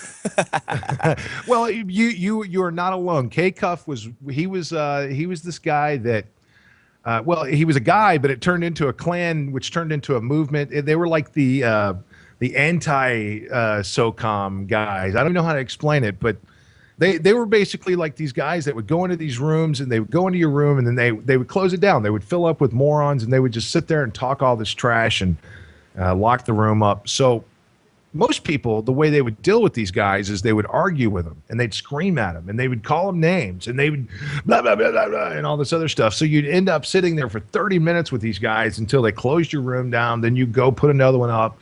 And if you didn't put a password on it, they'd come into your room and close it down again and blah, blah, blah. So one night, and this is the diplomat in me, I suppose, but I actually spoke to K-Cuff. Like, instead of yelling at him and screaming at him and all this other stuff, I actually spoke to him because I sensed that he was a wounded child, like he hadn't been hugged enough as a kid. He was going to be a wounded child. So I basically reached out to this guy, and I'll never forget this. He was this guy that he was legendary for being hated. It was K-Cuff. That was their clan tag, KCUF, or K. I can't even remember it now. But anyway, but this guy, after I reached out and tried to poke the humanity in this guy, he literally gathered his people together and left the room. Only because I reached out to him on a personal level, and only in SOCOM. I think that, you know, I know that there's another game out there that has only in this particular game. Oh, so okay. So, but now, Brian, I told you I was going to do this. This is your life moment. So I guess this is, I don't know when the last time you talked to HTG Jeremy was, but I've got Jeremy. Jeremy, are you there? Yeah, I'm here. What's going on, there guys? There he is. HTG Jeremy. Here it is. This is your life, Brian Carey. You got HTG Jeremy. What's going on, buddy? Brian tells us that you're out there learning how to fly planes or something? Yeah, I'm getting trained to be an NFO, so the backseater guy with all the tactics. So you do all. So which is the better job? The guy flying the plane, or the guy pushing all the buttons in the back? That's definitely the guy flying the plane. I got the second best job in the Navy. Do you now? This has nothing to do with SOCOM, but I'm curious. Do you know and or like the guy that you typically fly with, or do you get to choose that? It's pretty much right now I'm in the training command, so it's just random. So usually I don't like the guy I'm flying with because he's putting me over coals. But when you get to the fleet, it's pretty much you're going to be randomly paired up with people. You don't get to be like, I want Iceman every time. It's not how it works out. So you got to have good community skills. Well, I mean, where I was going with that is ultimately you're putting your life into the hands of another guy, right? I mean, and don't get me wrong, the Navy pilots are are renowned for their skill. I mean, if you've seen the movies and blah blah blah, but in real life, even Navy pilots are. And I've noticed that you can tell the difference if you go to a commercial airport, and maybe you can back this up, Jeremy. But usually, when you go to an airport and you're standing there watching the flights land and stuff, you can tell the guys that are Navy pilots and the guys that are otherwise trained, because Navy pilots have this approach, and maybe it's where they're landing on a carrier or what it is, but it almost looks like they're slamming this 8-ton airplane into the ground. Am I wrong about that, or is that just my imagination? No, that is exactly how they teach them to do it. They're teaching them to catch the wire on the carrier, so they're pretty much coming down fast and hard. That way, if they were to miss it, they can, firewall the PCL and just bolt off the ship and try another go. So yeah, no, it's definitely a Navy tactic. So all the Navy's airplanes, like Shocks, are like, super duper strength compared to like civilian airplanes. Right. Well, listen, man, thank you. Again, I know you're another guy that's obviously, since you're learning how to fly planes and all this other stuff, I know you're busy, but we wanted you to come by. Do you have some? Do you have a SOCOM story that you'd like to share with us before we go any further here tonight? Yeah, I used to play a lot for SOCOM 1 before I joined the Navy. So I was, I had that mom that was like, "You're playing too many video games," and so I used to play at, into the wee hours of the night, and she'd find me by seeing the light underneath my door. So eventually I started stuffing a towel under there. Well, she figured out to like put her hand under there and feel the towel. So eventually I bought like crutches and then put my blanket over my like 19-inch television and was like in a tent playing video games in my room so she couldn't see the light. And I was in the middle of a clan match, and she came in. She's like, "What the?" Just cursing up a storm. And here I am in the middle of this clan match, and I'm trying to tell people what's going on, and we're about to lose the round. It was pretty embarrassing, but that's awesome. And instead of like smoking weed or sneaking girls into your room, you're like having to you're having to sneak and play SOCOM. That's crazy. Yeah, it was something else, man. Like my younger years were SOCOM and the Love Line at the same time. So tell us about your relationship with Brian. How did you guys hook up? I'm assuming you guys just hooked up through the game, but there must be there must be the same dynamic we've been talking about, this family type dynamic that we've been talking about all night, for you guys to move on and begin Happy Thumbs Gaming and all that stuff. Well, he had a post on Casual Encounters on Craigslist. So I'm just kidding, but there was some awkward silence there for yeah, he did. I wanted to give him a chance to respond, and he didn't say anything. I'm like, what? I'm just joking. I gotta bust his chaps a little bit, but no, it was through a SOCOM confrontation. I was like, I got back into SOCOM, and then you kind of like you're looking for that community, so you're hopping from room to room. And it was actually Bummy G, one of our clan members, that introduced me to the rest of the clan, because he was like, "Oh man, you should play with these guys." And I think we were playing. I can't remember what level it was, but I was running around with a shotgun, and I was just like, taking people down, and there was a bunch of stuff, and they're like, "You want to join?" And I can't remember, but somebody talked trash, and I burned them right back, and Brian gave me the vote right then and there, and then I was part of 503, and I've been to barbecues and stuff, even though, the Navy's got me everywhere besides the Northwest these days. Well, and one thing real quick, too, if I can interject here, back then, this was when people were still kind of writing that line of being that trash-talking clan and actually being a family and working together and understanding how when someone's talking that you listen and stuff. And I can remember one specific night, we had a clan member, I won't mention his name, but he was one that was known for kind of disrupting the practices that we would have before big urgent fury battles. And, essentially this guy had really just been annoying me for a while now, and I was kind of on my last leg. And I don't remember what it was, but Jeremy followed suit and did it too. He threw a grenade and killed a teammate or did something, and I totally went off on him. You remember this, Jeremy? Yeah, I do. I totally went off on him, and he didn't deserve it at all. But I was just rack-a-frackin', you can't blah blah blah, just going off on him. And he immediately, instead of firing back and being a disrespectful person or whatever, he apologized and was like, "I will never let that happen." And boom, right then and there, he and I totally hit it off. I don't think we've ever really had a problem, at least in game, since then. But everything's been pretty smooth, and he's been a huge asset to my clan, the growth of Happy Thumbs, and all of our success. Yay! Yeah, you guys certainly have had a ton of success, and look, man, I applaud you, because not only do you have, and I've told you this, what you do appeals to a very broad audience, and you guys do a very good job at it. And I think again, I think that's one of the reasons that Happy Thumbs is part of the community development team.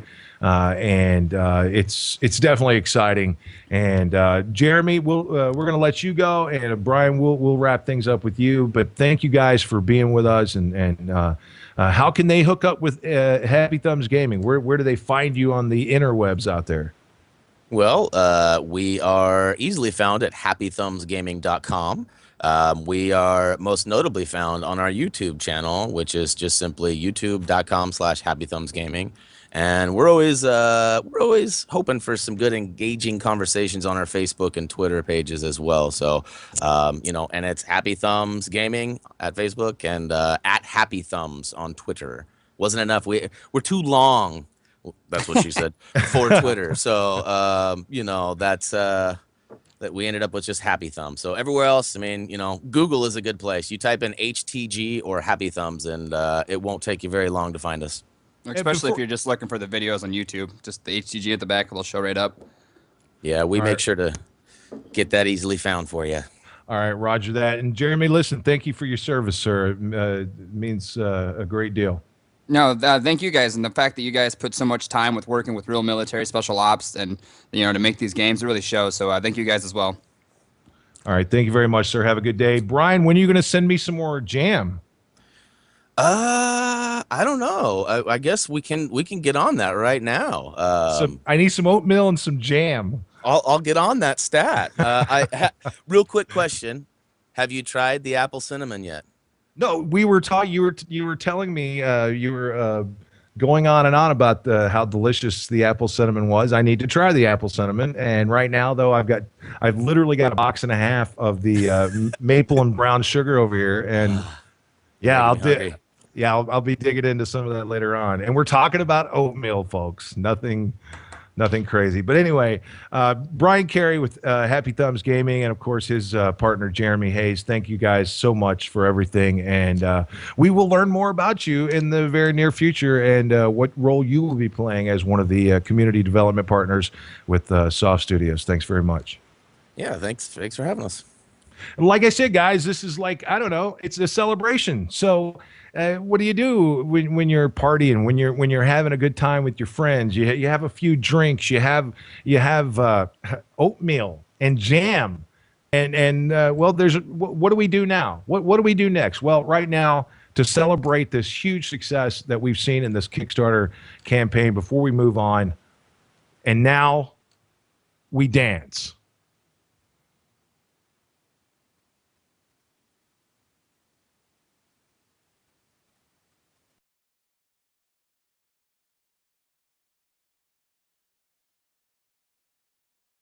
Hi everyone, it's David Sears, Creative Director for H-Hour Worlds Elite, coming to you on PlayStation 4 and PC. Well, by now you've probably noticed that we have met and exceeded our Kickstarter minimum target. So I can't say thank you enough, and congratulations. But I need you to do one more thing for me while we're waiting for the campaign to wind down. I want you to take a video camera or your phone and capture yourself performing your very own victory dance. And then I need you to send these to me, because I want to make a video compilation of all of the backers who have been so supportive for this last month and put it on the internet, because it really does deserve to be enshrined forever. So the minimum target is 640 by 480 pixels, QuickTime. 100% quality is preferred, but the specifications are going to appear in text below this video or above this video. Who knows how it'll be formatted. And I just need you to use WeTransfer to send it to my SOF Studios address. As long as there is no exposed genitalia, you can pretty much do any kind of victory dance you want. Do these anywhere you want. And I would really appreciate it if you would send your username that you use to back the project and your approximate geographic location. And that way everyone in the world will know where everyone else in the world actually backed our Kickstarter from. So thank you so much for making H-Hour Worlds Elite a reality. We're on our way, and the last few days of the campaign, please keep spreading the word. Let your friends and family know that we're making the spiritual successor to SOCOM happen right here, right now. So thank you again. Well, that's it.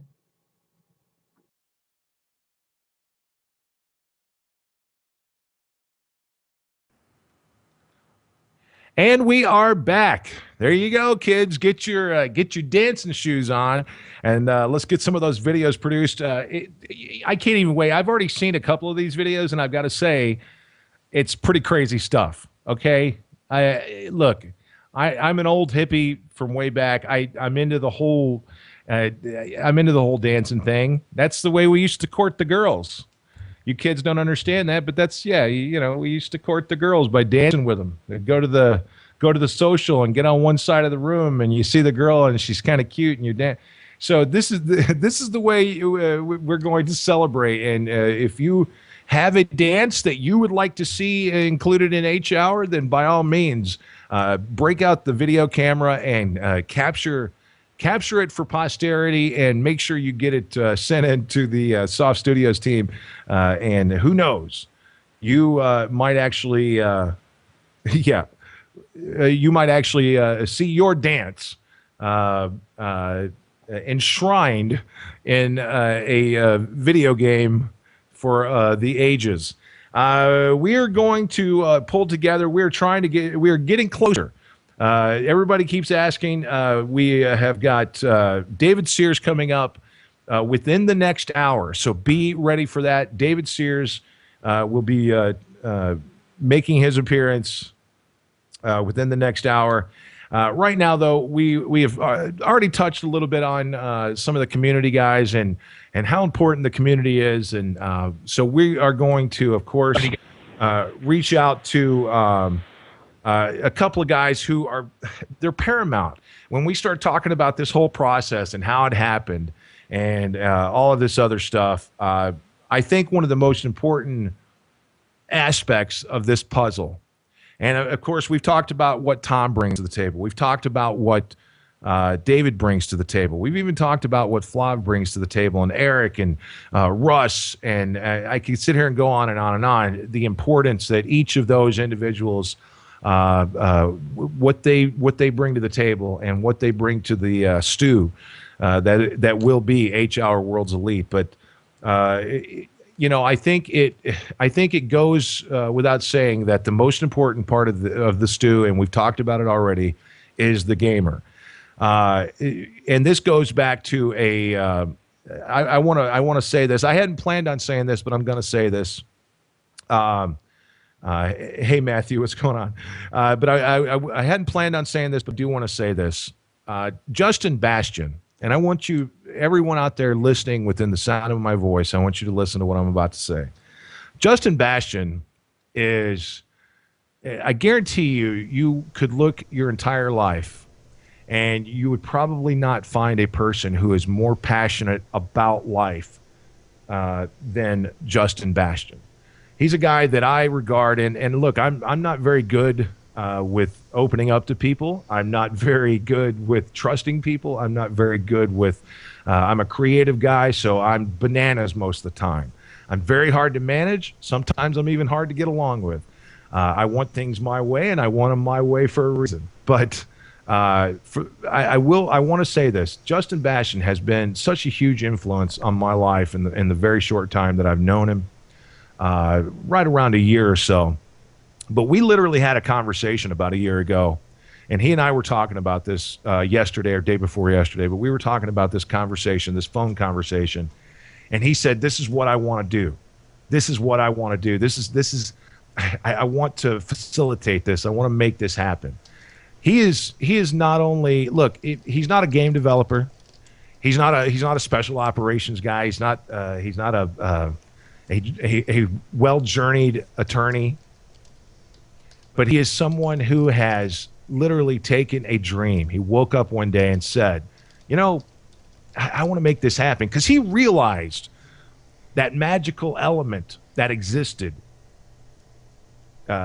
in SOCOM, U.S. Navy SEALs. He recognized that there was something else going on here, that it was more than a game. I mean, let's face it, at the end of the day, SOCOM, there are better games than SOCOM U.S. Navy SEAL. I know that you guys are freaking out right now by me saying that, but if you look at the big picture, but why is it then that we are sitting here 11 years later and we're talking about the creation of the spiritual successor to this game.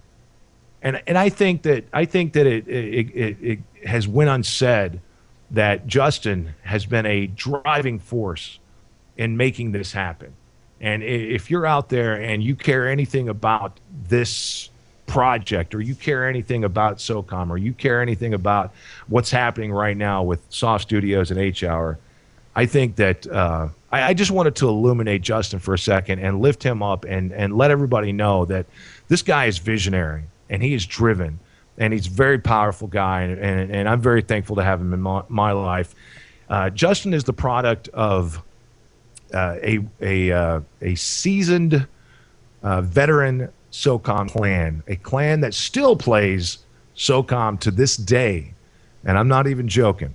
The name of that clan is the Division IGR. So we would be remiss if we did not bring some of those guys in to have them part of this, to be a part of this conversation, which is, again, devoted entirely to celebrating and to showing solidarity and a unity among the community development partners, and of course one of the leading community development partners in this whole process is the Division IGR. So we are going to welcome Cobalt and Silver from the Division IGR. I think we've got them both on the line, do we?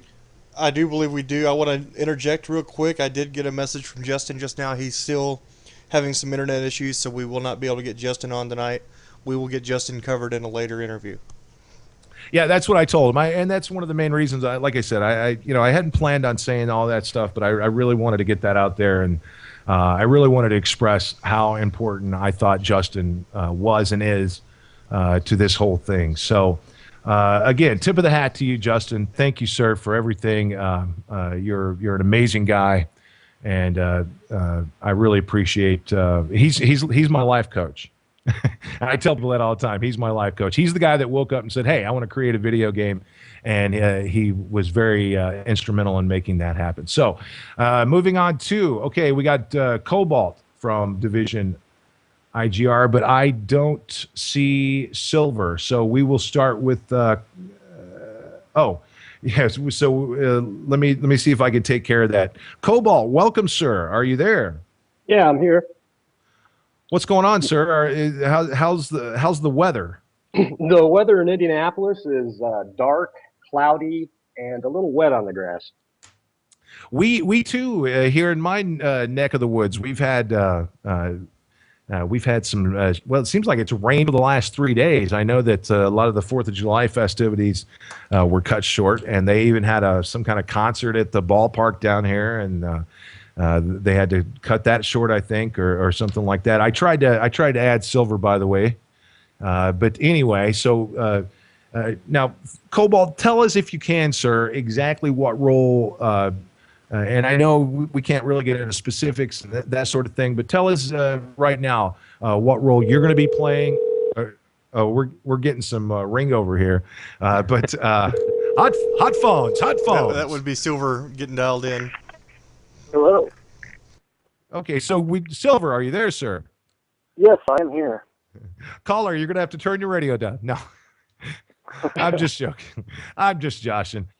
Welcome, Silver, to the conversation. I was just talking about the role that the Division IGR would be playing, and before we get into that, now that I've got both of you guys here, talk a little bit about how special Mr. Blue is, and what he means to you guys, your clan, and even to how you guys see his role with H Hour World's Elite.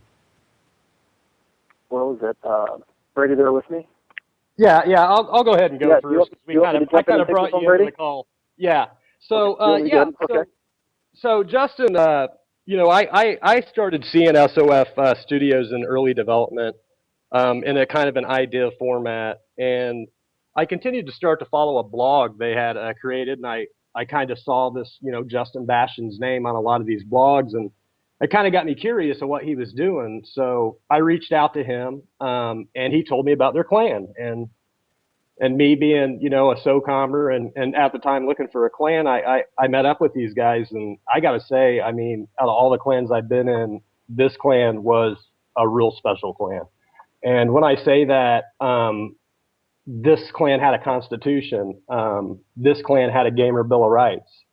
This clan had etiquette, and not only that, but this clan also had a lot of bright minds, because to get to that level in this clan, it's about a 3-month process to actually get the gamer ready through a series of gauntlets, challenges.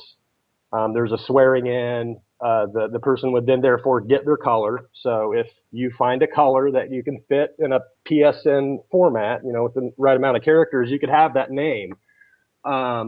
So as time progressed on in my involvement with the clan and SOF Studios, recently with the whole Kickstarter campaign, I kind of brought Silver and another guy in our clan named Lewis, who is fluent in German, and I came up with the idea like, hey, you know, SOCOM was formed on gamers playing in other countries. You know, there's SOCOM veterans in France, there's SOCOM veterans in Germany. We got to reach out to these gamers. So what we did is we started an international movement. And by doing that, we had to reach out to Eurogamer and some of these big publishers that do websites and also blogs and Twitter to let them know, hey, you know, if you're a SOCOM vet, you guys need to be looking at these guys because they're about ready to make the world's elite, you know. So with that much being said, we have reached out to 25 different languages that we currently use. So that pretty much covers most of the major continents, excluding third world countries. So that's really where we're at and what type of involvement we've had in SOF Studios. Yeah, I'd like to get back to Justin for a second if we can. You know, I've only been with the clan for a short period of time, but it was pretty apparent, I would say immediately, the kind of guy that Justin is. Just everything that comes across this guy's table, he jumps on it. He either takes care of it himself, he delegates the power out to the people that he knows that can get the job done the best. He has done such a fantastic job of building relationships. I mean, he's managed a clan, a solid, congruent clan for 10 years.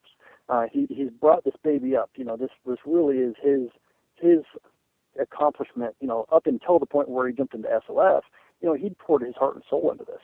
I mean, he's developed so many relationships that actually have benefited him. You know, I don't know if we can really get into the details right now, but he's got members from his clan from, I'd say, 8-10 years ago that are jumping to the table now, that are willing to, you know, help him with the process and what he's going through. Guys that he hasn't talked to for years, but he is just so good at building relationships and such a stand-up guy that I could tell immediately after joining the clan that he was the kind of person that I wanted to be around. And exactly as Brady said, there are so few clans out there that are this way that once you see it, once you become part of it, you recognize it.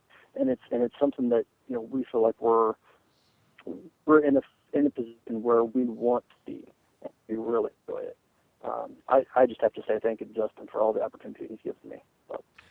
Absolutely. That's good to hear. And, you know, one of the things, you know, you touched on something that I've said this before, again, as a guy that was a clan leader for 6-7 years, I can vouch for, and I've said this on many occasions, you should be able to include SOCOM clan leader on your resume because, well, seriously, because if you're a SOCOM clan leader, and I mean a real SOCOM clan, like a legitimate, functioning, operating, lethal, elite clan, there's first of all, like, you know, organization, counselor, webmaster, graphic artist. I mean, I can sit here and go down the list of things.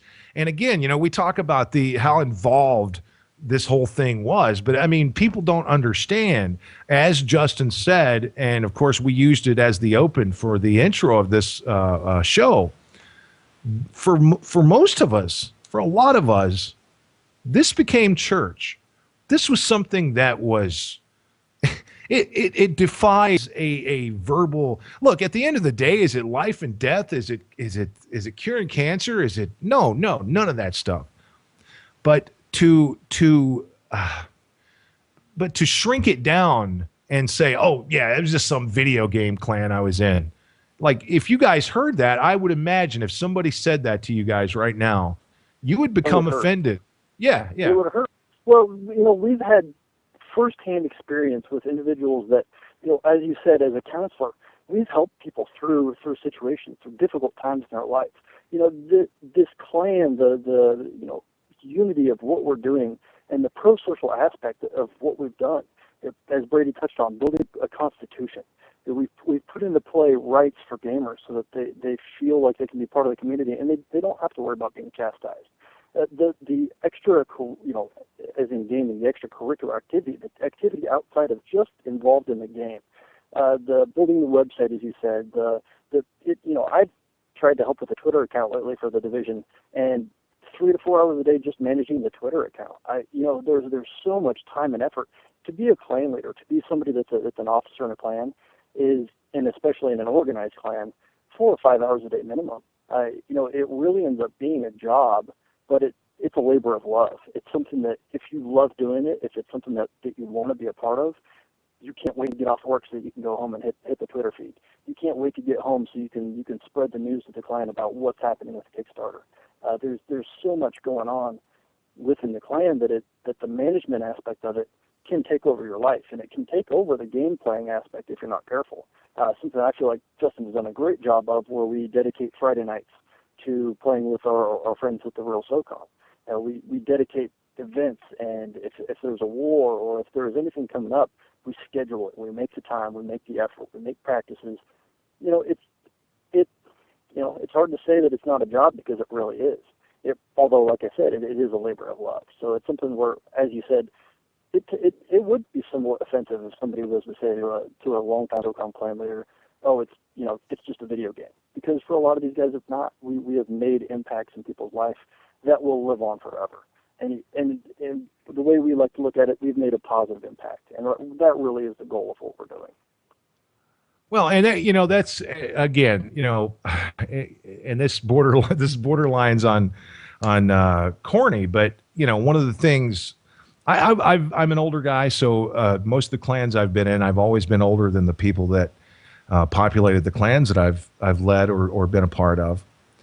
And I've always looked at it. I coached my son's little league team. I was a assistant football coach at one time in my life. I'm a drummer, so I taught drum lessons for a while. I love imparting knowledge and giving people the tools to be more than they are. And I know that sounds corny, but for me, one of the most rewarding things in my life to this day, outside of my kids and some of the other things I've accomplished, I could tell this story about 2 or 3 different people, but I will just use this one person as an example. There was a guy in our clan. He was a younger guy at the time, and this was SOCOM 2-ish. And he was a very talented gamer. He was a very good sniper. When you could get him to focus and listen and go by the plan, he was one of the most lethal guys on the battlefield. But he was a troubled kid. He was plain and simple. In his personal life and his real life, he didn't have what he was looking for. I don't know that I would go so far as to say he was a troubled youth, but long story short, I tried to impart in every guy that I played with a little bit of something that was bigger than the game.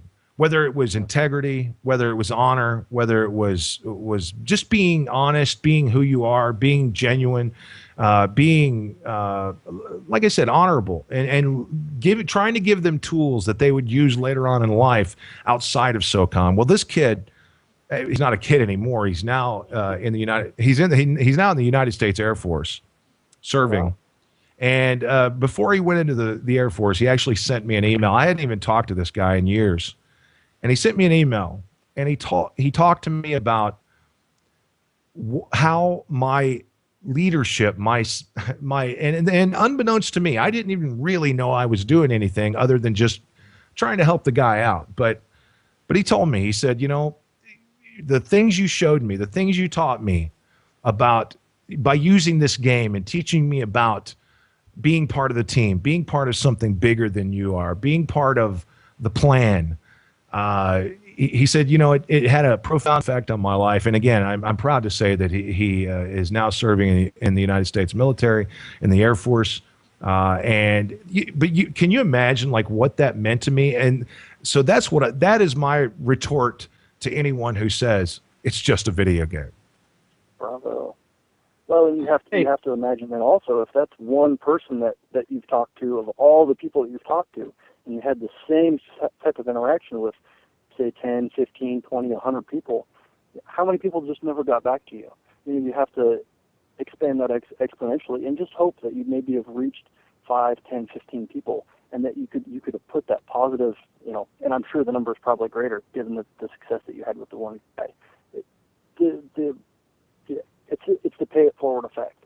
You know, you make a positive change in somebody's life, they can make a positive change in somebody else, and it's just really getting the snowball rolling. It's such a wonderful thing to see. And that kind of brings me on to my next point too. Sorry to cut you off, Silver, but anybody that's interested in learning more about our clan, you can check that out at the division IGR.com. It's all one word. Independent Gaming Republic's what the IGR stands for. And you can link out to our Facebook page, our Twitter, and also check out the Constitution that we mentioned as well. Well, and that plays into, and that's a very nice segue, Cobalt, because that is basically where the idea for a unified constitution for HR came from. How important is that to have things spelled out? Because I think that's what a constitution will do. You know, I think that's why it was so important for the United States government, and I think that, or for any government. But I think a constitution has its place. And so, what is that done? How is that? What role do you see a constitution playing within a HR World's Elite? Well, within it, what it does is it, like you were saying earlier, it gives the gamer, you know, a little bit of say so. It's kind of a one voice, and then your higher ranks basically take the grievances, kind of, you know, just like Private Ryan, the gripes go on up. So, you know, you gripe to me, I gripe to them, kind of thing. So, essentially, with that kind of analogy, we also have it structured very similar to what the military would structure the ranking system of the United States Army. So there's also, you know, obviously the executive branch makes up the council and the way we have our domain set up, which is the gaming universes. My acting role in the division is the intelligence domain director, which basically means I oversee all gaming activities, events, how to better the clan, take suggestions on maybe how to amend things or fix things they think aren't fair, maybe broken by a unanimous decision. And I would basically take that information up to the higher level officers, to the commander-in-chief, who's ultimately the president, which is Mr. Justin Bastion. Mr. Bastion, to you. All right, guys. It really is an honor to say that our constitution, our clan structure, has had even some sort of an impact on what they're doing. It really is an honor, and it's such a privilege for me to be part of something that has reached out and has been seen for what it's worth. You know, the idea that Justin's idea, his baby, has inspired people to do the same in the studio and in the game and across other clans is great. It's really wonderful.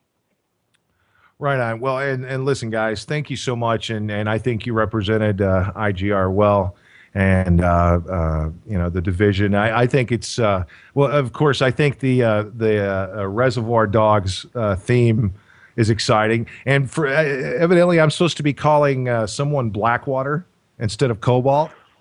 Yeah, that would have been the original after 9/11 when SOCOM came out. That was actually my gamer tag I chose to kill terrorists with. Right.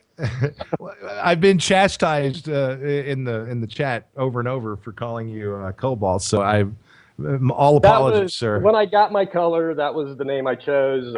Black was already retired, so I couldn't choose that name.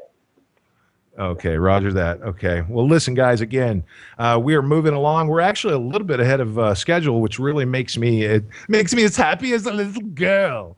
But I'm going to wrap things up here with you guys. Thank you very much. Thank you for being so candid and sharing your thoughts. And of course, thank you for the Constitution, because I do. I think it's going to play a very big role in H-Hour as we move forward. And thank you to Silver and to Blackwater for joining us here on Countdown to H-Hour World's Elite.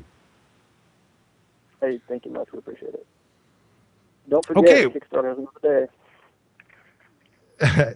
Okay, we are going now. Everybody they're rattling. This is like do you remember the Who concert in Cincinnati in I think it was 79 or 81. I can't remember when it was, but that's what we've got. We've got the guys here, and we're getting. Yeah, I know. Thank you very much, though. I do appreciate that. I don't know if anybody out there can hear you talking, but I can hear you talking.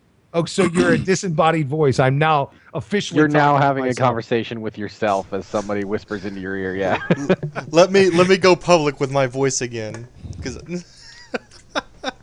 Yeah, you're freaking me out, man. You're giving me the heebie-jeebies.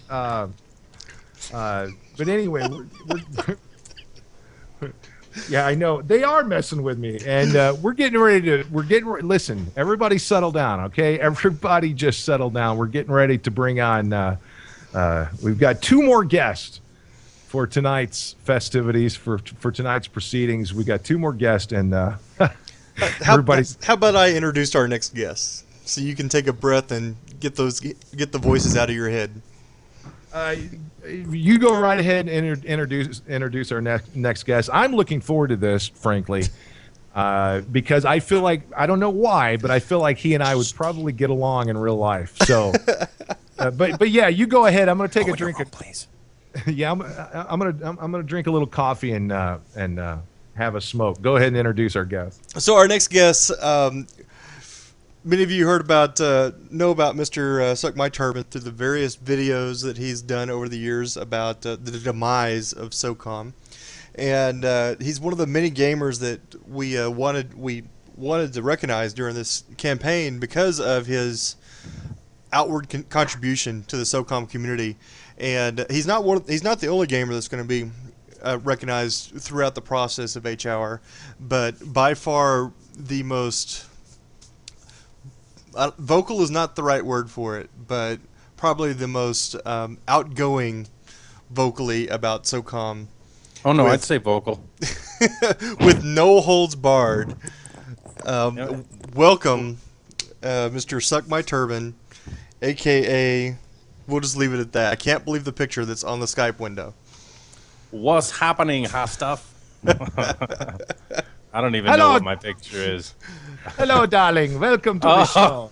Oh, yeah, I do have a pretty crazy picture on my thing. I forgot about that altogether. What's going on, everybody? SOCOM community, what is cracking? Ain't nothing going on but the rent, baby. And I love the picture, by the way. Yeah, but our rent's paid, so now what's going on? Right now, what's going on is Countdown to H-Hour, man. We got you on here. First of all, dude, how do you find the time to be so passionate about a franchise that you knew was going to die? Well, I predicted it was going to die. I refused to let go, but I found the time because at that time, when I started doing what I was doing, I didn't have any kids yet. So, okay. And when I was playing SOCOM 1 and SOCOM 2, I had no girlfriend, no nothing. I was single. I was free as a bird. So, I played SOCOM until, it was embarrassing. I look back and I think it was embarrassing how much time and time that I could have spent doing something constructive. Not that SOCOM isn't constructive, but all the things I could have accomplished. I could have got a bachelor's, but I was like, nah, SOCOM for me, please. Thank you. I'll be right here, staying away from, all my friends that were, partying and getting in trouble, getting in fights all the time. I was like, I don't need all that noise, man. I got SOCOM, bro. Later. So. Yeah, well, dude, it goes back to what I was talking about a minute ago, whether people want to admit it or not. And maybe you can answer this question. What is the God particle that we're talking about here? What is that thing, that magic thing that made SOCOM? We're talking about a game that was created 11, 12 years ago. What was it about that game that makes us so passionate, and we just can't let go of it, like you said. Well, I think everybody in this room will agree. I don't think there's a single person that will disagree that there's not just one thing about SOCOM. There's not. It was like a recipe that is not a recipe if you don't put the salt in there. Well, soup's going to taste like shit. It was like a perfect recipe, and somehow it became one of the first games on console for PS2 to become online, which was kind of weird to me in retrospect, because my assumption would have been at the time that the network adapter was getting ready to be launched, I would have thought, we're going to have a bunch of trial and error, crappy games, bunch of, beedle-dink-a-dink-a-dink, some goofy little, maybe little kids games or something like that. But, SOCOM hit it, and I didn't know what I was in for when I got it. And, I bought it, and I'm just like, man, this is awesome. At the time, I was playing some online dial-up game on my crappy PC called Tribes.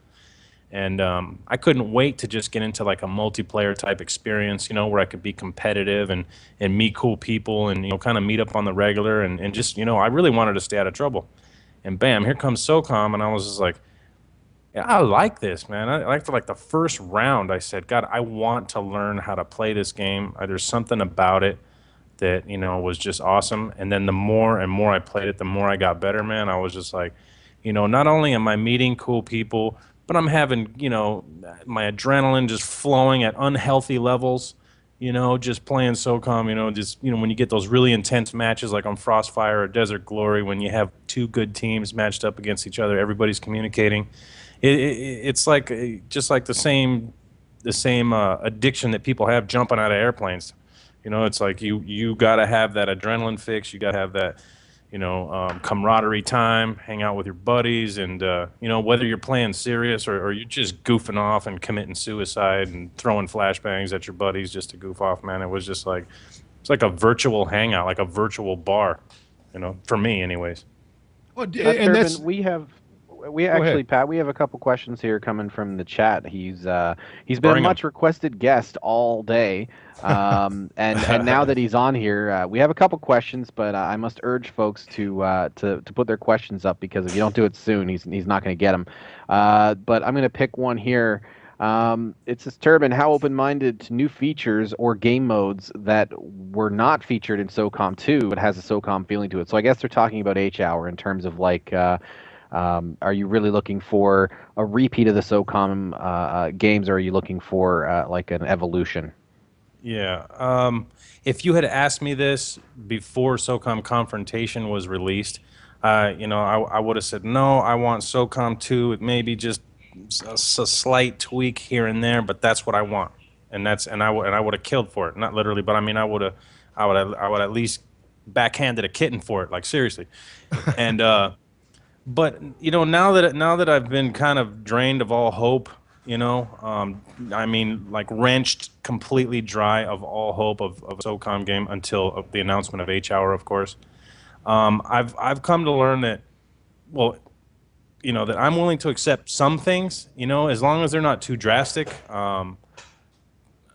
Everything that I've heard so far from David Sears and Tom, everything, from just one-on-one conversations, things that he's told me that I'm sure if everybody else knew would be pretty excited about it, is that the majority of SOCOM is already there. There's enough DNA in this game coming out to where I don't understand why you jump on, I'm not going to say any particular forums, but you'll jump on some forums and you'll hear people bickering, I want to reload while I'm jumping off a cliff and doing a backflip. Like, who cares, dude? You already got, 80 to 90% of SOCOM injected into this game that, for me personally, if they say, and I do, trust me, if you guys know me, most of the guys who know me, I harped like hell on the run button. And if it were up to me, I'd say no run button. But if it were in the game, I'm not going to run around like a little girl and stomp my feet on the ground. So little things, little minor changes, I'd probably be willing to accept it so long as there are things that can be maybe later on tweaked to maybe not be there, But right. we've got enough SOCOM in this game, so. We have a couple more people here, and I'm Go not for it. sure if this is a possibility or not, or where it stands. But several people, for some reason, have asked how many times are you planning to visit SOF Studios? And someone actually wanted to know that if and when you do visit SOF Studios, are you going to take a recording device to document your first meeting with Seth Louisi? So I'm not too sure what the motivation behind those two questions were, but I'll let you touch on them. I think the motivation is that they want to know if I'm on the phone talking to a million people, son. Can you go in your room, live, folks?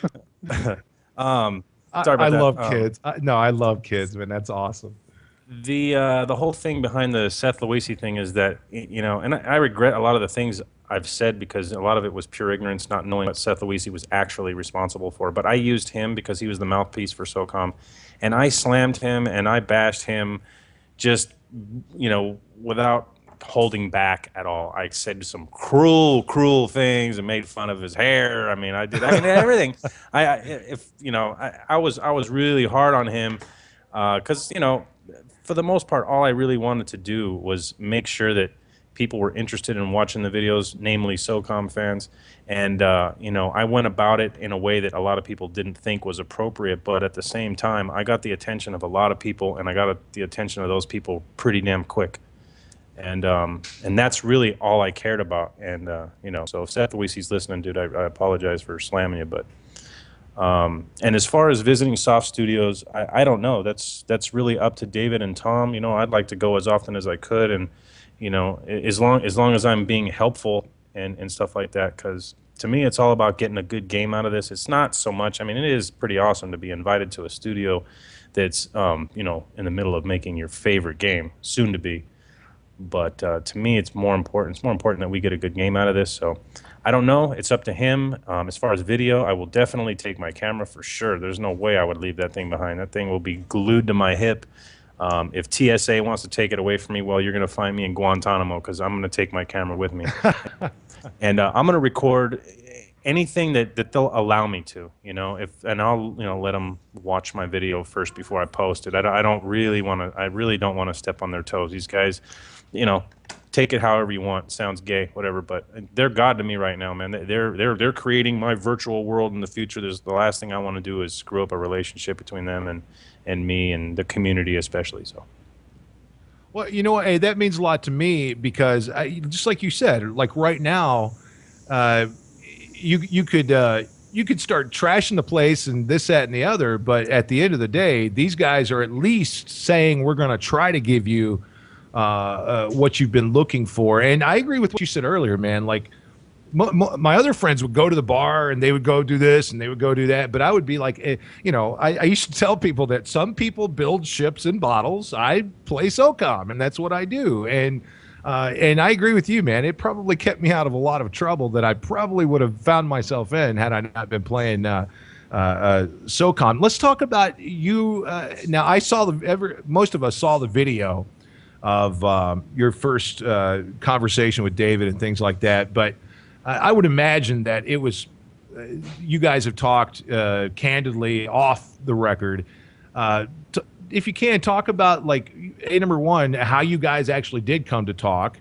Was it just based on this video, or was there something more to it? And two, what does it mean to you, man, to actually get to talk to this, like you said, not just a mouthpiece, a corporate mouthpiece, but you're actually talking to the guy who created this phenomenon?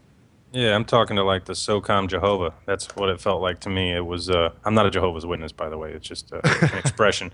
But, you know, talking to him, yeah, I look back at the video and I say, man, my face really looks gay, because I looked a little too excited. You know, like I'm a little kid. Oh, it's Mickey Mouse, yippee! You know, I was like, all right, now I'm talking to him.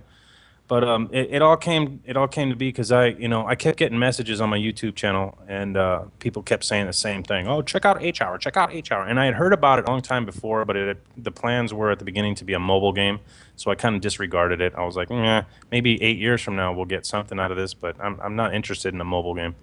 So I kept getting the same messages over and over and over, and I said, who are these delusional people that keep messaging me? You know, so I was like, I'm going to start reading them. Because they kind of build up, you know, so I kind of, I don't have time to read them all. But I read them, and I said, let me check it out. I checked it out, and I started to get pretty excited about it the more I read and the more people that I talked to. So immediately I messaged Tom. I found a way to private message him on the site, and I basically said, hey, I want in on this. If you guys need help making a video, this would be an awesome opportunity for you, to maybe help promote the thing, because the numbers weren't looking as good as I think most people would have liked to see. So I basically told him, man, get me in, man, somehow get me in, because this thing has to happen, and blah, blah, blah. So he sent me a message back, and he said, call me, and left me his number. And I was like, what the hell? And it was fast, too, when he responded to me. I kind of got up, and I got something to drink, and I came back, and I said, I'm not real familiar with the site, even now. And I looked, and I go, is that a response? I looked, and then I go, hey, there's a number there. He said to call me. So I called him, and he answered, and he basically, he was really open with me, as if I was like, I don't know, like I was someone he knew already. And I'm going, yeah, cool, man. He says, you want to talk to David Sears? I said, you damn right I do, of course. And so sure enough, the next day I got in a little conference call with him, and I would have loved to record the whole conversation, but again, I didn't want to show anything that he didn't want to talk about. So I basically just put the video out there of me talking with him very briefly and cut the video short so that people would be a little bit more reassured that I was in fact actually talking to David Sears, and that this thing was real, and to try to bump people's confidence up a little bit, to try to pledge. And of course a lot of people did. I got a lot of messages saying, if it weren't for you, and I wouldn't have known, and so that's pretty much it. Well, and this whole thing, man, I don't know about you, but for me, at first I was like you. I was like, I don't know about this. And I'm just being honest here. I haven't even said this stuff to Justin and the rest of the guys. I mean, at first I was like, oh, they're gonna make a game. Well, that's how cute. And of course, I'm going back like a year and a half here when they're talking about it. Because, I know that there's other people out there who say, oh, we're going to make a game that's like SOCOM, and we're going to do this, and we're going to do that, and all this other stuff. But then I started seeing, just like I mentioned a minute ago, I started seeing the manifestation of all of this stuff. And then I started going, wait a minute, maybe these, when David Sears came on board, I was the same way. And look, dude, don't feel silly for feeling like a fanboy, because I had this, and I've told everybody this story. There was a moment where I was putting David's number into my phone, and I had this surreal fanboy moment where I was like going, oh my God, I'm putting David Sears' phone number in my phone. What's going on here? But yeah, I mean, you know what I mean? Like, you don't want to act like a fanboy, but at the same time, you're like, oh my God. It was a big deal, man. But moving forward, if you can, and I know that sure. I know that it will be defined more as we go forward, but now they've called you, I guess, the conscience of the gamer. So what does that mean? What exactly does that mean as far as you're concerned? Like, what service are you going to be providing moving forward with this process, or do you even know at this point? Well, originally the reason I'm not sure why David labeled me the conscience of SOCOM. To be honest with you, he may have said what it was, but again, I'm talking to him while I'm at work. And, on my phone, I'm refreshing the numbers, and I, in an attempt to try to, again, reiterate boosting people's confidence in the game, to try to, get those numbers where we needed them to be, I had called David while I was at work, and I said, hey, David, you need to make some kind of announcement that you're, working with me, and that, maybe I'm going to be some sort of help in developing this game. And those words alone coming out of your mouth in a video that's, irrefutable evidence, then, maybe that'll work out. And so sure enough, he went and he made the video, but he added that I'd be the SOCOM conscience. And even I'm 100% unclear as to what that really means. I think pretty much what he means is that, he's reassuring the fans that, because he knows that a lot of people really, they've already seen what I like and dislike about SOCOM on, in more ways than one, multiple times for the last 2 or 3 years. So I think most people have a lot of confidence that whatever I say, if essentially if I were building the game myself, if I knew what I was doing in terms of developing, that they would have, all the faith in the world that the game would turn out right. So I think he's just basically saying that I'm the conscience of SOCOM, because he's probably going to, ask me a lot of questions. What do you think about this, and what do you think about that? And he's probably going to assume that when I say something, that it's coming from everybody, and it probably will, because I've been hearing it from people for several years now, what they like and dislike. I try to read every comment, and there's a lot of them. And I read even the big ones, the ones that people write me novels. I mean, a lot of times I will actually sit down and I will read it all and respond to it. But so that's pretty much it. I think the SOCOM conscience just means that, if he's asking me, hey, what do you think about jump to climb being in the game, and I say, you better put that in the game, he's going to take that, for gospel, that, this is what the fans want, not just myself. Okay, another. I just want to clear something up in the chat because it's come up a couple times, and so I'll let you address it directly. But people seem to be under the impression that SOF Studios have already agreed to be flying you out there and things like that, and just saying things like they're asking questions and implying that you're either being paid or will be paid by SOF Studios and things like that, and essentially to give the game a good opinion. They're essentially there's a few people, and I just want to stomp out any misconceptions here, but that think that by you coming on here and speaking well about it, that you might be bought, so to speak. So I just want to let you get in on that. Well, I'm glad you asked, because I get this message and or comment a lot, and the honest truth is there has been zero talk of getting paid or anything. To me, it was more of a paid vacation. I get to get out for the weekend and go spend it shooting some guns and stuff. So I wasn't. The last thing out of my mouth is, so do I get paid for this? Because I don't know if I could do this. Because I just wanted to make sure that he didn't change his mind. So I just was like, yeah, I'll definitely fly out there. But hey, if they want me to do something or spend more time there, and if I have vacation time or something, and they say, well, we'll pay you for it, you'd have to be stupid to say no. You know what I mean? I would definitely help them out more than what they're asking me for. With or without pay. Just don't tell them I said that. Right. I just think some of the people in the chat are under the impression that you might be, speaking fondly of SOF Studios because they're paying you or something like that. That's what they were getting at. And you know what? Even if they said, hey, we'll pay you, $10,000 to just say that you really like the run button. $10,000 is a lot of money. It'd be hard to turn down. That's a down payment on a house. I'll be honest. You might see a run button if they ask me that. But, it would have to be a pretty substantial amount of money for me to get bought out. And, honestly, man, I have way too strong a passion for the game, more so than I do, my YouTube account. I'd shut this YouTube account down right now if they said tomorrow you can go to GameStop and you can pick up a fresh copy of SOCOM. Or H-Hour. If I could go buy a copy now, I'd shut my channel down and just erase its existence, But so the game means a lot to me. I mean, if you really think about it, you're spending $60-65 on a game, and you have, how many hours did you put on SOCOM? Would you say 20,000 hours or however many hours? A lot, for like $60 plus the cost of internet? Are you kidding me, dude? No way. I wouldn't turn that down. Otherwise, I'd be going to Universal Studios on the weekends or after work, spending $50-60. This is, a pop. So this is like just an ongoing, just a never-ending form of entertainment. And, to me, it means everything to me. So the game's important.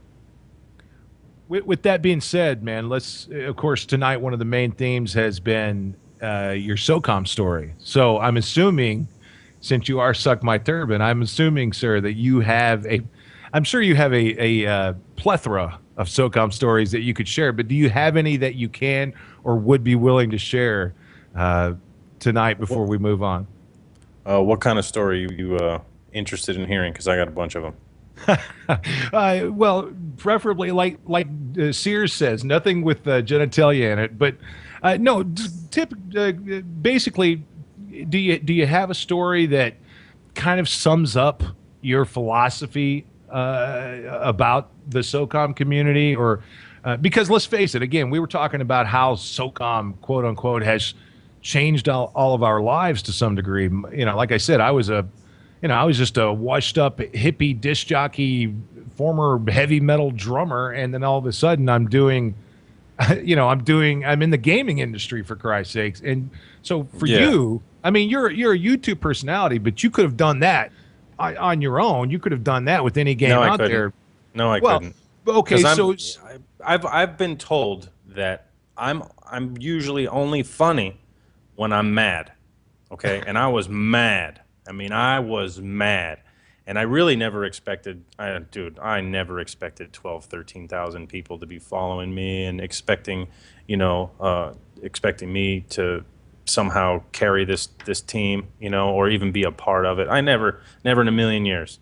I just made a couple of videos that were very poorly made, like a camera sitting on top of a shoebox recording the TV, and it escalated to me, getting better and better at editing and stuff like that. I really kind of took to it, and I loved it. And I like making people laugh, I do. I don't know what it is. It's a weird kick about me. I like to make people laugh. I like to, anyways. But my SOCOM story, man, I'll try to keep it short. And this is not something I'm proud of at all. Trust me, I'm not boasting or bragging or whatever. But when I was 16, my dad was sick with cancer, and he passed away, some years later, and it really wrecked me. I was a good kid, good student, got good grades and all that stuff, and everything went downhill from there. And I lived in a gang-infested area, and I joined in with it, and I was heavily into it. I got shot on 3 separate occasions. And, there was a point when I realized that what I was doing was not helping my dad at all, and I really just wanted to get away from it all and try to reboot myself and, redeem my dad's pride, my own pride. And so I moved away. I kept moving out of town, I moved to Minnesota, to Texas, to Hawaii, lived in Arizona. I went all over the place to try to get away with it, get away from it all. And at some point I felt mentally stable again and ready to just kind of move on with my life and live a normal life. And that's when SOCOM came about. And I was still living in the same neighborhood where people still recognized me, that could shoot me at any given day just walking down the street. And I did have one occasion where I took off like a dumbass to go watch a Laker game walking on down the street, and I just made it to my house, and a carload of guys pulled up. And they were like, hey, where you from, Holmes? And this and that. I'm just like, I just want to go home and play SOCOM. And I didn't really say that. The actual conversation that took place, I'll leave that out. But, I made it into my house. And the first thing I did after my heart stopped tearing through my shirt, because I knew I was going to get shot, is I flipped on SOCOM. And I was over it. I was like, yeah, thank you, SOCOM.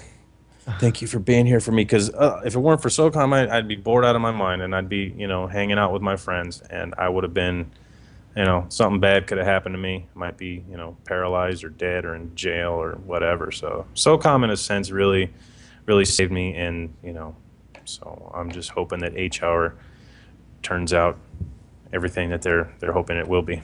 And I think it will. I'm confident, very confident. Yeah, as am I, sir. And let me say that I'm very glad that you had SOCOM, because, of course, from the background sounds coming from your, I'm assuming you're at home, but the background sounds would tell me that that I'm not the only one that's glad that you had SOCOM. And I definitely, man, for real.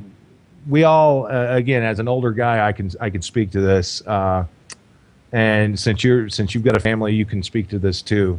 We like to talk a lot of smack, and I'm even watching the chat here. People are talking smack, and they just don't realize, man, that life is. We could wax philosophic all night long, but life is hanging by a thread for most of us, and again, for me, SOCOM, it gave me friendships and relationships and things that I know for a fact I would not have had in my life. I was talking about how much Justin means to me, and knowing somebody like Tom, who is a true hero. Let's face it. I don't care. You take the game out of the equation. We're talking about a guy who did the dirty things in the dark places that none of us want to go. He went to the office none of us want to go to, and did the work that none of us want to do. And so it's amazing, even having this conversation right now, man. I think it's pretty awesome, and it never would have happened had it not been for SOCOM. But we're going to look forward. We've spent the last couple of hours talking about what SOCOM meant to us and this, that, and the other. What I'd like to see is 10 years from now, we've got another movement of rabid fans who are willing to stand up. And again, what I love the most about H Hour is the independent spirit that it's I being concur. developed in. Yeah, I Because think it's you can't do this if you don't go independent. It's pretty sad, but this seems to be the only way to make a game that doesn't play or feel like the rest of these linear kind of fast food style. And I like that reference too. I think David said it first. Is fast food style games. I mean, I'm sick to death of it, and I just shake my head because I've been around since there was just a stick and a button playing games, in my pull-up jammies. You know what I'm saying? I'm just like, dude, this is really sad, man, because so many people eat it up because it's the only thing there. It's just like you walk by a McDonald's and you go, dude, there's like a regular mom and pop shop across the street. These guys are going for McDonald's. What a bunch of bums, dude. Like, seriously? So, the fact that these guys are doing this, man, this needs to be broadcast. Like, really, we need to. I don't care. We have to get in their face and say, man, you keep playing this game, bro. You're never gonna grow up. You're gonna get hair on your palms or something. We got to tell these kids, like, dude, you need to really experience a real game that requires you to think and work as a team. Because these games they strip out the thinking aspect. Like, somehow they manage to siphon out all of the I don't even know what I'm saying anymore. But the games are so hell bent on making sure that kids have things to unlock. And camp in a corner and kill enough people to where you get some sort of special powers that ordinarily wouldn't exist. It's just ridiculous what's going on, and somehow, some way, this has to catch on to more people because this community needs to be bigger. No, yeah, absolutely, and I will take. I wrote a piece. I can't remember exactly when I wrote it, but I wrote a piece a while back when Medal of Honor Warfighter came out, and I noticed that every review that I saw of this game, the first thing out of the gate was the reviewers started talking about how this game isn't like Call of Duty, and of course I shouldn't be naming all these other games, but that was the thing that pissed me off the most, was that I was sitting here going, wait a minute, we're talking about numbers here.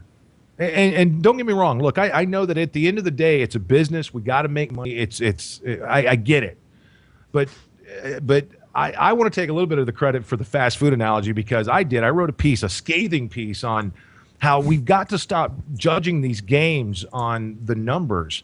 I made reference to the highest grossing film of all time is Avatar, and I think we can all agree that Avatar is not the pinnacle of cinematic achievement.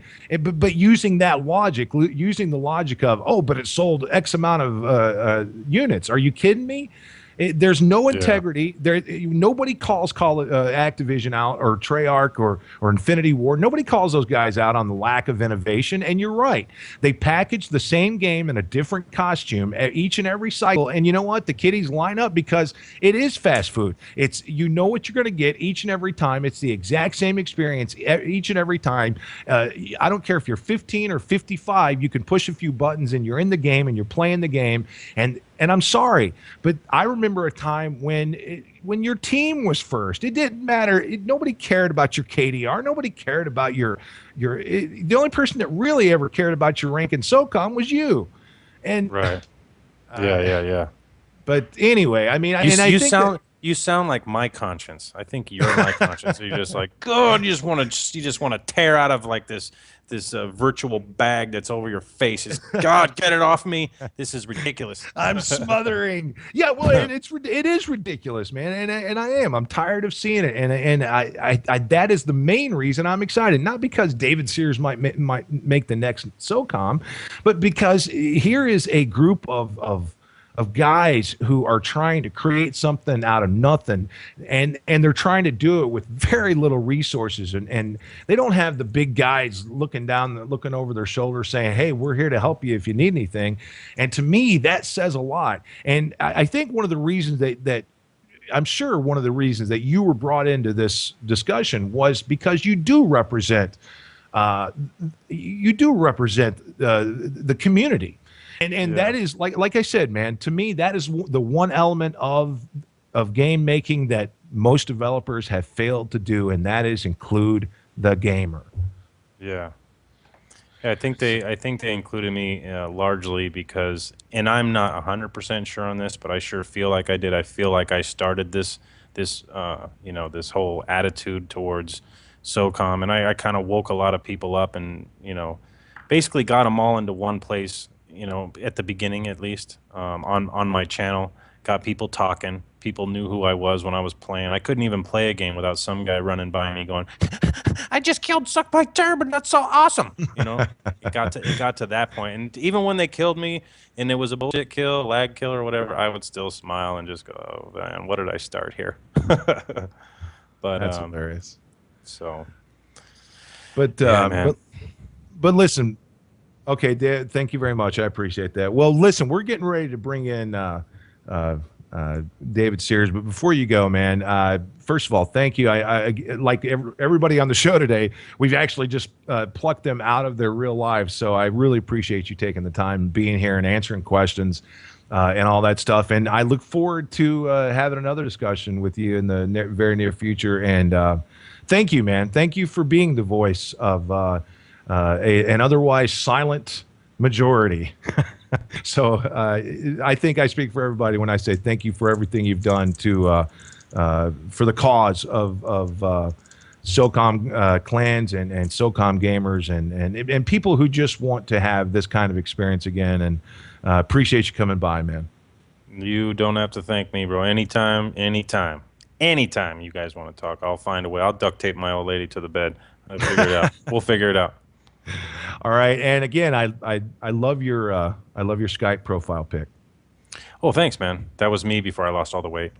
Okay, well, maybe we can get a before and after going, and we can post it up for everybody to see. But anyway, Suck My Turbine, thank you, sir, for coming by. We're getting ready to bring on the luminary game developer, the guy that he's I guess he would be the star of this particular show. And I know you guys have been waiting all night long, chomping at the bit.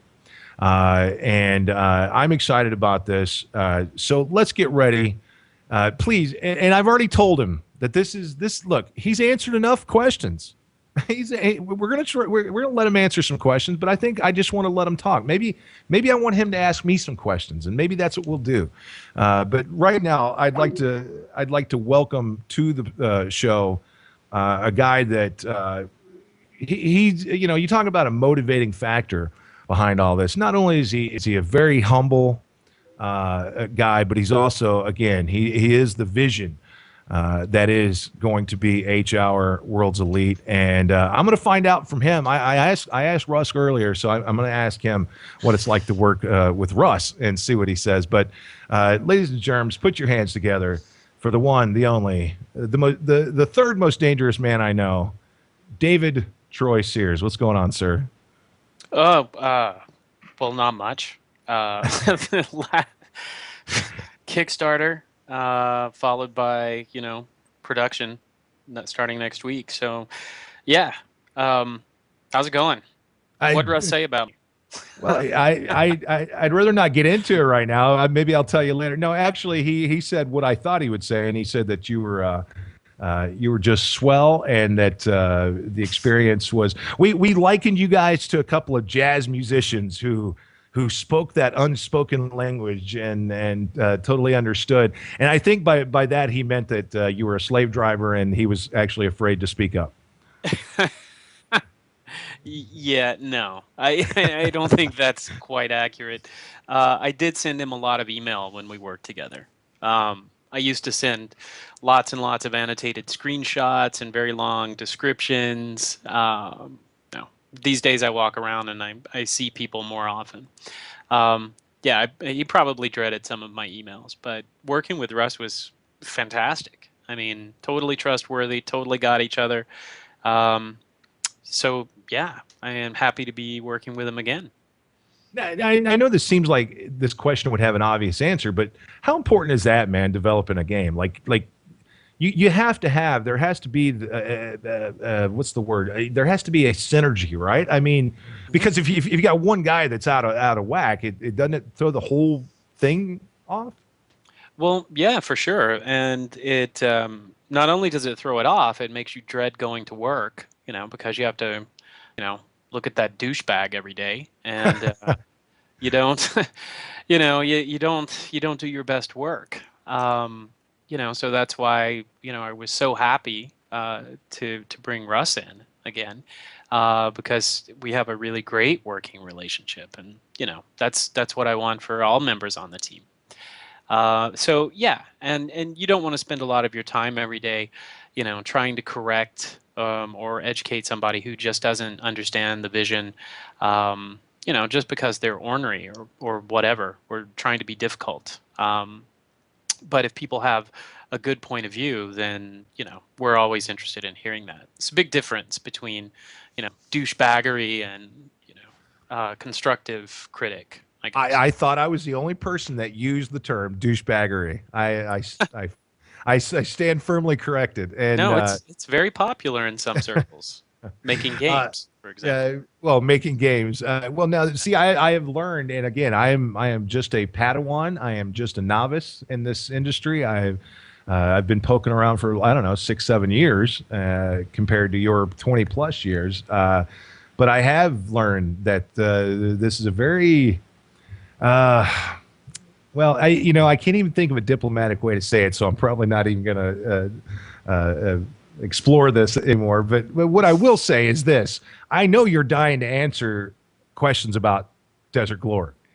Yeah, yeah, yeah. I would like to talk about the run button and can we create Desert Glory exactly, and that kind of stuff. So sure, if you really want to go there.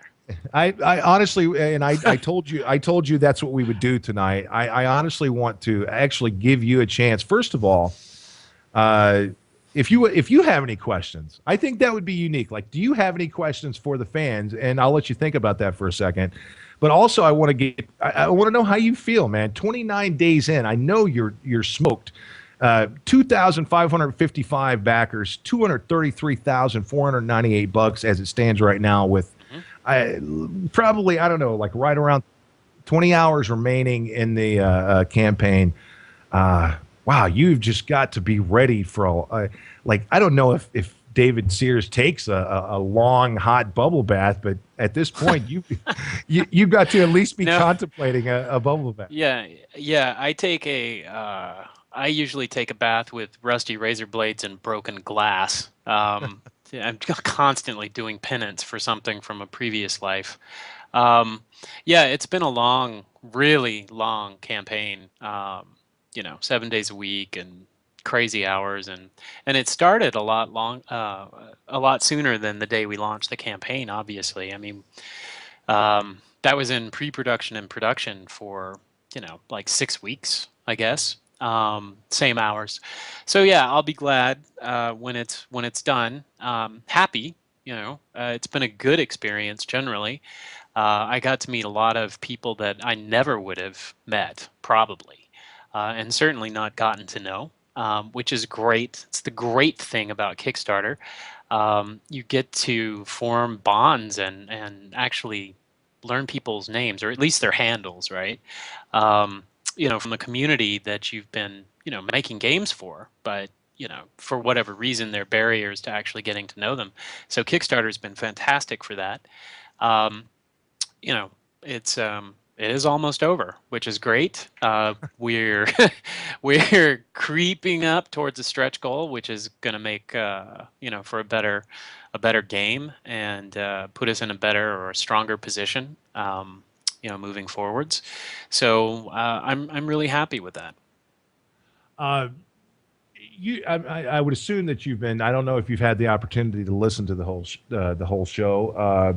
If not, I completely understand. But my feelings are still kind of hurt. But no, honestly, I wanted to ask, when you hear all of this, and again, I know you haven't really had time to absorb most of the things that have been thrown your way over the last 29 days. But, and I think you and I have actually talked about this before. I related my story of how I had to fight off the fanboy and act like a professional with you and things like that. But there has to be something inside of you where you kind of sit there at night and go, wow, did I do this? Did I and I know you want to be humble, and I know you, but there has to be something that touches you beyond just being a guy who makes games.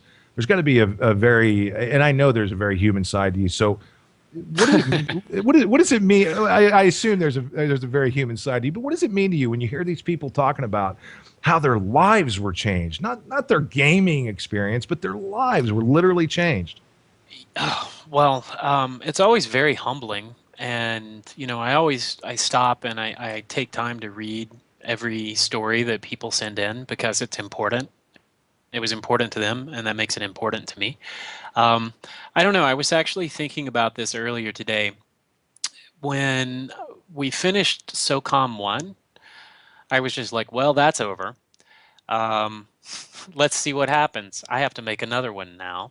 And then the reviews started coming in, and there were like, 9s and 95% and, crazy scores. And I was like, oh, well, how'd that happen? And then, and then people started playing it a lot, and it was selling really well. And, Sony increased the pressure on this, on the sequel, and, we were setting online simultaneous usage records. And I mean, SOCOM was just flying off the shelf, and you couldn't always find it, right? And that was amazing. But I never really had time to think about it because we were so busy. I mean, we basically had to make SOCOM 2 in about 9 months because I guess there was a big demand for it. So I never really got to think about it. And then, after, Russ and I sort of traveled the world together for the research trips for SOCOM 3, without going into it, I decided to move on. And over the years, I really never thought about it. I knew people were playing it and loving it, and had played it and loved it, but I didn't hear very much. I made a conscious effort not to look for that stuff. So, years later, I mean, I saw that Hitler bunker video, and it was just, we can all thank Hitler, basically, for me actually realizing that there was, so much passion in this community. And, now doing this Kickstarter thing, I'm getting to hear more personal stories. I usually get maybe 5 to 10 of them a day. And I would have never heard them if I hadn't done this Kickstarter thing. So yeah, it's weird. It's very strange. It's humbling. I'm happy. I just set out to entertain people and, to, sort of educate a little bit, painlessly. It's like about different places in the world and, understanding that people are people everywhere, and, what special forces are all about. And, I just do my thing, and then we have all these people who just love it. And this is a new era for me because I get to talk to them, and I'm sure I haven't even heard 1/1,000,000th of the stories I'm going to hear, and it's going to be very well. It's going to keep me real, I probably have talked too much about this. Did I answer your question? Are you even there anymore? I am here, and I'm listening intently. I've even got the kids around the fireplace thing going on. I got my chin firmly planted on my fist here. All right. Hi, David. I'm going to jump in here for 1 second, Pat, because we've got a whole pile of questions coming in from our chatters here. So no desert glory, no desert. I promised him no desert glory. Okay, we won't do that. But hi, David. It's Bill. Hey, Bill. I'm the guy that keeps Pat from going to jail most of the time. So I'll take full responsibility for your budding relationship with him. Nice. But we do have a question, and it seems like some people here who are considering backing the Kickstarter, they're curious about how much interest there has been from investors, and of course, whatever you can speak to, obviously do, and whatever you can't, do not. But there are questions about what the demo will actually consist of, whether they will get to see it, and essentially, I guess, maybe some clarification on the entire Kickstarter process and what point that will bring H-Hour to. Okay. That's like 12 things. It is, and I tried to condense it into one question, but they're a pack of wolves in that chat room right now. All right. Well, from the top, Yes, just by the act. I mean, even if we had not been successful in reaching our minimum funding target, the act of presenting the game in a Kickstarter forum would have elevated awareness about what we want to do and what the vision for the game is. And it's certainly done that. In addition to succeeding in reaching the minimum funding target, which is great. With over 2,500 backers, that also looks very good to potential investors. And we've been approached during the campaign, and discussions will be happening. So, we haven't even, I set out to ask for people to take a risk, for as little as $10 to go on this journey with us. And if it works out, we're going to have this great competitive shooter. If it doesn't work out, well, you're out $10, but we tried, right? So to have met the minimum and then some with an extremely vocal and active community, this looks really good to potential investors. It looks really good to potential publishing partners. Which takes me to the demo. I ask people not to give us $5 million to make a game. I didn't want to be greedy, and it's all very much about pledge what you feel comfortable with. I've never been disingenuous or misleading in the press about what I'm working on. Although I've often been constrained from being able to tell everything about what I'm working on. And by doing Kickstarter, I've had to sort of open the floodgates and reveal tons of information about the game, even though there are many surprises for people that I haven't discussed. But anytime someone would ask me about something other than what engine are we using, because you can't disclose that yet, I've been very upfront. What we needed the money for was a demo, and the reason for this is times have changed so radically. For game developers from the 90s, the early 90s when I started, that it's cost of entry now. And we cannot get people to sign up to give us $5 million just because we say, we have a superstar team, we've sold, hundreds of millions of units for publishers, we've all worked together before, we know what we're doing, the game idea is great, it has sound principles, it's got roots in one of, the best PS2 or most beloved PS2 shooters. That's not enough. In the early 90s, I could walk into a pitch meeting with one piece of paper and talk for 30 minutes and leave with a letter of intent, for a $1.5 million budget. Well, that's changed because investors really want to see very pretty pixels. And I can kind of understand that. I mean, unless you've been under a rock, the economy wasn't so great for the last 5 years. So there's a new hurdle in terms of getting investor money. And from a publisher perspective, they want to see something. They want to see you prove that you can work together as a team. So we're going to prove that. We've got the money to do it. A lot of people say, and they have asked me, well, the game's going to cost millions of dollars and you're only asking for 200. How can you possibly do that? Well, it is about making a demo. But I have to say that, without all of the overhead that you usually see at a large publisher or a very large studio, and I'm not saying all publishers and studios have, horrendous overhead, but it's been my experience that, you're basically really seeing about 50 cents on every development dollar actually going into the project. The rest is going into marketing and PR and, different services, building maintenance, all this kind of stuff. We don't have to do that.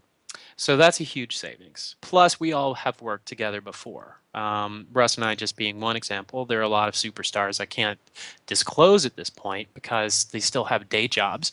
And they'll come work for us full time once, we're fully funded. So that's another huge savings because we can work in shorthand and we all rely on each other to be very efficient and produce good results the first time right out of the box. But I think finally, a lot of the assets that we've been creating over the last months, I called in a lot of favors from people who, have those crazy industry day jobs that keep them really busy. And they were really very generous with their time and have created some great stuff.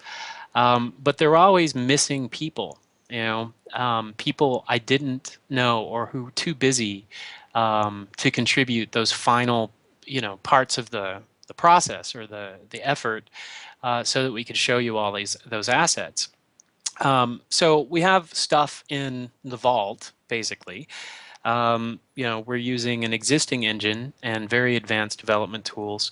So I would say that, a $200,000 Kickstarter fund seed money for a demo is really much more like, $400,000. So, what is the demo? The demo is basically a partial vertical slice. And I say partial because, in 5 months, that's really not enough time. No matter how much you have in the vault, that's not enough time to do the ballistics model, all the animations, the controls, all the game modes, and the content that would support all of the community tools, the clan development tools, to do, multiple maps, multiple characters for each side, terrorist and special forces. So what the demo is going to be is the core mechanics, right? Everything from grenade arc and weapon selection and a full ballistics model, all of the character animations. And forgive me if I'm repeating this, but all of the character animations for, navigation, combat, weapon handling, deaths, even a couple of victory dances, 2 unique game modes, 1 complete map that's AAA quality, and you can compare to any AAA shooter out there, and you'll think, yep, still in the same league with those guys, if not a little better. Music and voiceovers for the characters and all of those touches that make it feel like a finished game. That's what we're doing in the demo. So it's partial vertical slice because we can't possibly get all the analytic stuff done and the analytic sergeant and all of the community tools, but that stuff is designed, and once we're fully funded after the demo, we'll hire the right programmers and interface designers to make that happen. So will people actually get to see this demo? Well, yes and no. As soon as we have finished, we're going to make a video that shows the gameplay, and a second video that actually created using motion graphics that will explain and show you how the interface works for the analytics sergeant and how all of the community tools tie in, the clan management tools tie in with the main game. So you'll have a really, really good idea of what the final product is going to look like and feel like, and you'll have a great idea of the broad spectrum of features and content that we're going to do. So, will the entire world see the video? Yes. It'll be on the SOF site, and we'll post it on the Kickstarter site. Who gets to see the demo? Well, I said very, very early in the Kickstarter campaign, which seems like 5,000 years ago, that I would release the demo to high-level backers, right? And we would love to send out the demo to everybody, but you have to remember it's a demo, and it's best presented live by somebody like myself, so that you can control and steer potential investors away from the few things that might be broken, right? So yes, we're gonna send the demo out to key backers. People are gonna have to sign an NDA. It may not be a fully enabled demo because what we want is feedback that says, I love the way this map flows, this game mode, I totally get the rules, or you should change this, I don't like it because why? I love the control of the character. I was able to break it in these ways. So it's a partnership. It's if people think that we'll give them a demo and it's a full it's a full vertical slice and they can run their own servers, that's just not practical with the time and the money we have. So yes, people are going to see it because I certainly need the feedback and I want people to see it. And we're going to announce exactly what the rules and regulations are for getting a copy of our very first demo over at the SOF site when we figure it out. And I hope that answers your questions. I think you tackled most of the questions coming in from the folks out there, but yeah, I believe you did. You touched on pretty much everything there. So cool. Okay. Yeah. All right, we're done. Thanks a lot. Yay. Well, that transitions into, I guess. Well, first of all, like I said, I want to give you an opportunity. There has to be something you want to say about this whole thing, and if not, just tell me and I'll move along. But I'm just curious. Like, there has to be something that, when you look at this whole thing, especially with exceeding most everybody's expectations, or at the very least exceeding the primary goal that you guys set with the Kickstarter. There's got to be something on your mind right now. Like, you have to be. This has to be fuel for the fire, right? I mean, it's got to have you psyched up. Yeah. Well, to be totally honest, whenever I finish a big project or even a small project that's very intense, I really do tend to sort of get postpartum depression. You know what I mean? Yep. So I don't really have an option, right? I have to roll on to the next part of the project, which is getting the demo made, and that's cool, but that's just the way I'm wired, I guess. So yeah, I'm totally psyched, but I'm completely exhausted at the same time. I'm kind of at the point where coffee doesn't do anything. Coffee is cost of entry. I've got to do push-ups and jumping jacks and that kind of stuff. So I don't know. In a broader sense, is there something I want to say to the SOCOM community and the future H-Hour community at large? Was that the question? Sure. Whatever's on your mind. I mean, because like I said, I want you to be able to, and again, I'm a creative guy, so I get it. There comes a time when, when I'm writing songs, for instance, I might spend 2 months on a song, but once that song's done, I do have this detachment process I have to go through, and I have to toss that song off to the side, sure, and get ready for the next one. But there has to be, like, just again, like on a human level, there's got to be this. For instance, like I said, do you have any questions for the community? What kind of questions would you ask the community if you could? Well, I guess it's not so much the guys who are such ardent and vocal supporters of the project. Awesome all around. I think what I would like to say to people who from the very beginning have said, why should I fund your project? It's so far away. This will never happen, and you can't do this. It won't work, etc., etc., etc. I get a lot of that. For every positive comment, every 10 positive comments, I probably get one question like that. And I know that a lot of people are on the fence about supporting this, and there are a lot of skeptics out there. And to those people, I say, that's okay. It's okay. We wanted to start humbly and build our foundation with a core group of people who believed. And we're going to. I think we're there, and I couldn't be happier about that. For everyone else, you have the right to be skeptical. I'm a very skeptical person, and I've tried my dead level best. If people reach out to me and contact me, or post something on the Kickstarter site, and to some extent in other forums, if I can, if I'm aware of them, I've always tried to very specifically respond to them. But for people who are just skeptical because they just want to be skeptical, it is okay. But we are going to make this game, and I think it's going to be something special. When I was making the early SOCOMs, I didn't know that it was going to be special. I just thought it was good, and I liked it, and I hoped a lot of people like it too. That was a while ago, and I've learned a lot about making games since then. And now I have the collective brain power of 2,500 Kickstarter backers who are always going to be extremely special to me, and are going to be, I'm going to stay in touch with these guys.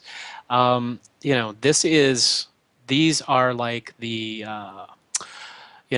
King's Guard, right? To use a to use a Martinism.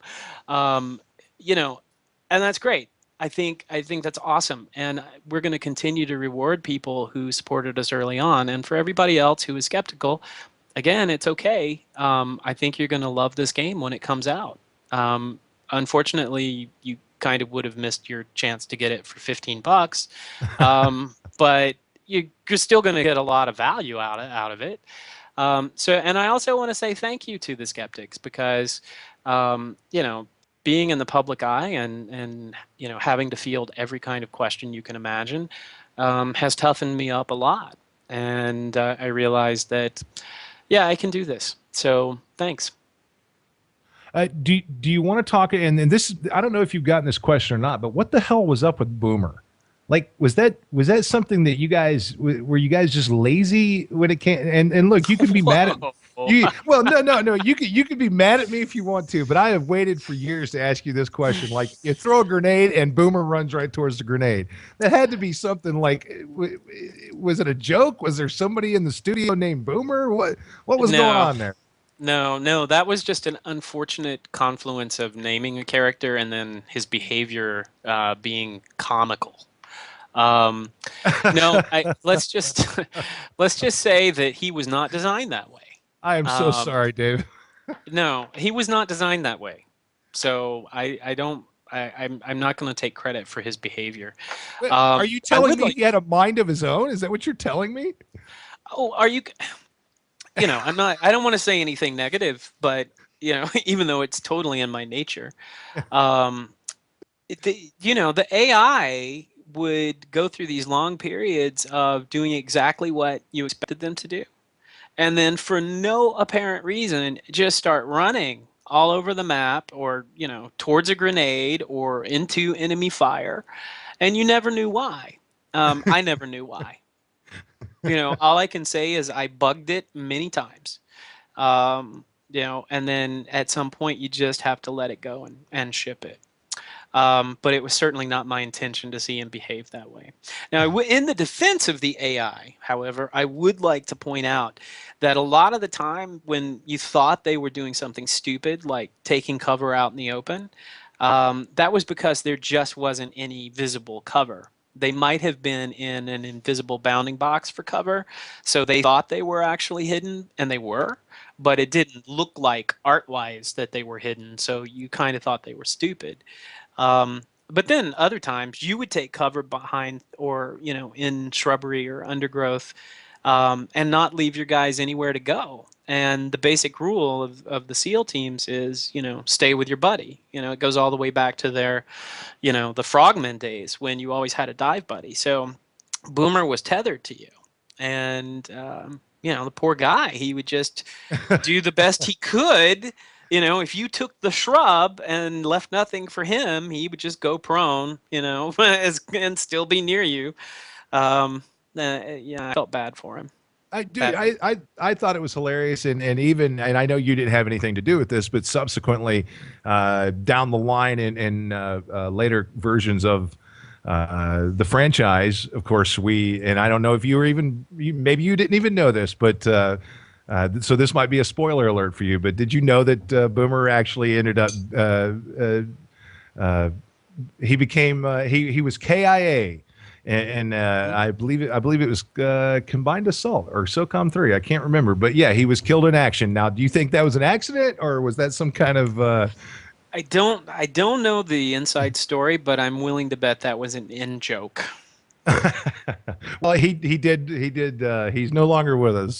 So yeah, rest in peace, Boomer. Sad. And but anyway, do you now? Of course, the spirit of the whole night has been, of course, how SOCOM changed my life. Do you have a?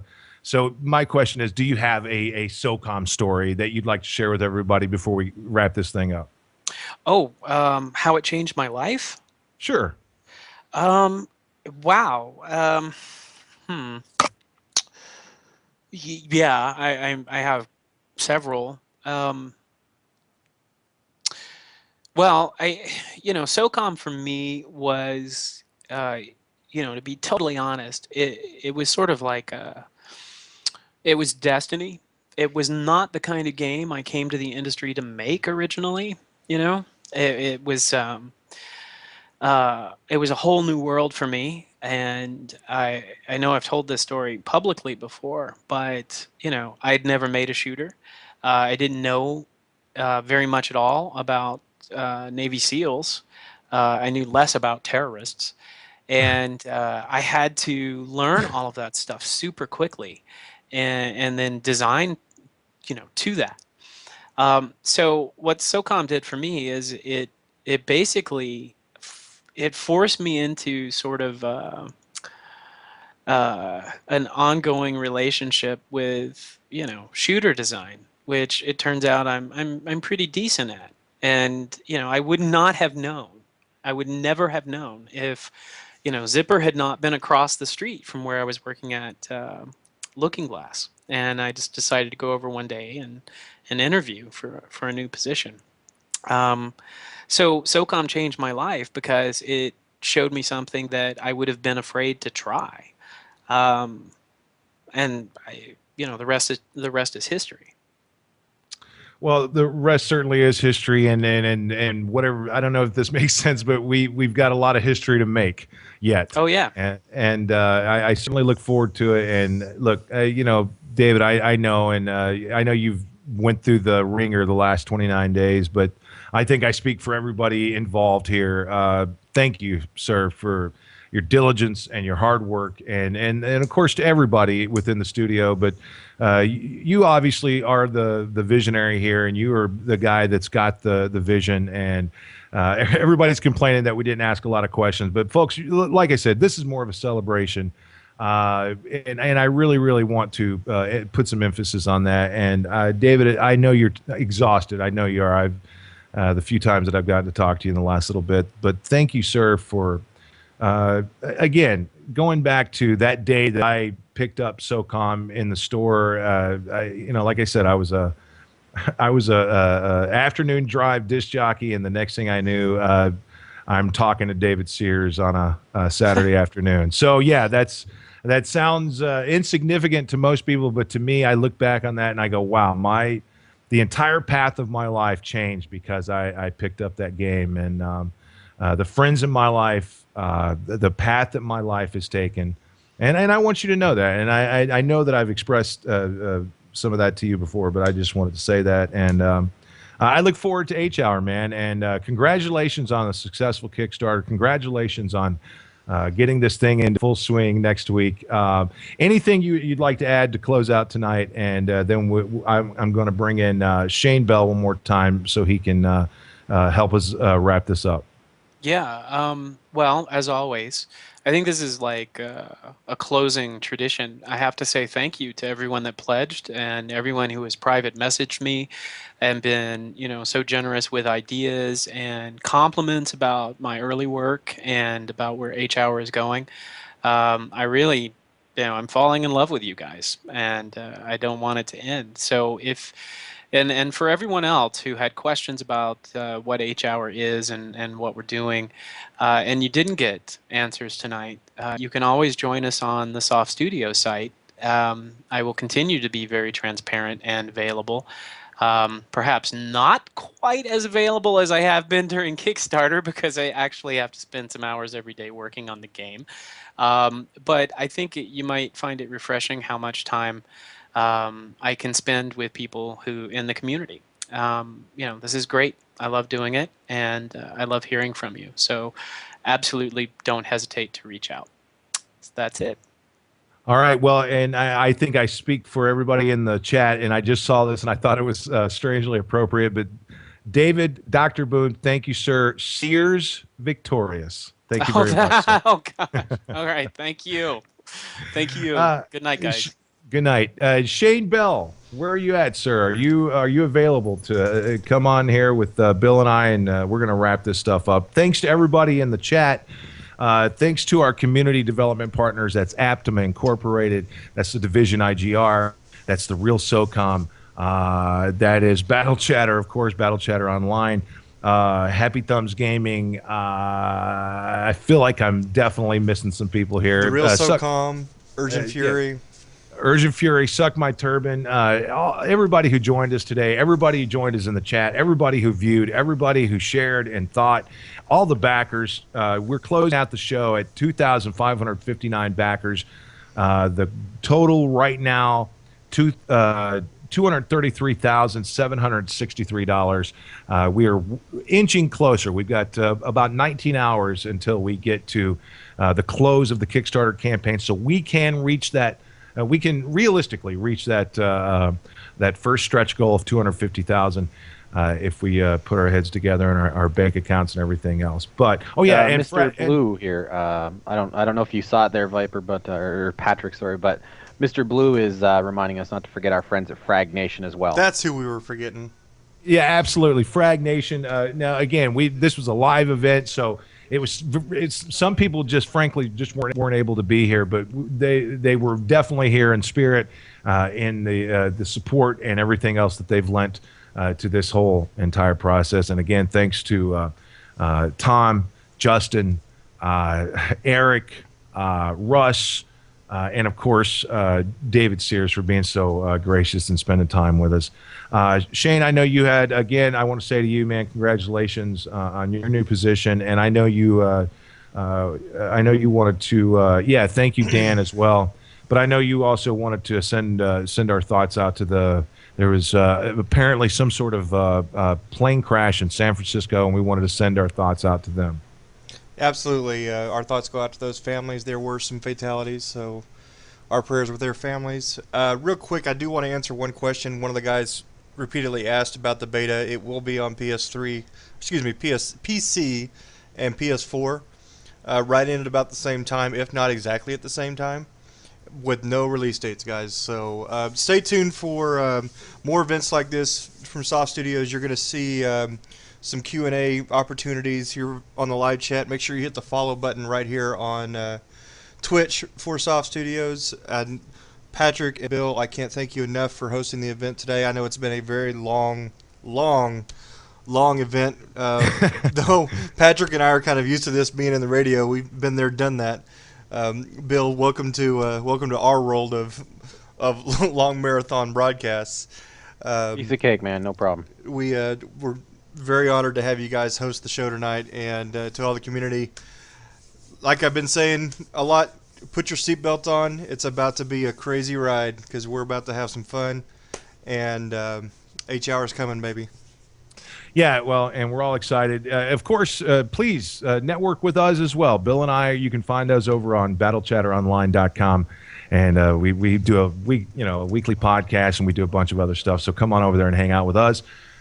We've got a bunch of surprises and stuff that we're going to share with you guys in the coming weeks. But for everybody at SOF Studios, for Shane Bell, for all of the community development partners, and for the community and everybody else, Bill, thanks a lot, man. You've done a superb job. As usual, my swim buddy comes through. We're wrapping up. It is the countdown to H Hour World's Elite. Keep your eyes peeled. Keep your finger on the pulse of H Hour. Follow them at SOF Studios. Go on over to sofstudios.com and keep your eyes and ears and heart and soul focused on H Hour World's Elite. This has been Countdown to H Hour World's Elite, produced by Shane Bell. Thank you very much. And we are out of here. Doom on you, Mr. Tango.